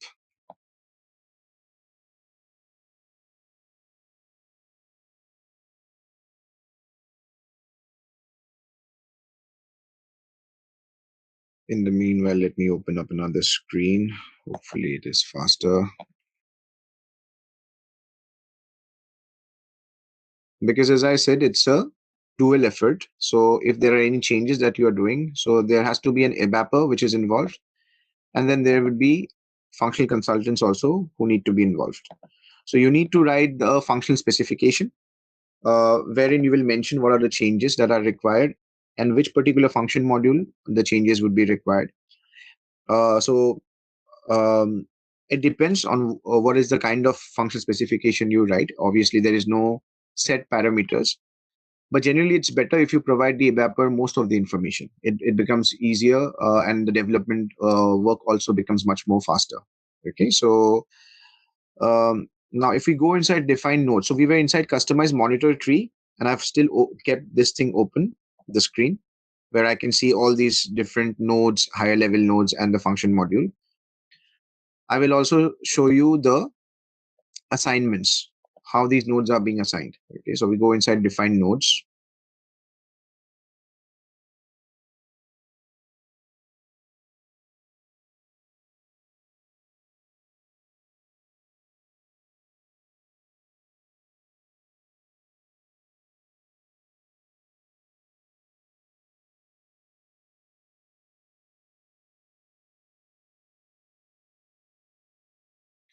Okay, so let's try to see the node profile which is already open over here. So this is the node profile, right?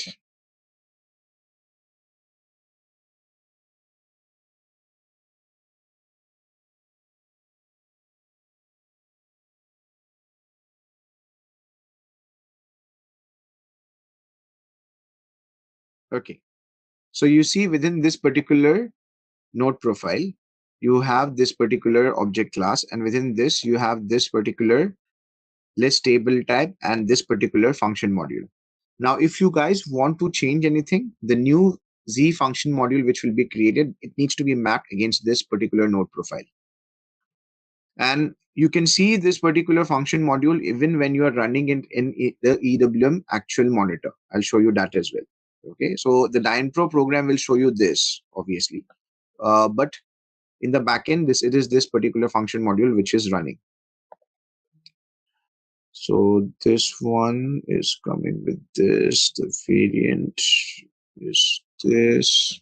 So let's go inside this parameter.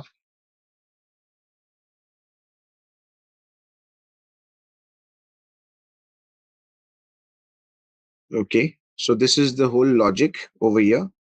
So if we want to add anything in the importing parameter, we have to change that after copying this particular function module, because we want the remaining things to be intact.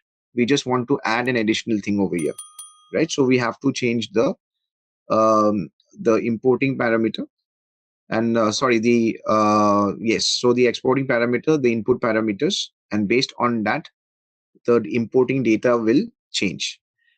Now, what needs to be mentioned to the evaper when you're writing your FS is the exact function module and where exactly you want the parameter to be added. So if the parameter does not exist, say for example, and it needs to be added, it needs to be mentioned over here. Sometimes the data structures, now within this, there is no additional data structure within this parameter. So when I went inside, it took me straight away to the source code. But when you have a data structure within a parameter, it will show you the different values which are maintained over there.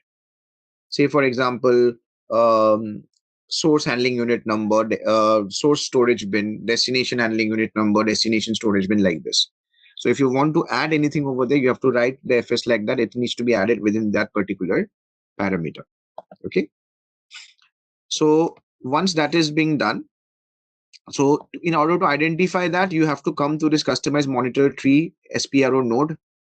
Take all the nodes for the, take all the information, the function module and everything, where the for where you need to make the changes, and then accordingly those changes need to be done.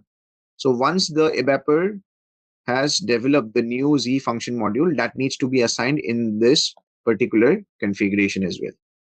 Okay. So let me just go over here.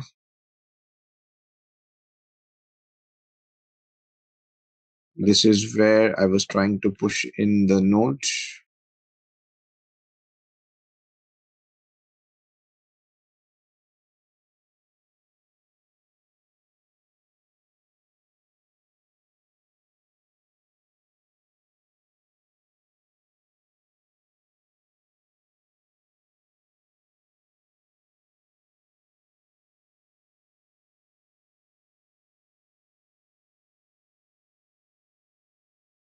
In fact, you can create your own Z nodes as well.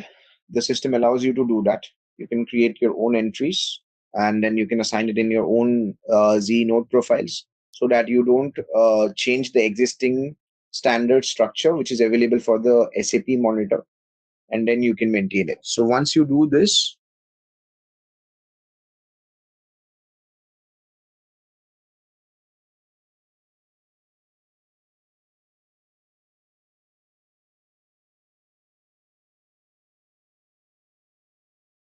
so this is, if you can see, this is like star star star for the warehouse number, and then SAP standard monitor. So if you're creating your own monitor, you need to mention that. But for if you want it for just for the particular warehouse number, you need to mention that warehouse number and the monitor. Okay, so that is also very important.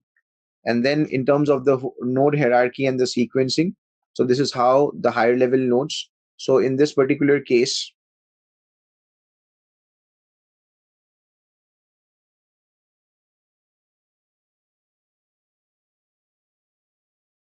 so this will be the higher level node and this will be the lower level nodes. That is how it is designed. Okay. So what you don't see over here in the standard SAP monitor is shipping and receiving related information. Shipping and receiving related information can be added in over here as well. But that is also, again, an enhancement which needs to be done from, and you need to create either a new Z monitor, and then you need to add that shipping and receiving overview over here. Otherwise, the shipping and receiving overview is there, but it is there as a part of the NWBC system, the NetWeaver system, not as a part of your standard EWM monitor. Okay. So yes, the answer was very long, but it also what we did was that we covered this topic as in like how you want, if you want to make any changes in the EWM monitor, how you have to do it step by step. Okay.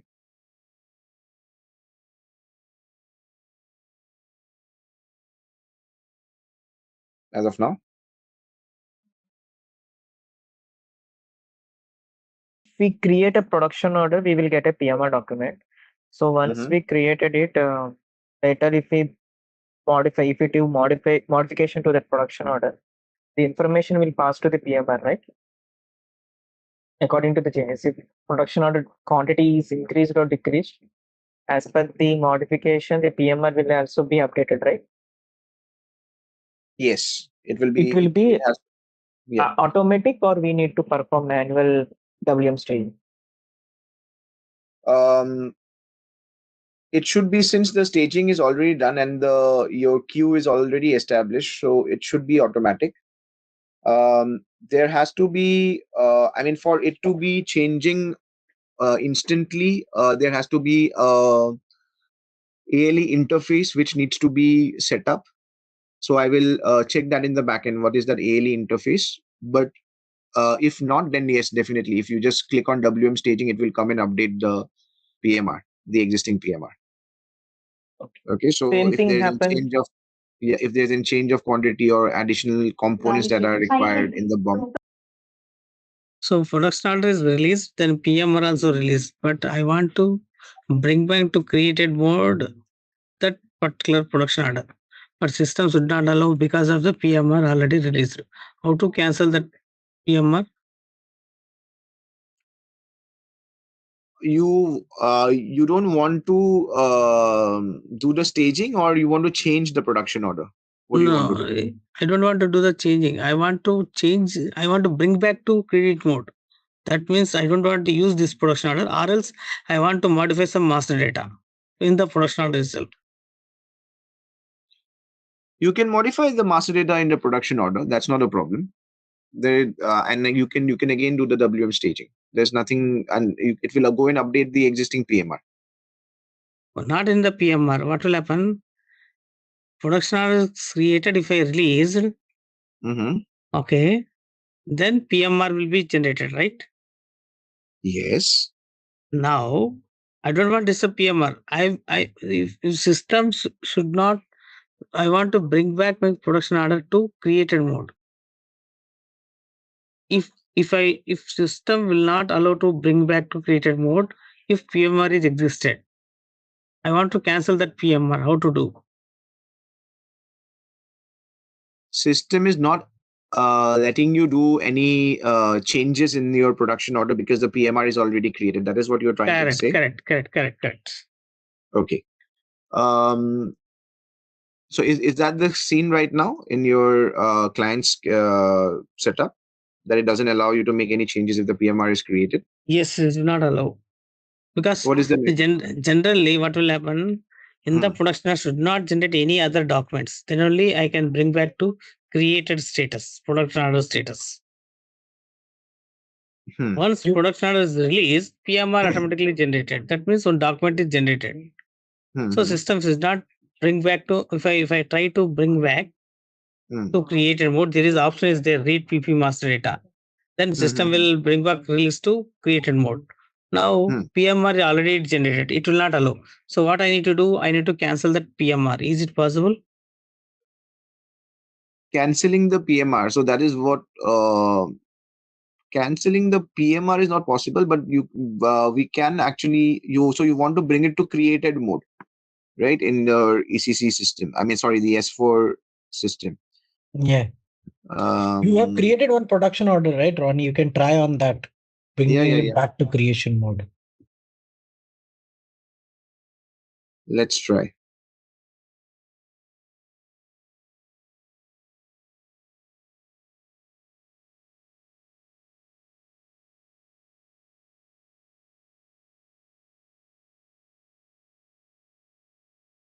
Okay. Yeah. So here in the top there is go to, right? Yeah. Yeah. Okay. Here you 1 second. Maybe Basavaraj can guide me, right? See, because that's his Go question. go to edit. There is a PP read master data somewhere. Functions, yeah. Here, Read okay. PP master data. Yes, correct. Okay, it's in functions, yeah. Yeah. Okay. Post reading of routing without bomb not possible after release. Okay. Continue.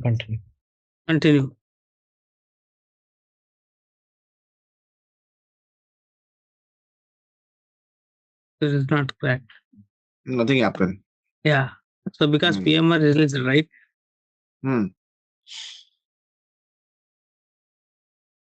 Suppose it is not possible to cancel. I will put my order will be takeover.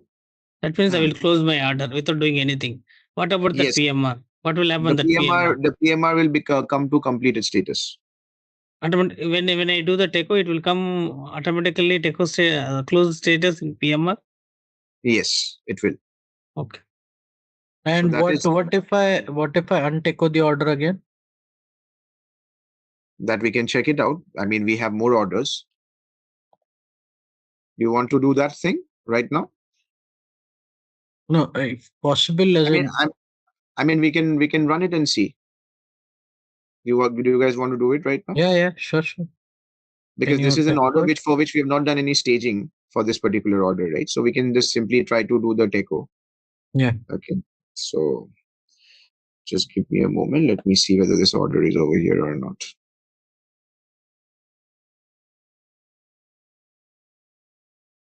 I think it is 2224, right? No, 2224 is something which I just blocked by removing the storage pin. Yeah. So what I'll do, I'll just use 2223 in this case. Just check the status over here.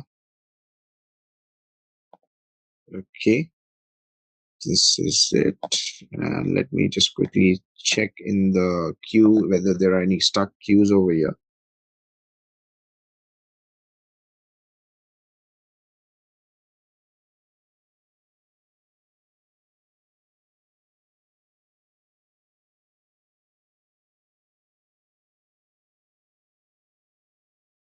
Okay, nothing.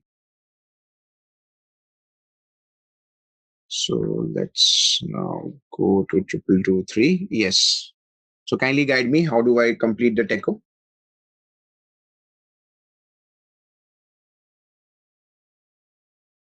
Yeah, go to the functions. Restrict processing. Processing. Yeah. Complete technically.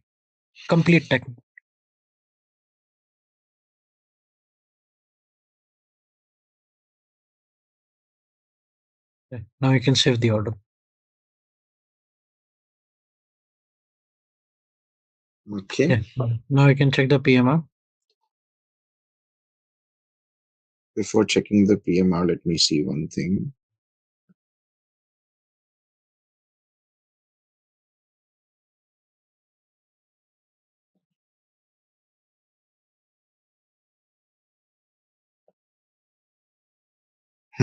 So see, this is the system time and date. Okay. So the moment I did the technical completion, there was another queue which got generated right now.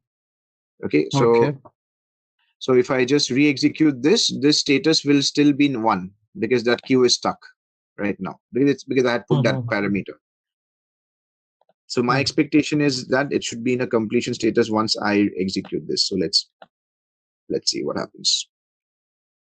Okay, this is cleared.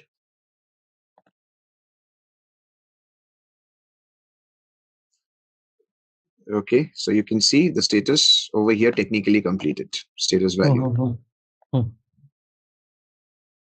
Earlier, this was not there, this particular status.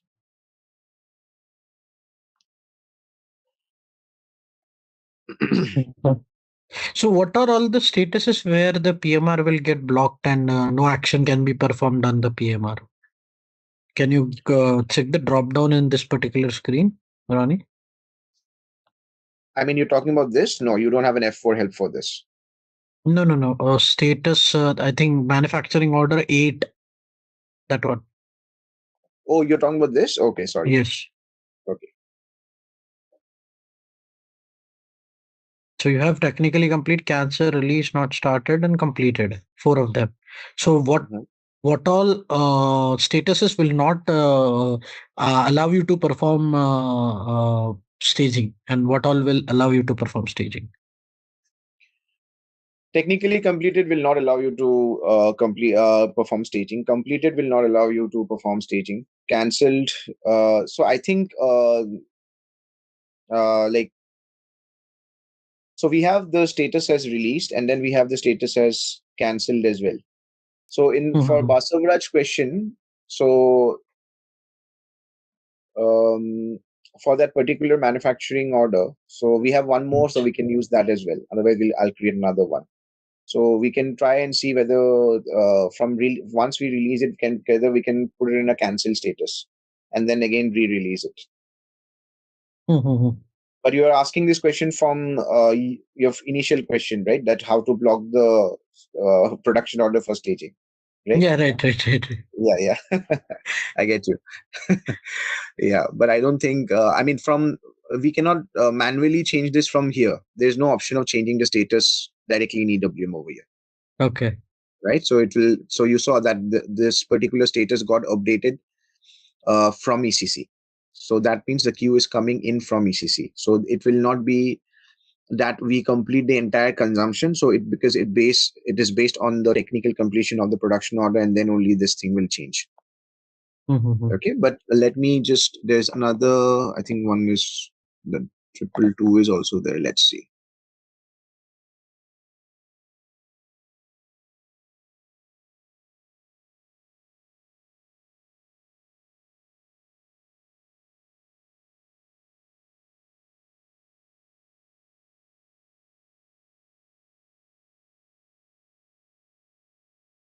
So is it possible for you guys to, if you are not able to set up, because I'm not so sure how much time, so you can see right now it's in this particular PMR is in a release status, the DMC status. Can you see it's showing as 1 right now? So can we, let me see, just give me a moment.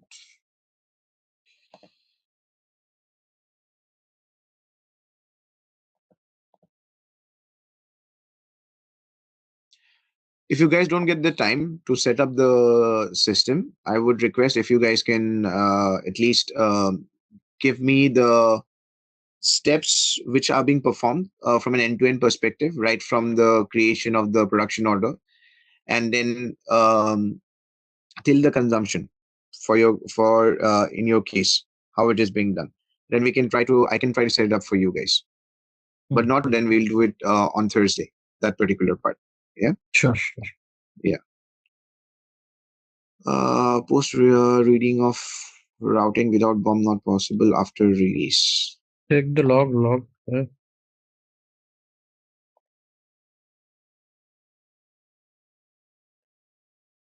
Bomb cannot be read for order. This is warning. Can you go back to the error message? Yeah, here error. The second. Okay.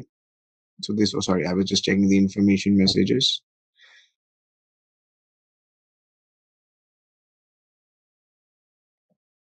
Post reading of bomb is not permitted. PMR access. See. This is the error. Okay. And this is something which you guys are also facing in your current client, is it? This particular error? Yes. I mean, okay. So I'm sure there is a work. I mean, there should be a reversal process. It cannot be like this, but I'll find it out for you guys. I don't have a ready answer, but I'm sure there is a reversal process. It cannot be that there is no, because of this, it cannot be, you guys cannot, put it back to the re-release status, right? So I don't think so. It cannot be like this. There has to be some we can put it back, but there are some manual changes required. But what the main question is, what can be done about the PMR? Can the PMR be set up on hold or cancelled or deleted or whatever way possible that can be done, so that we can at least trigger and make changes in the order? Since it is linked, it is not possible. Yeah. So now in this way that it is possible. So now if you go to components, go to components. Yeah, make this all the three quantities 0. The requirement quantity you're saying? Yes, yes. Put it as 0. All the three ones, yeah. Yeah, 1 second.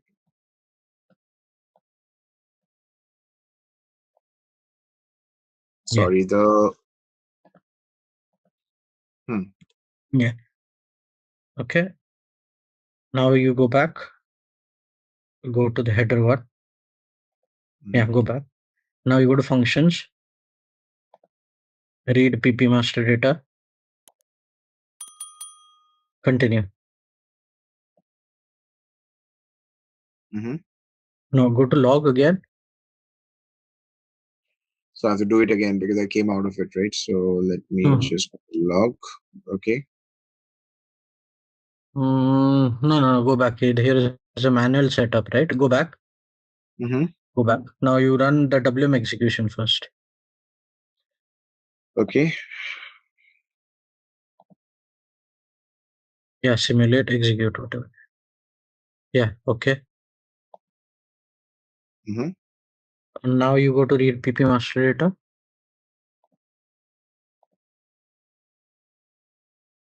Yeah, continue. No, I was just okay. So there was no error now. It's just an information message. Yeah. Okay. Okay.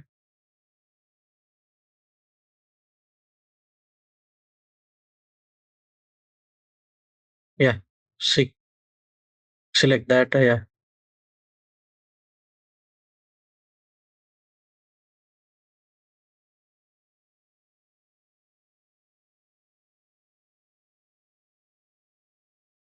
Now you got the status as created.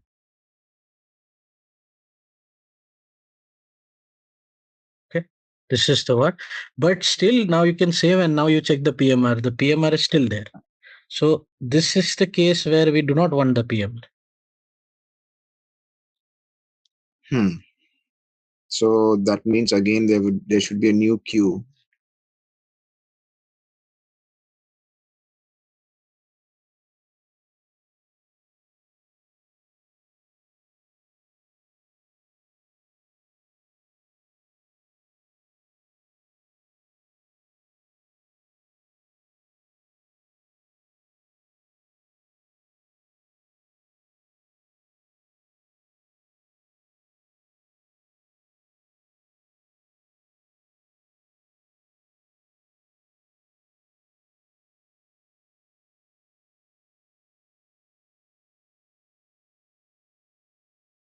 Okay. Sorry, it's so slow. So this was 222.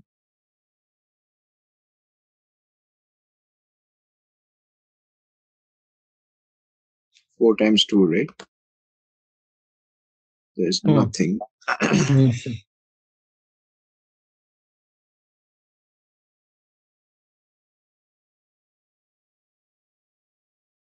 See, the PMR is still existing. There's no change. This is what is required. That the PMR should not be there. Because now the status of the production order is created and I do want the material to be supplied, but still the PMR will be existing. So the warehouse operator will supply or stage the production, the raw materials to the PSAs, which is not required until unless I again release the production order and start the production. Okay. I think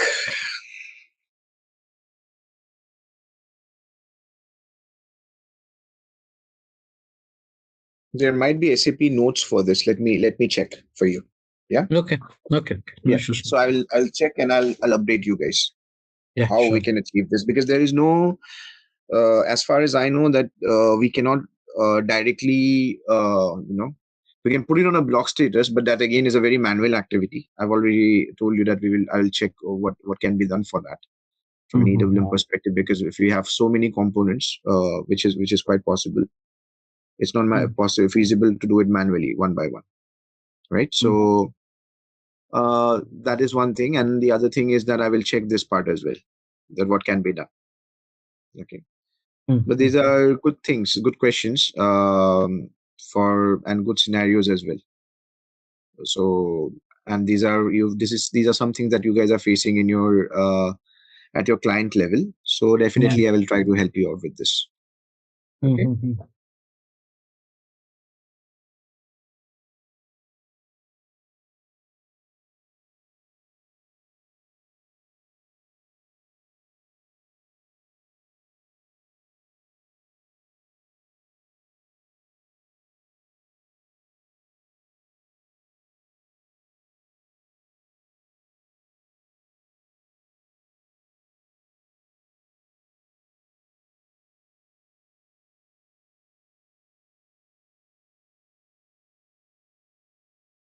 So as we discussed, I would really request you, if you guys can give me the end-to-end steps for your right from your production order creation to your consumption process, so that I can try to set it up in the system for you guys.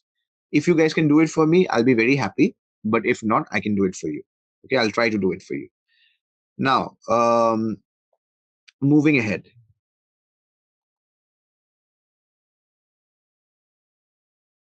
So what I'm going to do is I'm going to execute the stage transaction.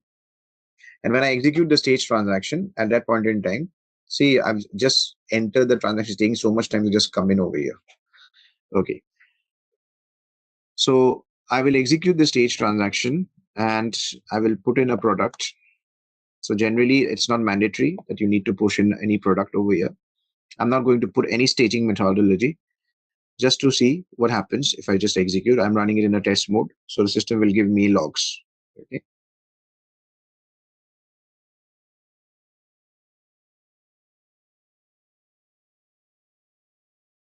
I want to see.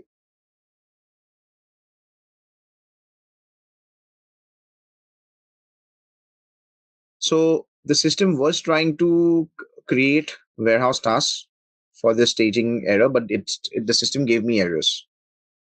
So for people who are already working in, what do you think could be the reason behind this error messages?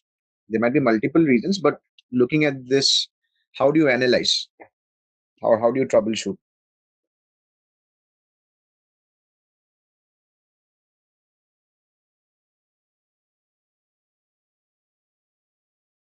There is no storage bin assigned. Product master data is missing. Production master data is missing. Okay. What do you mean by production master data as in? Sorry. Warehouse product master data.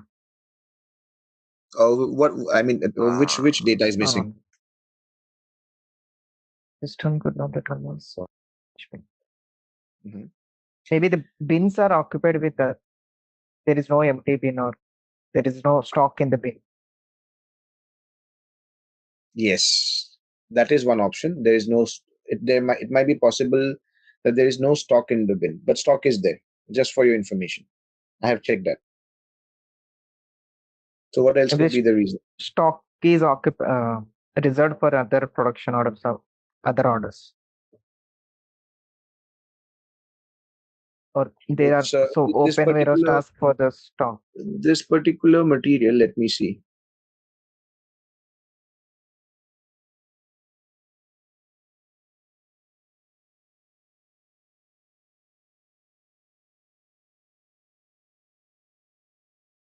So what happens generally is, so when you get this kind of messages, S4502, right? So S4502 is single order. And if we go to the EWM monitor, let me run it again.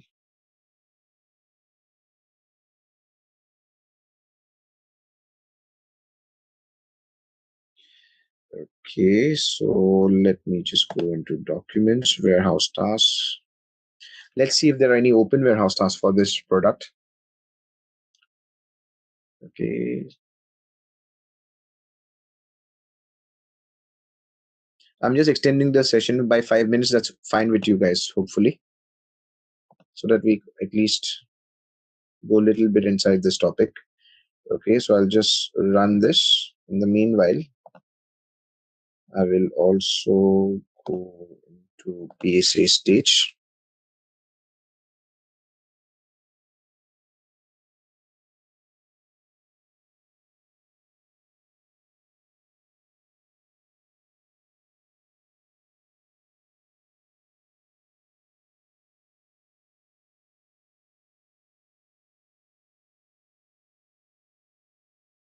Okay.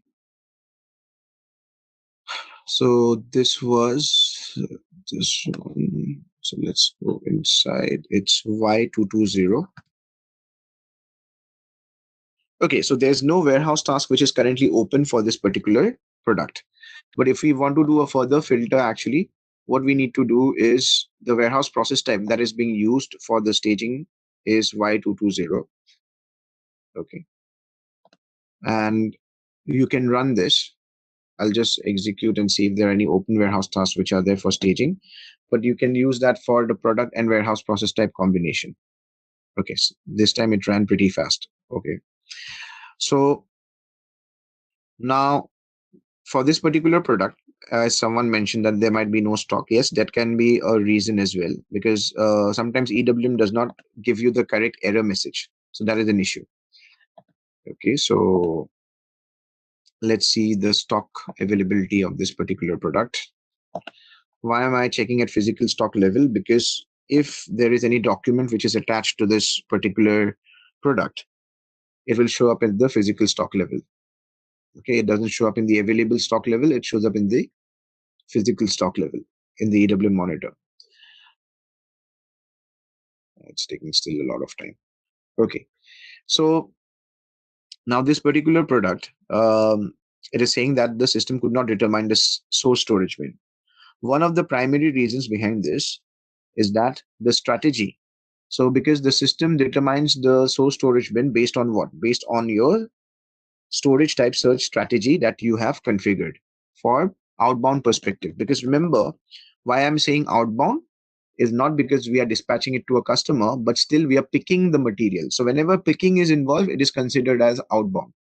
So we are picking the material from the racks where we are storing the raw materials or the components. And from there, we are pushing it to the production supply area. So from an EWM perspective, you need to check in the goods issue strategies.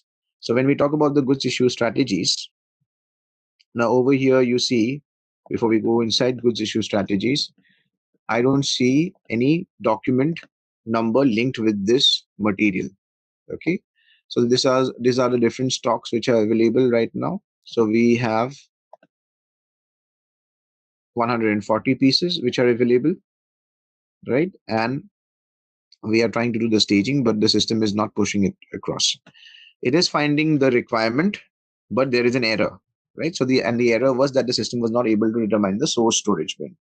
So for this particular warehouse process type Y220, we need to check what are the removal strategies which are mapped for this particular warehouse in configuration. Okay, so in order to do that, what we will do, we'll go to SPRO.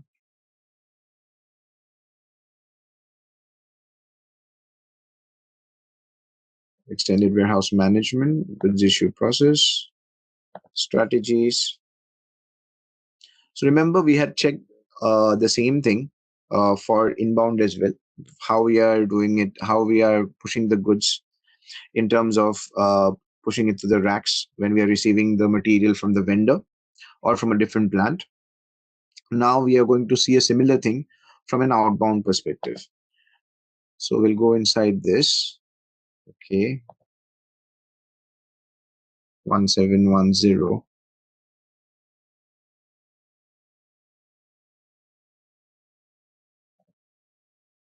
Okay. So the storage type search sequence, which is mapped through this, is YPQ1. Okay. And let's see what does YPQ1 have. So I'll go reverse, specify storage type search sequence for YPQ1. So 171 YPQ1 has got storage types Y021 and Y051. Now let us check where our stock was, in which storage types. Y051.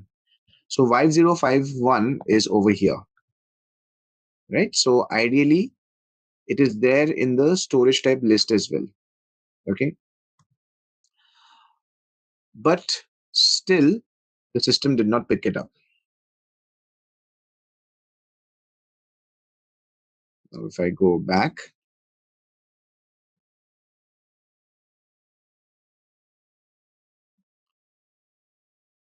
let's see what stock removal rules.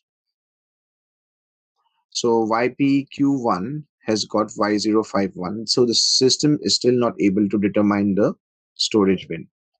So sometimes what happens is that if we have got SLED rules, based on that also the system will not take it. So let's see if there are any SLED rules which are mapped to this.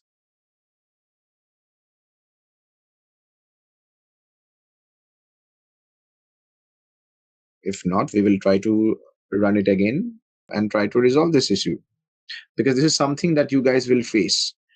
Although there is a background job in your client right now, but there would be issues which will be reported to you that the warehouse tasks are not getting created properly for staging and all those things. So in that case, yes, obviously there is. So this was YP.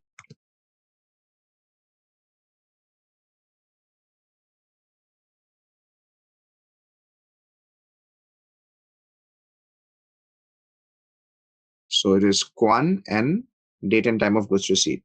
So what exactly is this? Is in a warehouse, we have got the different stock removal rules like FIFO, like first in, first out, FIFO, first expiry, first out. So different scenarios, you can have different stock removal rules. Now, based this stock removal rules, you can also customize. So within this, you can go inside, and this is only from an outbound perspective. Remember that you have these two sorting. I mean, you can have additional sorting fields as well, not just these two. So basically, the system will check based on the available quantity. So descending means it will try to take the larger size first, and then it will go to the smaller size. Ascending, by default, if you remove this, it will take it in an ascending manner. Okay. And then the next thing that it will consider is the date and time of goods receipt. Okay. And you also have just the goods receipt date as well. Sometimes the client will say, I don't want it to consider the timing. If it's the same date, I want the system to consider the stock and the same level.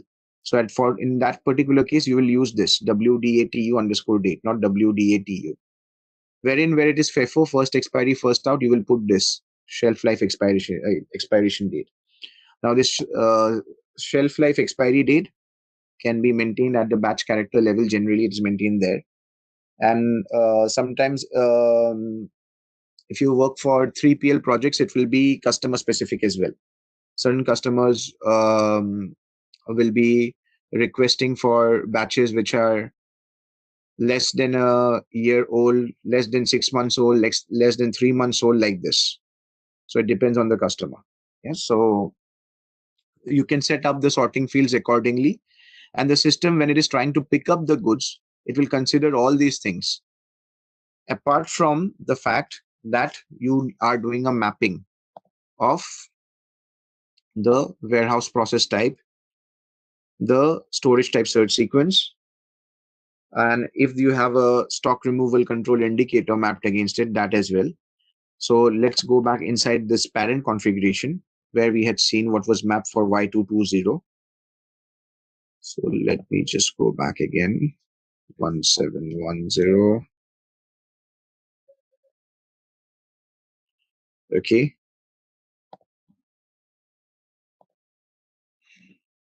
Okay. Just give me a moment. So I think I have found the issue why the system is not able to identify. Okay. Let me see. I might be wrong. Let me see.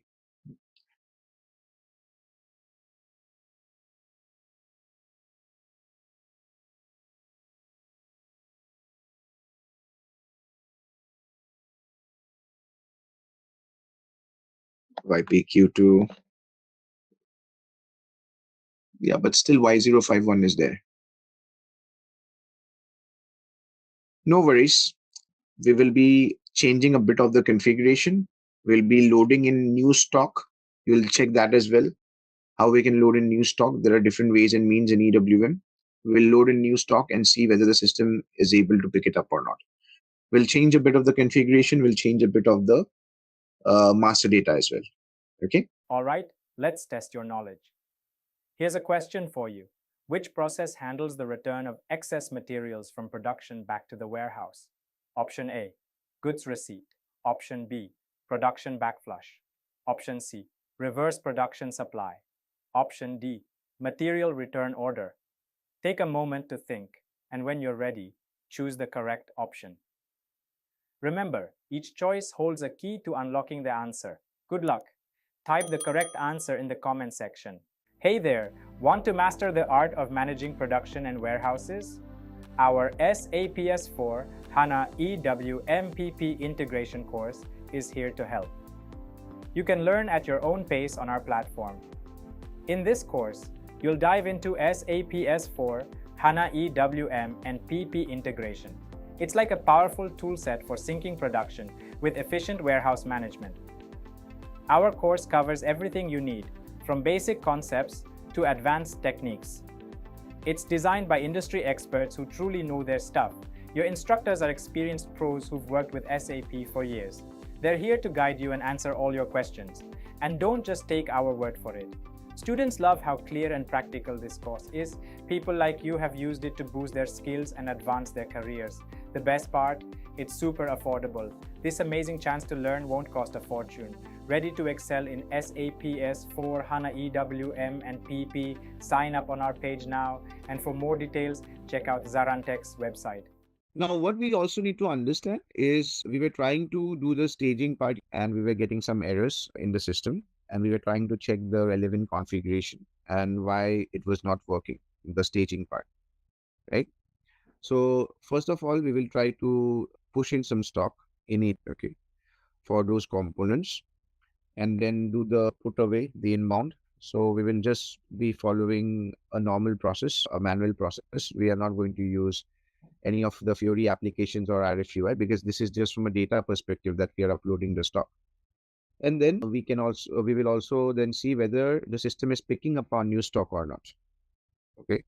In the meanwhile, I'll also change the master data, the required amount of pallets within the PSA and the minimum replenishment quantity and all those things. Okay. So let's see how it goes. So let's start off first by, in terms of the master data, I'll just see what is maintained for these materials. So let me just rerun this. Okay. So creation date. So what I'll do is I'll be pushing in stock for one of these production orders. So basically it will be these two materials. And there are two ways of pushing in stock in EWM. One is your standard MyGo approach, where you are just the moment you create a goods movement using MyGo transaction for the materials, there will be an inbound delivery which will be generated. So whenever the storage location is EWM managed, so there will be an inbound delivery which will be generated. Okay. Apart from that, there is also another way of doing it. It is through the stock upload method. So there is a particular transaction in EWM called SCWM ISU. So we will not be doing stock upload in a day-to-day scenario, obviously. So this is done specially during the time of cutover activities when you are doing a rollout or an implementation for a new warehouse or for an existing warehouse, you are migrating from the legacy system to SAP EWM. So this will be the transaction. So for this, there is a particular format in which the data needs to be prepared. So it's a CSV format file that you need to prepare and then you need to upload it. So it's just two materials for us. So we are not going to do so much or put in so much of effort in order to create a file and do all those things. So right now we'll just go with the MyGo approach. But if the number of materials are more, the number of handling units. So in that particular case, definitely we should be using a file, a stock upload file. Okay. And within this transaction, for people who are new to it, there is also this particular option of not posting the data in ERP. That means the stock will only be uploaded sometimes because of queue deletions or manual mistakes. there might be a case where the stock is available in ECC, but the stock is not missing in because of there might be multiple reasons for that. So in that particular case, if you just want to upload the stock in EWM, you need to put this checkbox and then do the stock upload. It will not do the posting in EWM. Otherwise, the moment you upload using this particular transaction, the stock gets uploaded using the initial stock upload movement type, which is 561. So whenever you are using this particular transaction EWM, remember in ECC, the movement type which will be posted is 561. Okay, so let's now try to create a stock transfer through my. The moment I appreciated the speed of the system, again it has become slow.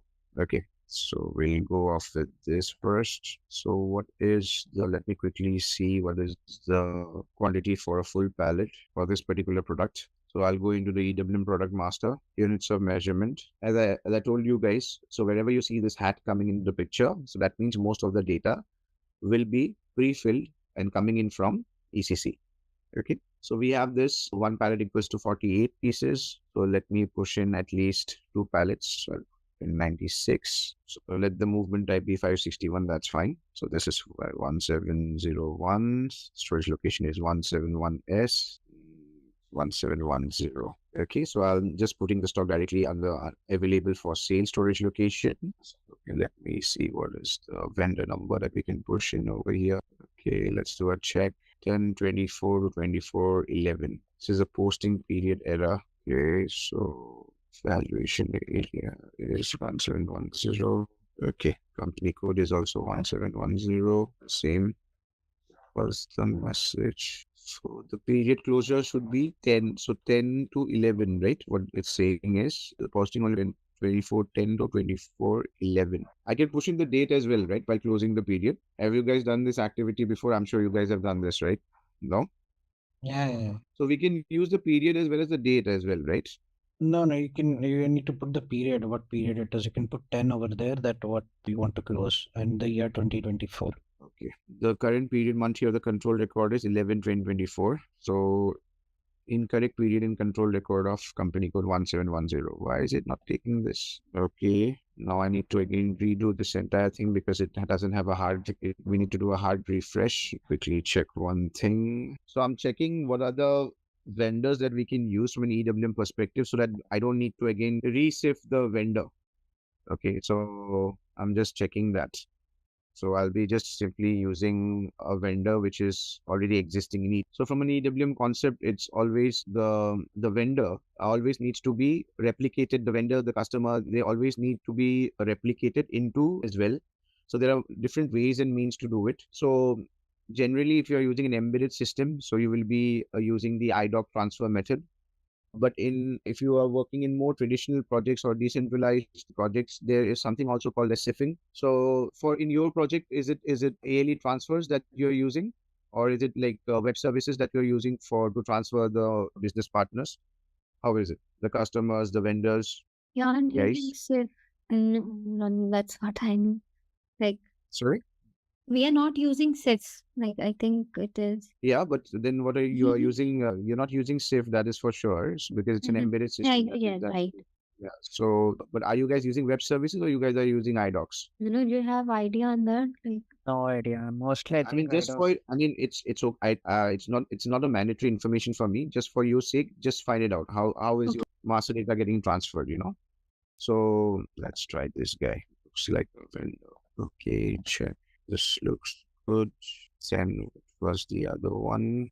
Do I need to run? Okay, so we have the products here. That's fine. Okay, so this is also 48 pieces. So I'll just take in again 96. The moment I posted, you see at the bottom of the screen for people who are new to EWM, there's an inbound delivery which is getting generated. So quick trivia question.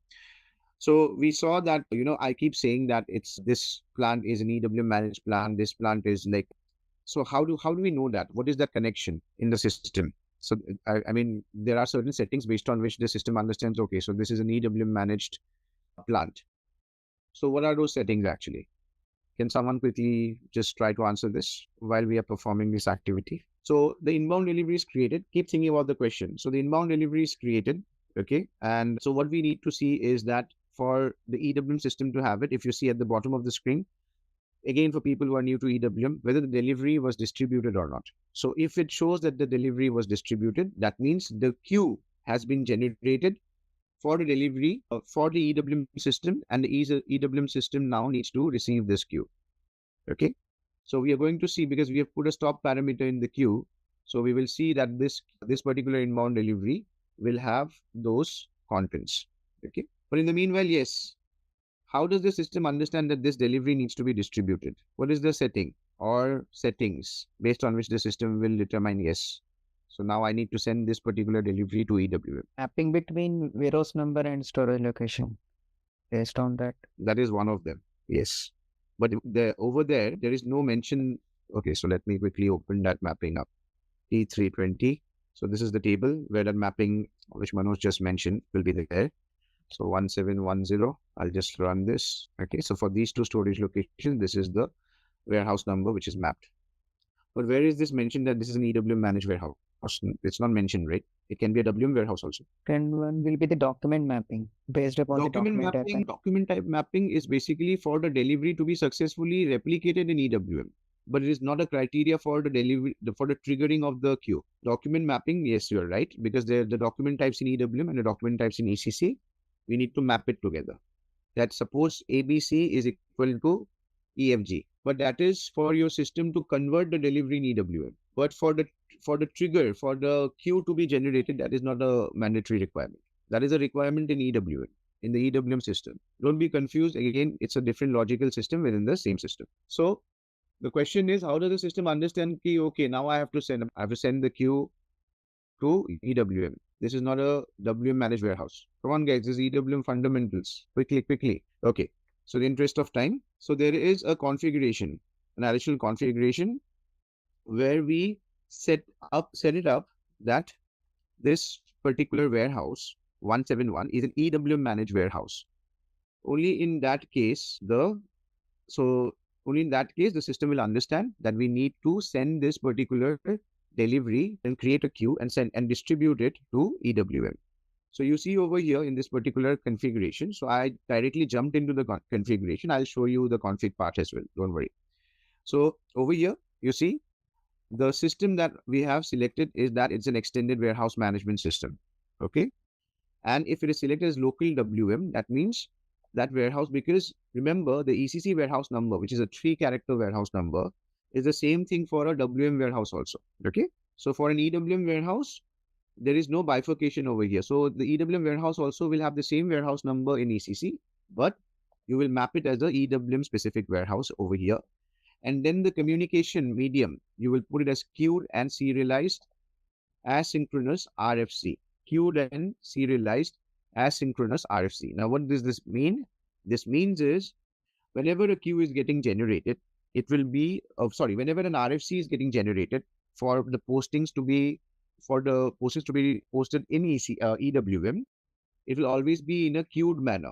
That means, suppose the delivery creation is number 1 queue, delivery change of quantity is number 2 queue, like that. Similarly, when it's coming from WM, goods receipt will be the number 1 queue, number 2 queue will be put away queue. So it will always be one after the other. Number 1 is goods receipt, number 2 is put away. Number 3 is delivery, confirmation and closure. So it will never be like the delivery, confirmation and closure and put away and goods receipt, all of them are triggered in one shot and the queue numbering is same. It will always be queued and serialized because of this particular setup. Then the distribution. So you saw when we created the delivery, it got distributed immediately to EWM. So that is also something that we can control from this particular configuration. Okay. And then you've got for serial numbers, you've got some settings. For batch determination, you've got some settings. And from goods receipt purpose also, there is a checkbox. Okay. We'll come to it. I'll explain to you if we are doing any of those activities. But the most important part over here, you should understand, is that this is where we control whether the warehouse is EWM specific or not. If we just do the mapping over here between the warehouse and the storage location and the plant, system doesn't understand whether this is a EWM warehouse or this is a WM managed warehouse. Okay. So the config part of this one, I'll use a shortcut.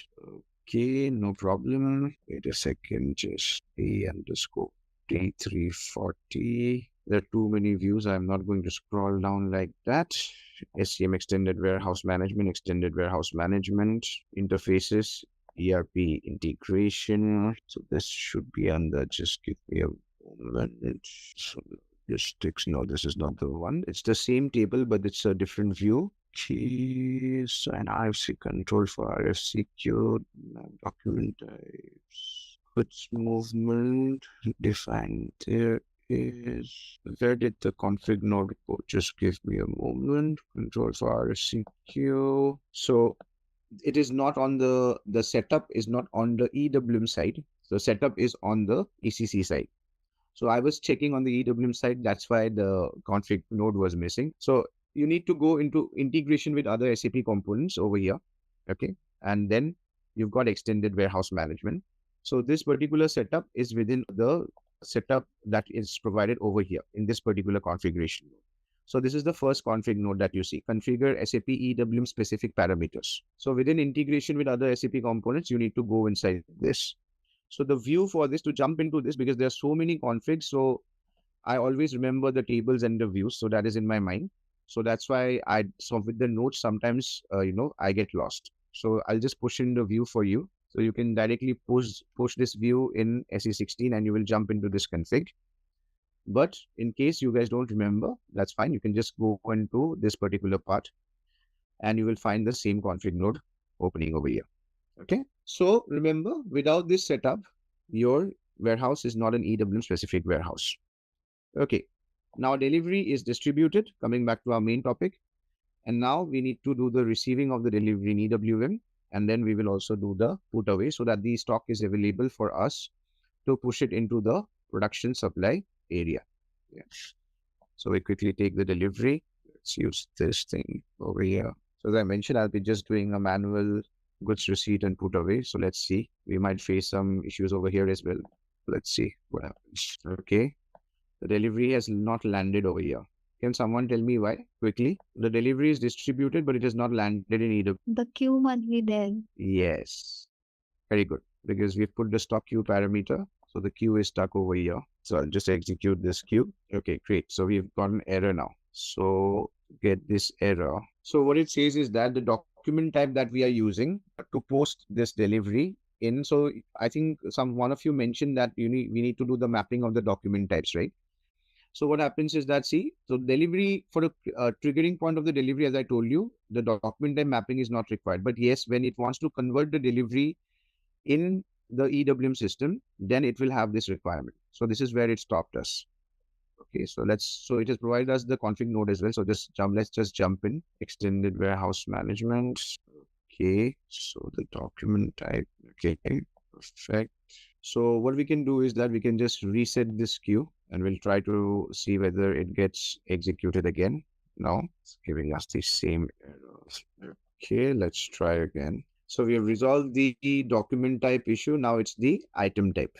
Okay, so let's resolve that as well. So let's see what is the error message exactly again in the SLG1 log. You guys will not face it in your current project, these kind of issues, but you will face it if you're doing a new implementation or a new rollout. So you'll be facing these kind of things. So what it is saying, no item type found for delivery item category DIGN for the system S4H100. So you see what is the issue over here. So the business system mapping, which has been done in the system, the business system mapping has not been done. Now, what exactly is this business system? So the business system is basically your logical systems, which are defined in the system, which are defined in the EWM framework. Now, when you talk about logical systems, when you see a decentralized environment, there'll be always two logical systems. Okay, but over here there is just one business system defined, since this is an embedded environment. So let me just quickly show you. So if you want to quickly identify that, so you can just simply go over here. This is the table /SCMB/T BUS SYS. So this is the business system table. So if you execute this, so you will find that so basically this particular logical system is considered as the ECC system over here. But whenever you have a decentralized environment, you'll always find the two logical systems being defined in the system, the ECC system as well as the system. Okay. So whenever you guys get some time, go into this table and check in your current system how many logical systems are there. Okay. Now what we'll do a mapping. So the system is telling us that there is no mapping between the S4HANA environment and this. Now one thing we also need to know that the mapping needs to be also aligned with our document type. Okay, so for us, we are not using INBI. So INBI is basically the document type which is used for inbound delivery coming in from production. Okay, so if you see, this is an inbound delivery notification GR production. So we'll not be using this. Okay, so we'll be using INB, inbound delivery. And with that, we will do a mapping of an item category. Okay, so I'll just copy this. So the item type, document type is DI, the item category is DIGN, that's fine. And inbound delivery document type will be INB. So I will push in the system, the business system, and the EWM delivery item type, sorry. Okay, now it should be fine. So the queue is executing. It generally doesn't take so much of time. In your actual system, it will not be like this. So if you guys are even trying to do any sort of test like this in your development system, it will be very, very fast. In your client's development system, it will not be like this. So it's done. So now we would be able to see the delivery finally in the inbound delivery screen in it. Okay, so we have got both the components over here. So we will do the goods receipt. And one thing we can also do is we will pack it into handling units. So we have not set up the packaging specification. If you set up the packaging specification, the system will automatically do the packing of the material. So the moment the inbound delivery lands up in EWM, it will automatically create the handling units based on the packaging specification. So for us, one pallet is 48 pieces. So it will create a pallet for like 4 pallets for this. So we've got 96 pieces. So this is 2 pallets. This is another 96 pieces for 2 pallets. What we can do, we can quickly try to create packaging specification for both the products. And we will, so that for you guys also, especially people who are new to EWM, they will also understand how packaging specifications work, how it is created, and then how we can utilize them as well. Are you guys okay with that approach, or you want me to just do a manual packing and then go ahead with this? You want to see how the packaging specification is done? It's up to you guys. Yes, we want to see. Okay, let me close a few sessions because it's very confusing now with all these things up. Okay, so I'll just use for a full pallet. Okay, so the packaging specification is created. We need to go inside now. So what we'll do. So over here, what I'm trying to do is I'm just trying to set up the packaging specification.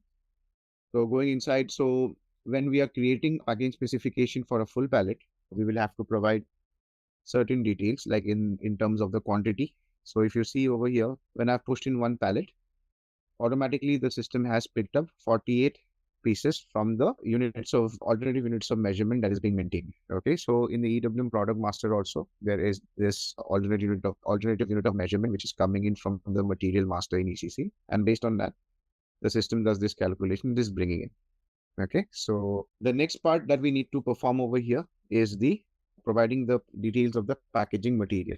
Okay, so now this is important because we need to specify in the system what is the packaging material that will be used, whether it is boxes, bottles, cartons, or whatever. You know, Euro pallet, which one. So that particular packaging material type we need to provide over here.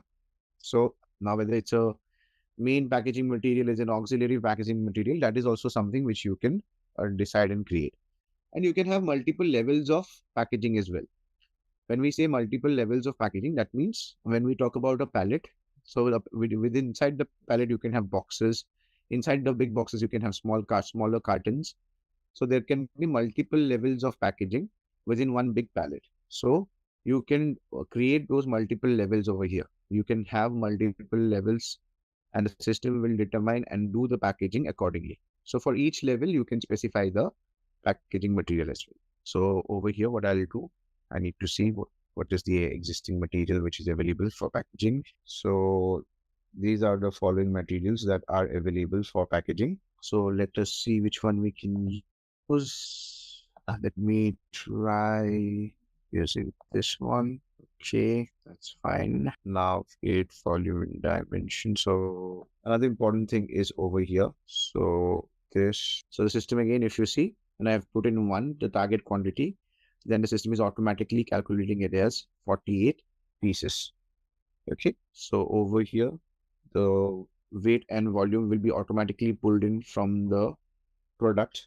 so that we need to fill up over here. Right now, when we come into the warehouse part, so over here in the quantity classification, so we will select this as pallet quantity, because we want the packaging specification or to automatically create pallets. In terms of rounding rules, right now, we are not going to push in any rounding rules, but we can use this as well. Okay. And then you can also push in steps. Now, steps and all those things come into picture when you have complex EWM environments, like where you're using layout or process-oriented storage controls. So in those cases, yes, you can provide the work steps as well. That means if you're assigning it to a particular work center, that the packaging sometimes needs to be triggered at a particular work center. So that is also something that we can maintain over here. Okay, so you can see over here, the work step is there. So you can push in the step and you can save it over here. And when the system is going through the multiple process steps using the process-oriented storage control, when it hits this particular work center, it will automatically create the packaging specific. It will automatically create the handling units. So for right now, we need it for our inbound delivery. Right, so we go back over here. So for the inbound delivery to have the packaging specification automatically, we need to assign a condition type. Okay, so we will select the standard. There should be a standard condition type called 0 IBD. Yeah, it is over here, 0 IBD. So when we select 0 IBD, so we will be selecting the first option, which is this one. Let's see. Yeah, so over here you see the first field that we need to fill up is the supply chain unit. Now, the supply chain unit is something which is, when we define a warehouse we always have a supply chain unit linked to it. The reason behind that is the supply chain unit has the attributes which defines the warehouse, whether this warehouse is a warehouse attached to a manufacturing location, whether this warehouse is just a distribution center, whether this warehouse is a ship from location, whether this warehouse is a ship to location. So there are different business attributes, and also the time zones and everything are mapped to the supply chain unit, and this supply chain unit in turn is assigned to the EWM warehouse number. This is a part of the basic configuration that we do when we are setting up an EWM warehouse. Okay, so to understand which is the supply chain unit mapped against our warehouse number, so we will quickly go into a table. Okay, so the supply chain unit assigned to this warehouse is Y warehouse 1710. So we'll take this. So the product is the product which we need to create for the packaging specification. So we'll just copy paste this. Okay, and then we will save this. Other important thing that we need to do, we check one thing. So over here, the target quantity is here. One thing that is important is the HU creation. Yeah. So this checkbox need to be activated. Otherwise, the handling unit will not be created. Okay, even if you have maintained everything. So that is very important. So what we'll do now, we'll just go back. We can activate it over from there as well. Let's try from here. Okay, perfect. So our packaging specification is activated now for this particular product. So let's see. Go back into our inbound delivery. Okay, let me see the first item. So if I click on this particular icon, I would expect that the system should be able to create anything. No, it is not able. No determination procedure, document type PDI, INB. Perfect. So this is what I needed. So we need to go into Spro. The good thing about this is that you guys are also seeing the some of the important configuration which is required. So we will quickly do that as well now. So we go inside the configuration, and we will see what is the packaging specification mapping process, which it is saying is not there right now. So if you see over here, it is saying that no determination procedure. So it's not about the packaging specification basically, but it's more about the packaging specification profile. If you're using the Unified Packaging Engine, so no packaging specification or UPB engine was found. The missing for document type or determination procedure for the packaging specification has not been defined. So what it is saying is that we should go into goods receipt process, inbound delivery, define document types for inbound delivery process. So if you see over here, the config which we went into was the same config, goods receipt process, inbound delivery, define document types for inbound delivery process, right? So we'll go in. So the combination for us is PDI INB. So PDI INB, so it should be this one. Okay. So we don't have any packaging material proposal procedure. Let's see. This is fine. Okay, let me just go out. Remember this particular transaction, the standard EWM transaction for inbound deliveries. So when you get an error, you need to do a hard refresh. So you need to again run the transaction and then come out and then go in again. Okay, so the refresh icons are there, but it doesn't refresh somehow. It doesn't do a hard refresh. Okay, so I've been using EWM version since EWM 7.0, and this is something which I have seen from the very beginning. So I don't know why SAP has not come up with a change for this, but this is what it is. So I think the system is trying to do the packaging. Let's see. Yes, so it was successful. So you see the system has created 2 pallets over here.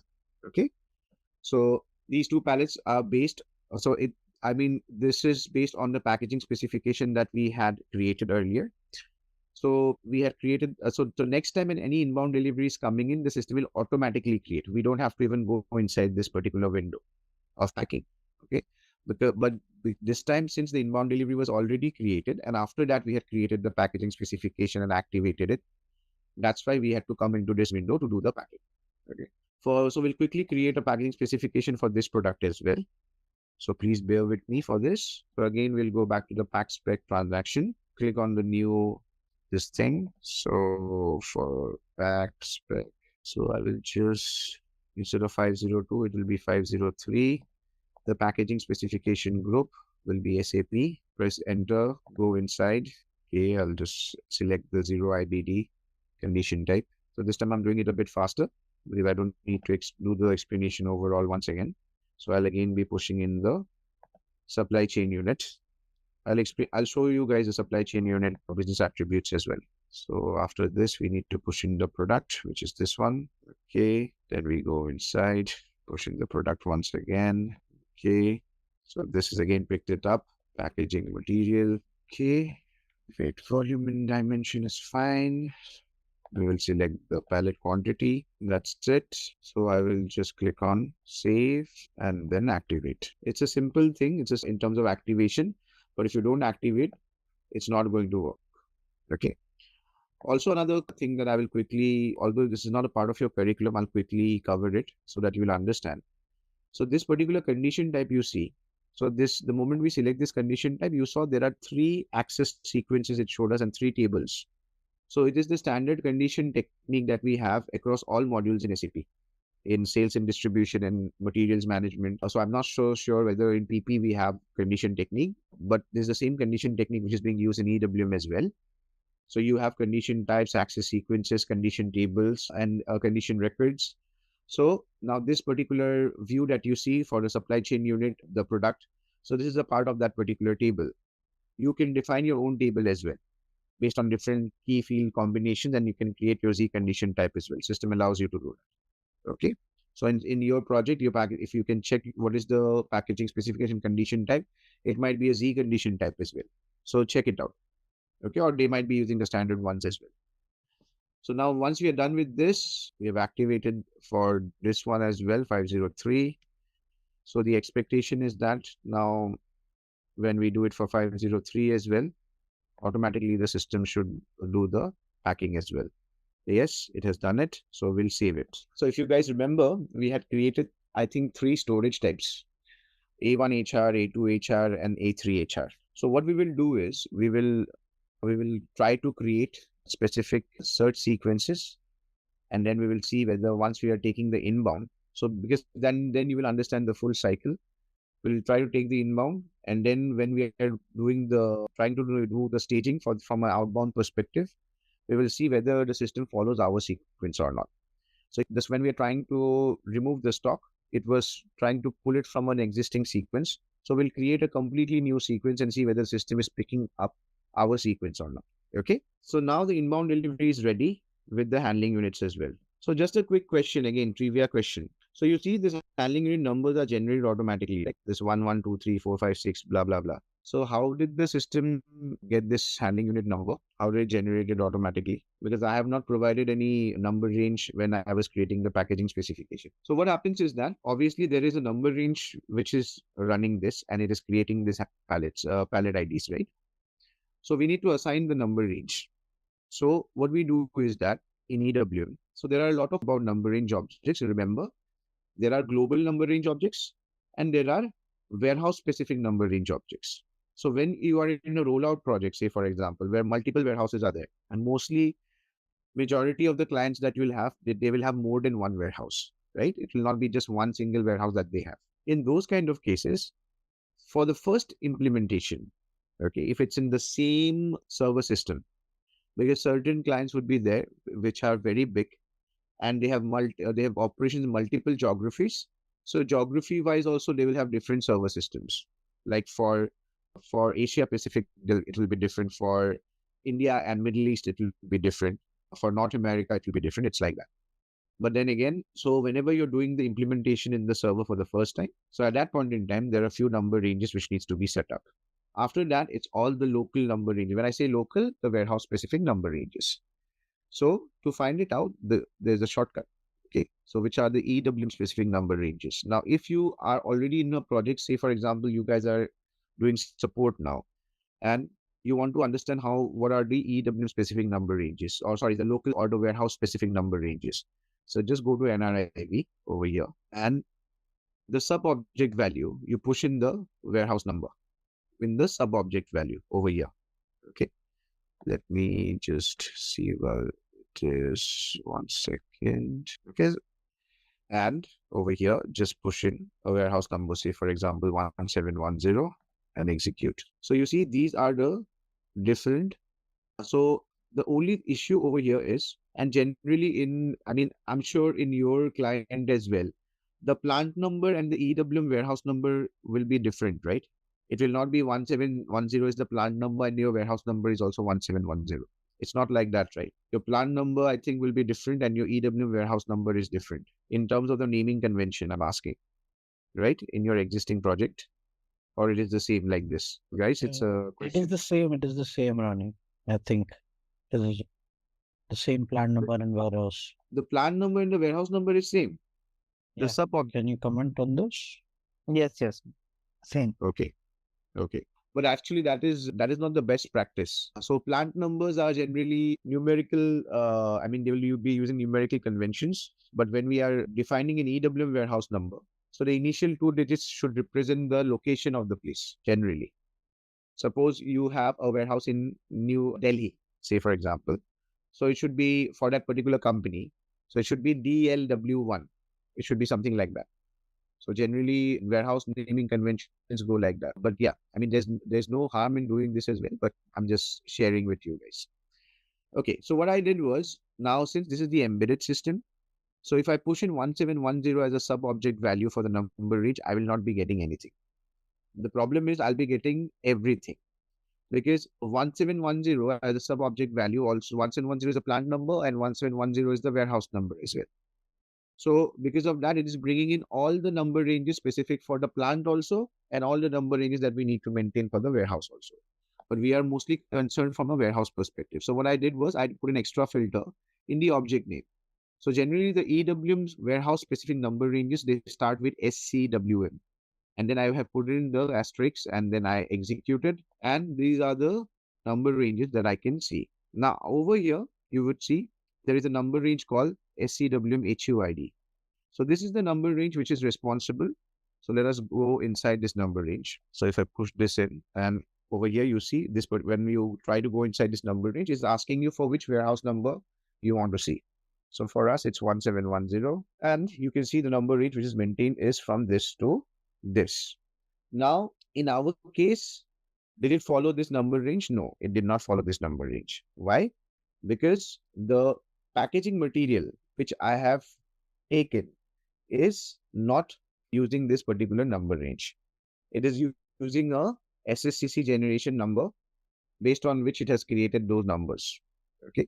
So the packaging materials can be assigned the number range number. So what I will do is I'll assign when I am creating the packaging material profile, I'll be assigning this number range to the packaging material profile. And based on that, the system will generate the handling unit number. But since I selected a packaging material which was not using this particular number range, so that's why it's not a part of this particular range. It is not, you can see our number range is completely different. It's starting with 1 series It's not starting from the 8 series. But in your client, you would see it's not like that. There will be number ranges. There will be some number ranges which are marked as external. There will be some number ranges which are internal. So the only number range that we have over here is an internal number range for this particular product, but this is the number range object that is being used. Okay, I'll try to include the packaging part, because although it's not directly related to your advanced production integration topic, but it is an important topic and which is integral from overall and production planning perspective when you see. So I will try to include that in your sessions. Okay, so because it is important, you need to understand how that the whole cycle works. Okay, so now as we were discussing, we had created a few storage types, and we will try to take in this material in that particular storage type. Before that, you see over here, they're saying that what is the goods receipt office? It is this particular supply chain unit. Okay, remember when I was creating the packaging specification, I had pushed in the supply chain unit number. Now, to identify what exactly is a supply chain unit, so let us go into the supply chain unit maintenance transaction. The supply chain unit maintenance is a master data activity or a cutover activity. Remember that. So whenever you guys are, suppose in a rollout project, and you are creating a new warehouse, so when you are during the time of cutover, so you will be creating the supply chain unit. It will be a part of your cutover activities for that particular warehouse. Okay, so the maintenance transaction is SCMB slash K. So the maintenance transaction is /N/SCMB/SCU main.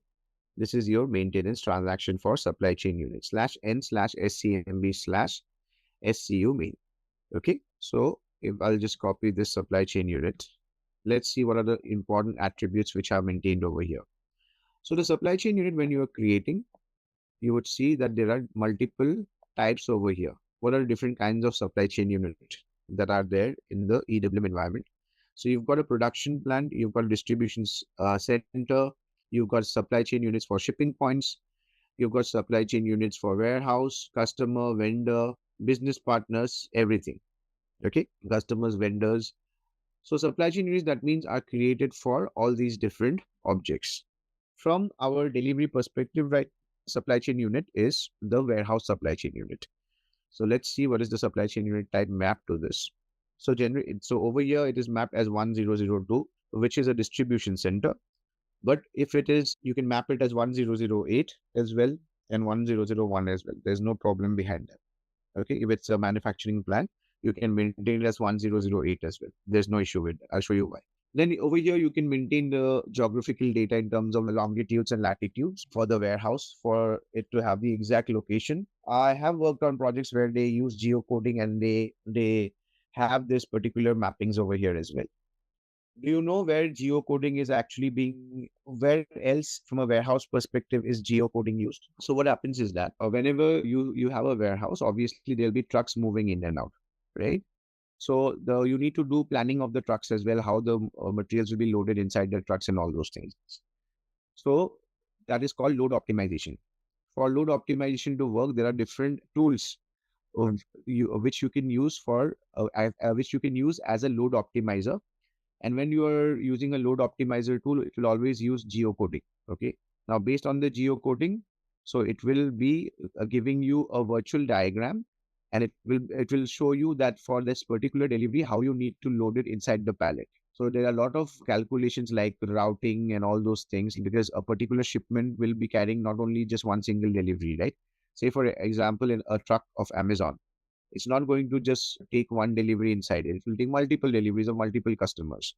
So when you are loading that particular truck for Amazon, so you want to make sure that if the truck is moving out from Chennai to New Delhi, then all the stops in between, the materials are placed in such a manner that you don't have to take out all the things and then push it back again. Say, for example, the first stop from Chennai to Delhi is Bangalore. Let's say, for example, okay, please forgive me for my geography knowledge. Say for example, if it's Bangalore, and then before that we have items which are meant for Delhi. That means you have to pull down all the items from which are meant for Delhi. Then you will find the materials which are meant for Bangalore. So you will never do that, right? So you'll be trying to optimize the way you're loading the truck. So at that particular time, you'll be trying to use load optimizer tools And this is where you use geocoding. Okay, based on the truck size, length, width, breadth, volume, everything. Okay, SAP TM has geocoding. Then there are a lot of other tools as well available in the market, which you can integrate with SAP as well if you're not using TM. Okay. Now, apart from that, you also have the time zone. So the time zone is another important thing, which is mapped over here. And then you have the address, and then you have the business attributes. Now, this is one of the most important things. You will see whenever you have a EWM warehouse, the INV business attribute should be linked to this, the goods receipt office and the shipping office. So if these three are there, you can move the goods out of your warehouse. You can move the goods into your warehouse. Why? As I told you, this particular supply chain unit is mapped to your warehouse as a part of your configuration. Okay. So I'll quickly show you that configuration as well. So it's called warehouse number assignment. So it's in the very beginning of the EWM configuration. So you go inside SCM extended warehouse management, master data, and over here assign warehouse numbers. So over here you can see the supply chain unit is mapped. Okay. So whatever would be the supply chain unit which is mapped to a particular warehouse, the same supply chain unit you also need to map within your packaging specification. So this is the same table that I was referring to, which when I was, if you must have noticed, or if you recall, I was referring to a particular table when I went inside and I picked up the supply chain unit from there. Okay, so that table is the config table for this particular configuration. Okay, now let us set up the strategy. So I will go back inside the config nodes. So let me see whether the storage types are there or not, which we created the other day. A1 HR, A2 HR, and A3 HR. Okay, perfect.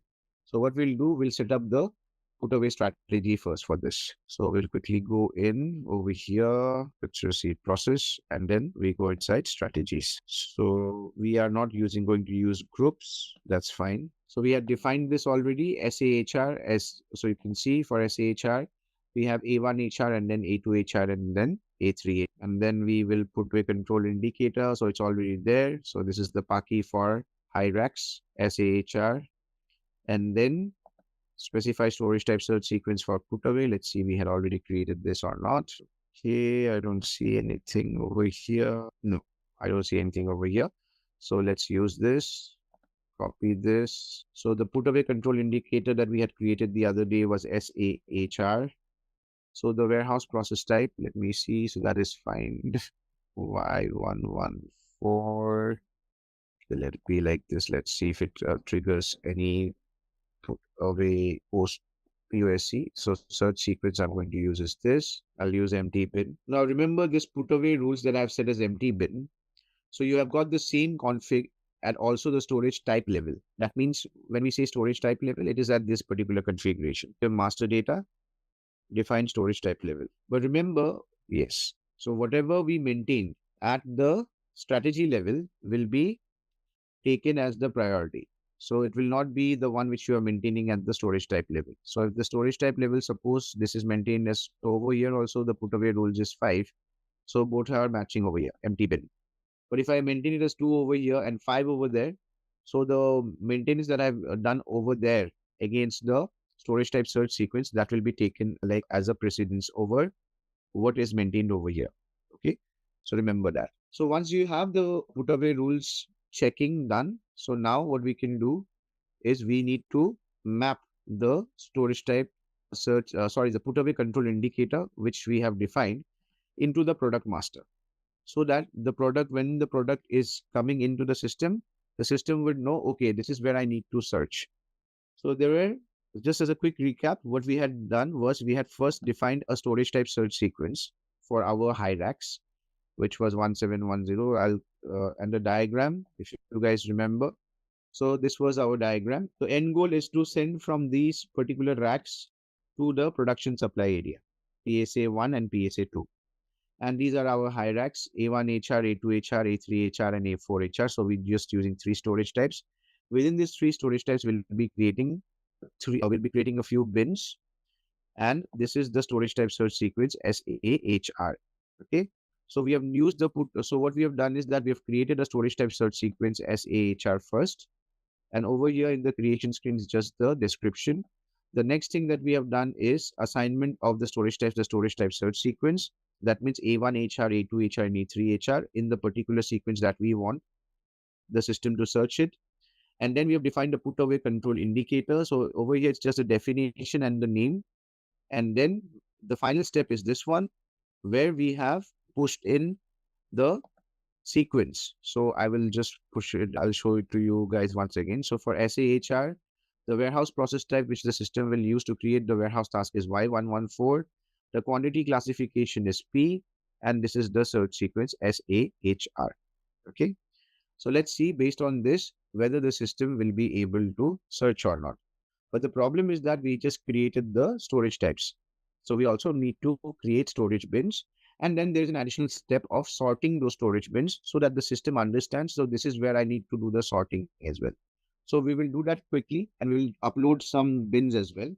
So let me first, so this is the putaway control indicator. So we go inside the product master, 503, edit, warehouse data, remove this, okay. And then we go back for 502 as well, warehouse data. So now I have maintained the putaway control indicator which we had created. As I said, we need to also make sure that we need to create a new, we need to create the new storage bins, right, for the different storage types. So how to create that? It's very simple. So I'll just quickly show it to you guys. Let me open the transaction. So to do bin creation, there are multiple ways for people who are new to it. You can either do it one by one manually using transactions, or you can use a bin upload transaction where you can upload multiple bins in one shot. So to do the bin upload, so you need to run this particular transaction SBUP /SCWM /N/SCWM /SBUP. This is the transaction, okay, which you can see on your screen. Now the template is already provided over here. It's not like your stock upload template. So the stock upload template, I will share it with you guys. Just remind me, it can be, there is a SAP note as well. If you just download that note, in that note itself, the template is provided, okay.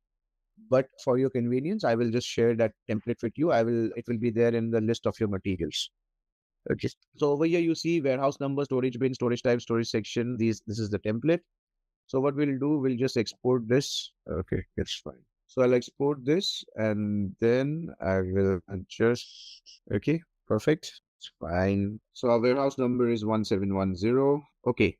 By the time I'm doing this quickly, just a quick trivia question for all of you. Non-EWM experience included. So from when you have storage bins in WM, can you have the same storage bin number for different storage types? No. Yes, that's the right answer. So what happens is that, do you know the why it is so? Why the system doesn't allow you to do it? The system can't identify the storage type because the bin it's having the multiple storage types. When we are doing putaway or some stock removal activities, system will not identify the particular storage type. Okay, so how it works in the system from an architecture perspective, I'll explain. Okay, so when you're creating any data within the system, so that data is being stored in a database table, right? So when it comes to EWM, so there's a difference between the database structure in EWM and the database structure when you talk about S4 or ECC. So there are from EWM perspective, and it's not only EWM, it's when it comes to the APO modules, if you see, because EWM is a part of the APO module, the APO overall developments. So there's a concept called line. So line tables are there. So the moment you create storage bin, line entry gets created. So there are different line tables which gets updated in the backend, and a unique line, GUI ID gets generated for this particular bin, suppose. And that unique number is immaterial of the storage type. So therefore, when that unique number exists, you cannot have with the same bin number, the system will try to create try to duplicate that same line unique number. So it will not be able to create. So that's why the system will not allow you. That is the reason. Otherwise, within the same storage, because there should have been a differentiator, right? Because the storage types are different. I can have same naming conventions of storage bins. What is the problem? Like for storage sections, I can have the same storage section names against multiple storage types, fast, medium, slow, say for example. But it doesn't work out the same way in case of storage bins. So from a system architectural perspective, that is the reason why it doesn't allow you. So I'll just quickly do this. Okay, I'll just drag and drop this one. maybe A2H, A2H, A2HR, and then A3, A3H. Okay, done. So I'm not going to push in anything else. There are a lot of other things as well, like storage bin type and all. I will explain to you guys later what exactly those things are, especially for people who are new. But we'll not go deep into it right now. So we'll quickly create this file, save a copy. Stop. Okay. So done. Remember, you need to save it as CSV, comma, delimited. Okay, so this is CSV, comma, delimited. I'll just save this. Done. And now we'll try to do the upload. So we go back to this. So system is showing us all the entries that we've just created. And then what we'll do, we'll have to click on this creation of storage bin. So if it's successful, it will show us in successful changes. If it fails, it will show us with the error. Now remember, sometimes it will show you as successful changes in this transaction, but still please go and check whether the bins exist, because it might be, there might not be any errors over here in this particular transaction. So 28 storage bins were created successfully. So we are lucky enough, but make sure that you go and do a double check in the bin master, right? So the bin master table is shrim LAGP. So you just push in the storage types, which is A1HR, A2HR, A3HR, execute, and the warehouse number will be 1710. You should have 28 entries. Yes, it's there. So we need not be bothered anymore. Now, the most important thing, so I'll just quickly open a bin for you.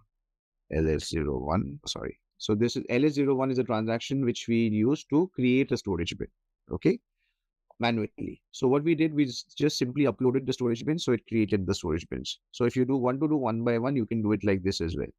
So you just enter, like, say for example, test underscore Ron, and over here storage type you put as, say for example, what was this, 1A1HR, and then you can just simply save this. So this is also another way of doing it, as I told you. But one thing that I wanted to show you, so the bin display transaction is LS03. So over here, one important thing is like the activity areas. So right now there's no activity area mapping. So if there is no activity area mapping, the system will not be able to understand when it is doing the search, and it will not be able to determine the storage bin automatically while trying to do the put away. So this particular activity is very important especially when you're doing new rollouts. You create storage bins, create or upload the storage bins, and then you need to also do the sorting of the bins. Okay. So the bin sorting again is something which can be done automatically or which can be uploaded as well. Now, why do we need to upload? So the automatic way is very fast. So the transaction to do it is SCWM/N/SCWM/SBST. Okay. So over here, it is asking you for the activity area and the activity. Now, the activity area, what exactly is an activity area and activity? So we have storage types. Now, within the storage types, say for example, over here, A1HR, A2HR, A3, there are multiple activities that can be performed. Picking, put away, internal movements. Okay. So when it is coming to your bin sorting, so you want to make sure that those specific bins are maintained for all the different kinds of activities. Similarly, these activities are mapped to the activity areas. Now, what is the meaning of activity area? So all these 3 storage types or 4 storage types can be mapped to one single activity area. So these, say for example, A1HR, A2HR, A3HR, A4HR can be mapped to S1HR, say for example. Okay. And within this particular activity area, what are the different activities that you want to perform? You need to maintain that for the specific bins. Because it may be that certain bins you are only using for specific activities, or you are using all the bins for all activities. So whatever it is, you need to make sure that that particular activity mapping is done against the activity area and the activity mapping. And the sorting sequence is also maintained. Why do we need the sorting sequence? Because say for example, this bin number 1, 2, 3, 4, 5, 6. Okay. So these are the 6 bins over here. Now from a sorting perspective, you want just out of a random scenario, you want the operator to first go into bin number 4 and then bin number 3 and then bin number 1 and then bin number 2 while doing the put away. So you'll maintain the sorting sequence accordingly. Okay. So in that particular case, you need to do the upload. But if you want the system to do the sorting, because the system will do a ascending and descending sort, as simple as that.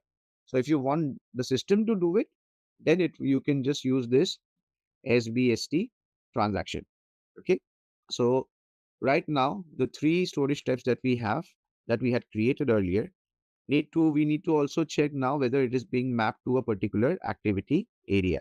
So let us quickly check whether our storage types are mapped to any activity areas. So this particular table tells me the mapping between an activity area and a storage type. So 1710, no. So there is no mapping. So what we need to do now, we will, because generally when we are defining activity areas, it is on a one-to-one basis as well, based on storage. And as I said, for multiple storage types, you can have just one activity area as well. Okay. So what I'll do, for all these storage types, I will create respective activity areas. Okay. So to create that, we need to go into Pro again, Extended Warehouse Management, Master Data Activity Areas, Define Activity Areas. So this is our one was A1 HR. So if I just run it like this, then A2 HR. So so I'm just generating the activity areas. Let's see whether now once we go inside define activity areas again, whether the system has created the activity areas for our storage types. Yes. So you see activity area for A1 HR, A2 HR, and A3 HR. Okay. So the activity areas are created. Now let's see when you go back into SBST. So what is the advantage of doing this generation is that if you are doing the generation, so you don't have to do again the assignment of the activity areas to the storage types. Okay. So now this is from bin mapping perspective. So we will not go into this one. 1 second. Yes, storage type 1 second. 10. Okay, A1 HR, A2 HR, A3 HR, activity area A1 HR, A2 HR, A3 HR. The mapping is there. So this is perfect. Sort sequence for activity areas 1710 A1 HR. So for A1 HR, since I maintained it as blank, so it has created for all activities. So INTL is internal movements, that is bin to bin movements or any ad hoc movements that you want to do. INV is physical inventory in EWM. Pick is for the picking activities, and PTWY is for put away. REPL is for replenishment. Okay. So these are the different activities. So you can see for all activities, the system has created the activity area mapping automatically, because when I generated it, I did not maintain any specific activity over here. Okay. So I did not select any activity. So for all activities from crossline stock put away to posting change. So do you guys know what is crossline stock put away? What is the concept of crossline stock put away? By any chance, guys? Put is not in a sequence manner, right? So we can randomly pick bins as per the sort sequence. So not randomly. Okay. So what happens is that, okay. So yeah, you're right. It's not one in one rack and the other one in the opposite one. Yes. And then Exactly. Right. So if you see, like, let's say, for example, I'm highlighting features like A2 HR and A3 HR. So these are the bins 1, 2, 3, 4, 5, 6, and 1, 2, 3, 4, 5, 6. So you want the system to first do, the operator first do the put away in bin number 6 in A2 HR, and then go to A3 HR bin number 5, and then go to number 4 in A2 HR, and then number 3 in A3 HR, like this. So it's cross line. So basically what happens is that the racks will face each other, right? So you will want to fill up the ground floors of the racks first on both sides. So the operator will fill the ground floor on the left and the right, like that. And then once it is filled up, then they will go up the next level. So that's why that's why this concept of crossline stock put away is there. Okay, from a physical perspective. Okay, so this is done. This mapping is also done. So I'll just run this. So these are all the bins that are there for A1 and HR. So you can see automatically the system has created the sorting sequence. Okay, based on the numbering. So based on the ascending numbering, they have done the sorting.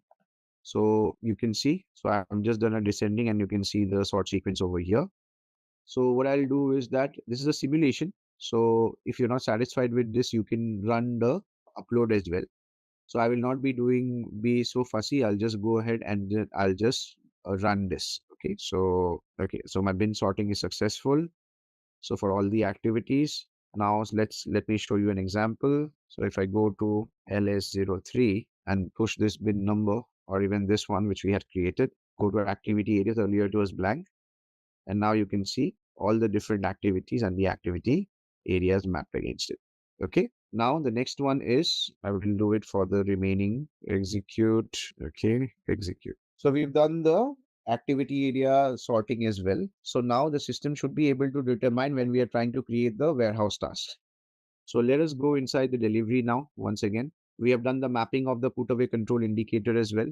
So the first step we need to do before we try to create a warehouse task is do the goods receipt. So I'll just click on goods receipt. In complex warehouses, where if you want to map the unloading process as well, that can also be done. And generally, if you see in warehouses, it will either be they'll be either using AGVs, automated guided vehicles, or the human resources. They will be using scanning guns or RF guns to scan the pallet IDs and then do the goods receipt. Okay, I'll show you using RFID how we can do that as well. Okay, so the goods receipt is completed. You can see the status of goods receipt is changed. Let's see whether the PPF has been triggered or not. So it's in the yellow status, maybe because this is a test server, the PPF action setup is not correct. So what we can do is we can click on edit, or let me just rerun this again and see if the PPF, yes. So it took some time because system is a bit slow, but it has sent the, so this send ERP delivery message is what is, this is once I did the goods receipt, as I told you, there will be a queue which will be generated to update the goods receipt status in ECC. So this one, if you click on the processing log, it is not giving you the data. I will set it up. Don't worry. It shows the exact queue number. So now for this particular delivery, since our queue is in a stop status, so we again go back to SMQ2, the QRFC monitor. So there should be a queue now, which should be here. Yes, the queue is here. So I will just execute this. So this queue is bringing in the information that the goods receipt is completed back into EWM. Okay, sorry, back into ECC. So let us quickly open the delivery VL33N. So delivery status is, the goods movement status is still not completed because the queue is still getting executed. So you see over here, the goods movement status is showing as A, but the moment this queue gets processed, it will be completed. Okay, so let this run in the backend. I will move out of the delivery. In EWM, in the meanwhile, we can work independently. There's no problem about this. Okay, so so I'll just rerun this. Now I'll try to create the warehouse task. So the queue got cleared. So that means my delivery goods movement status should be updated now. So now it is A. So if I move out and I move in again, so it is completed now. Okay. And if you see in the document flow, you'll find the material document which is posted. This is the material document. If you go inside this document, you will see all the details. So this is the material document which has been posted. Okay, with 561 movement date. So our GR posting is successful. Now what is remaining is the put away. So for the put away to be triggered, we have done the strategies. We have maintained the strategy against. So you can see the process type which is getting determined is Y114. The only problem over here is that it has picked up a storage process YI02, which we don't want. Okay, we want the system to follow the strategy which we have created, right? So what I will do is, okay, so this one, let's see what is the, because so the storage, so let's see what it says. Storage types, sections, bin types, incomplete. Okay, so what the system is telling us is that for this particular storage type, storage section search is activated and there is nothing maintained for storage section. So therefore it is not being able to determine the bin where it needs to push it in. So we will deactivate that and we'll run it in session and we'll do it in front of you. So one thing that is good is that you guys are seeing from an end-to-end perspective what happens, and we will be able to perform the staging and the put away. Plus, I will also try to give you the answers of the bodies and everything. Okay. All right. Let's test your knowledge. Here's a question for you. How is the consumption of production materials typically confirmed in an integrated PP EWM scenario? Option A, manual confirmation only. Option B, automatic backflush. Option C, periodic batch job. Option D, direct goods issue. Take a moment to think, and when you're ready, choose the correct option. Remember, each choice holds a key to unlocking the answer. Good luck. Type the correct answer in the comment section. Hey there, want to master the art of managing production and warehouses? Our SAP S/4HANA EWM PP integration course is here to help. You can learn at your own pace on our platform. In this course, you'll dive into SAP S/4HANA EWM and PP integration. It's like a powerful toolset for syncing production with efficient warehouse management. Our course covers everything you need, from basic concepts to advanced techniques. It's designed by industry experts who truly know their stuff. Your instructors are experienced pros who've worked with SAP for years. They're here to guide you and answer all your questions. And don't just take our word for it.